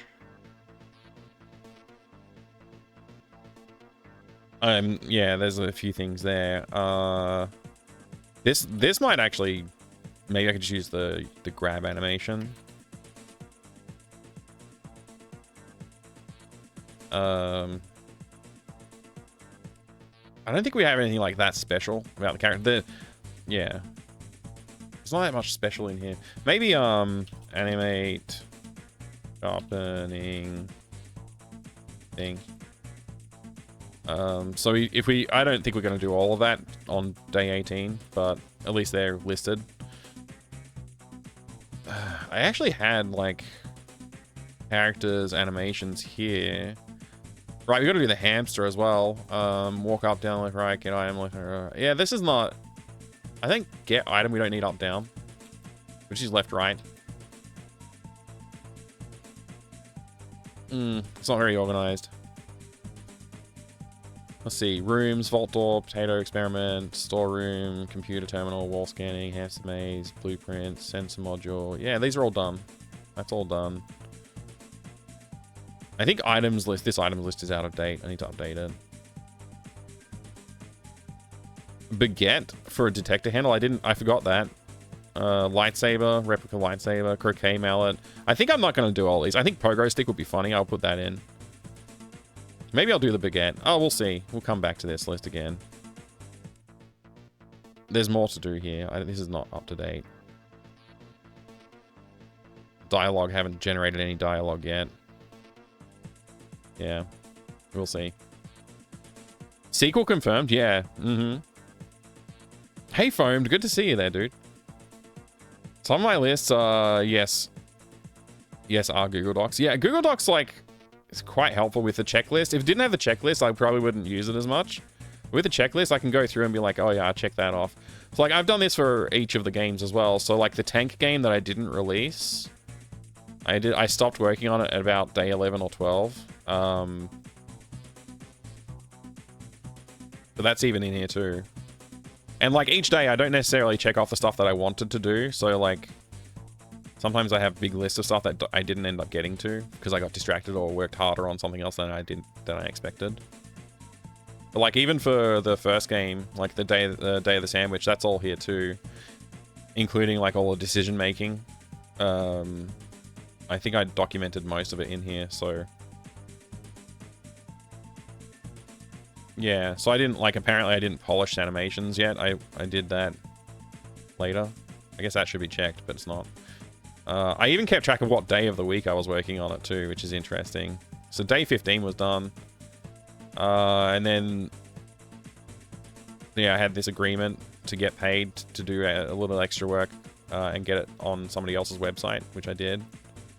So that was day 16. So day 15 was like finished actually, and then day 16 was like doing some work to get it to fulfill a contract, basically. Yeah, the tank game I would love to go back to. It was pretty fun working on the tank game. All the notes are here. What's all this? Goals for this game, objectives for improvement on in process. Oh, let's see how we're doing on our improvement objectives. Improve background asset pipeline polish. Maybe 256 color palette with all assets in scene. Yeah, this is actually going well. I'm happy with the progress of this. I think I could check that one. Improve art. I think that's true. I think I've done a little better. Focus on puzzle mechanics first. Use bad dialogue or no dialogue during development. Allow/forcing us to focus more on the dialogue in a dedicated phase. So far that's going well, but I can't say it's worked yet. I don't know. We'll see when I get to the dialogue phase. Yeah, this is not... I can't check any of those yet. Would like music atmospheric sounds for each scene screen. Yeah, I still would like that. I haven't done any work on that yet. Generic sound effects for typical interactions like picking up stuff. That's something I want to do. I haven't touched it yet. Specific sound effects for certain interactions. Typing on keyboard, turning on machine. Yeah, that makes sense. One room that scrolls will be nice. I've got 2 rooms that scroll. That's done. That's the improvement. So our improvements list is... We've done good. It's pretty good. I'm happy about that. This at day 11, I was like, day 10, I wrote down all the stuff that still needs to be done. Oh, and it's probably non-inclusive. There's probably stuff I forgot to write down. I was like, day 11 to 25. We're up to day... We'll be on 18 next, and I'm nowhere near done all this stuff. But I guess I can go through and like check off some of these things now. I mean, that's not fully done, but I'll check it off anyway. It's nearly done. Detector settings is done. Book... Yeah, it's not done. Actually, no, the detector settings background is not done. That's not true. Notepad background's not done. Computer OS stuff isn't done. Cutscene intro is not done. Outro is not done. Characters. Lucas is designed. So that's good. Metal detector's not done. Hamsters. I've drawn the hamster, but not properly. I can't check that one off. All inventory art is not done. All object art isn't done yet, but most of it's done. Menu screen's not touched it. Sound effects hasn't touched. Wiring all dialogue hasn't been done. Testing hasn't been done. Major to do items. Music exploration is not going to happen, I don't think. Character design for Lucas is done. Hamster design is sort of done. All graphics backgrounds. Yeah. Okay. That's fully updated now. I can't really say anything else now. A bit more work to do. You didn't realize you could do the checkboxes. The checkboxes are great. It's like right here on the, like in the bullet and numbered list, there's a checklist one as well. They have different styles as well. You can do it so it crosses out or doesn't cross it out. I've just got mine to do the cross outs because I like it. Hey Crumb, good to see you. Like Scorched Earth, but I forget if it was going to end up maybe Battle Royale, all turns at once. Yeah, that was the plan. Was the tank game an action game? Yes, it was this one. I can show you the tank game. I just have to remember where I put it. It's been a while since I looked at it. Actually, if I open this up, it should help.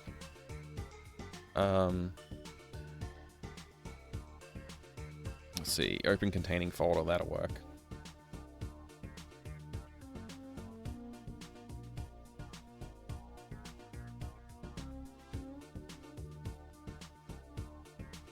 This was... I did a rewrite right after this. But this has like... this works a little bit smoother. So it's like a tank game, right? But I can enable the AI. And you can also switch weapons to... It's got like an acid cannon and a regular cannon. But if I make them all acid cannon, you can see the fluid effects that I did. It's got full terrain destruction, and like you can dump piles of sand and stuff like that.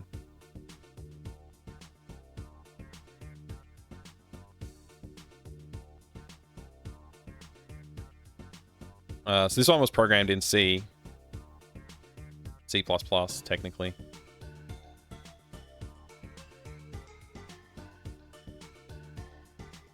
So that like, it works pretty good. And then I started doing a rewrite because I was like, I need the physics to do a little bit more. I want it to be a bit more interesting with the physics.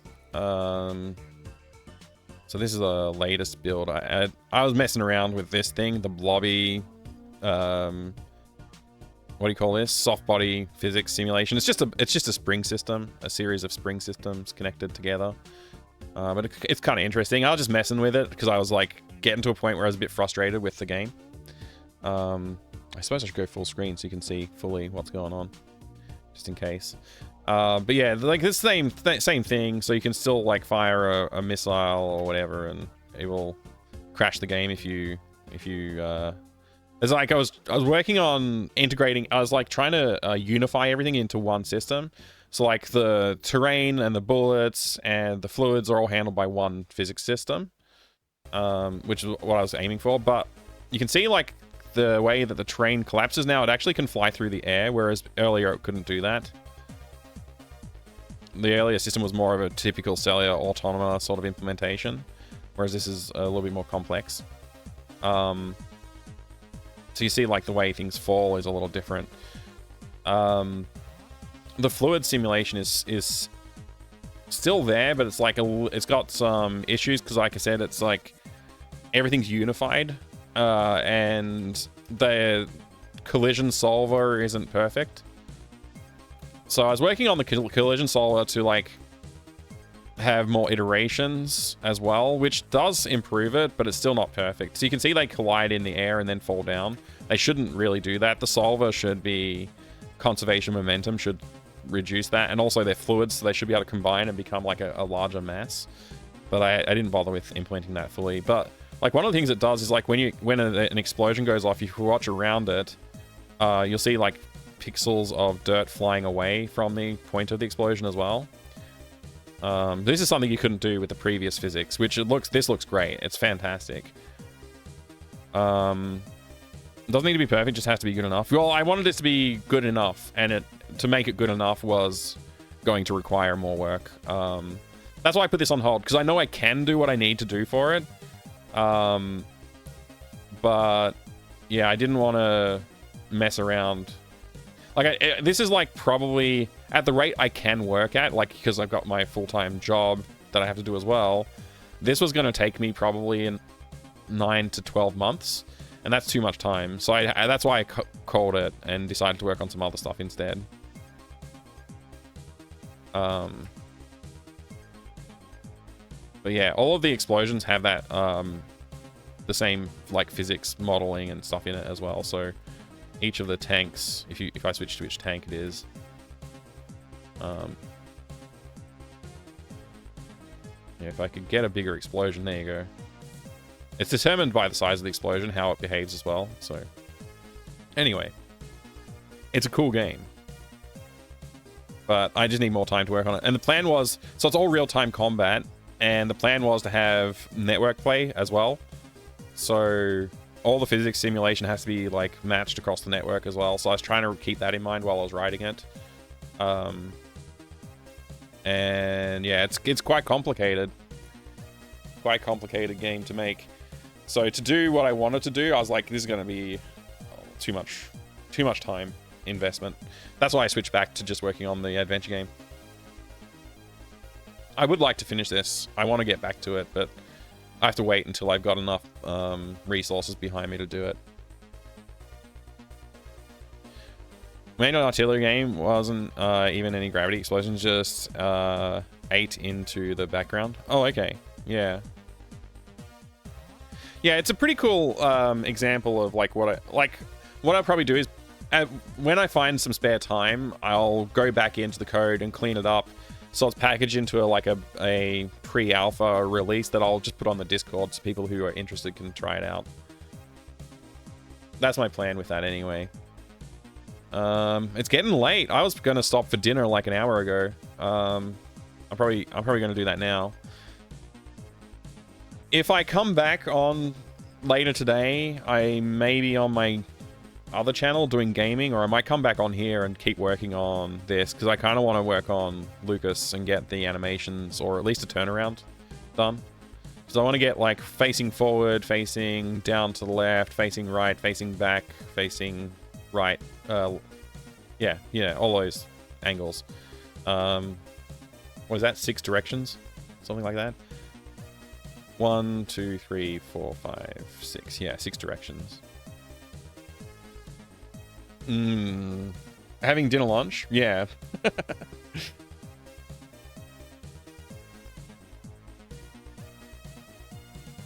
But anyway, again, thank you for the raids, Dr. CDCS and Robot Spacer. Thank you very much for that. Thank you for the new follows today. I really do appreciate it. I hope you're all doing wonderful. Lina, yeah, I'll have some dinner, Lina. Brunch. Dinner. I haven't eaten much today. Actually, I kind of forgot to eat. I did eat something before I jumped on the stream, but I just, like, it wasn't much. So, yeah. I have eaten. That was the background we just replaced today, by the way. That's what replaced this. This replaces this. So, I still may bring this plant back into the game, but if I do, I have to come up with a use for it. We can't have a giant Venus flytrap that you can't interact with. That would be silly. Yeah. Anyway. I think that's it from me for today. I gotta move on, right? I gotta do things. So I'm not sure if anybody's actually streaming right now that we can raid into, but I'll see. Looks like Signal is on.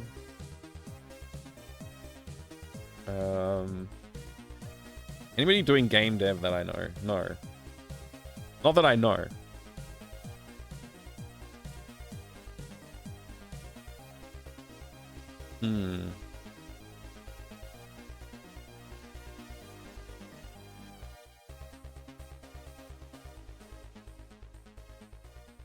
I gotta raid someone. Let's go raid Signal.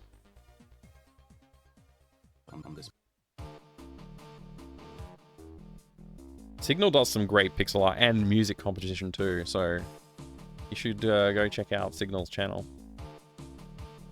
Join the raid. I love streaming on this channel because I feel a lot more relaxed with it.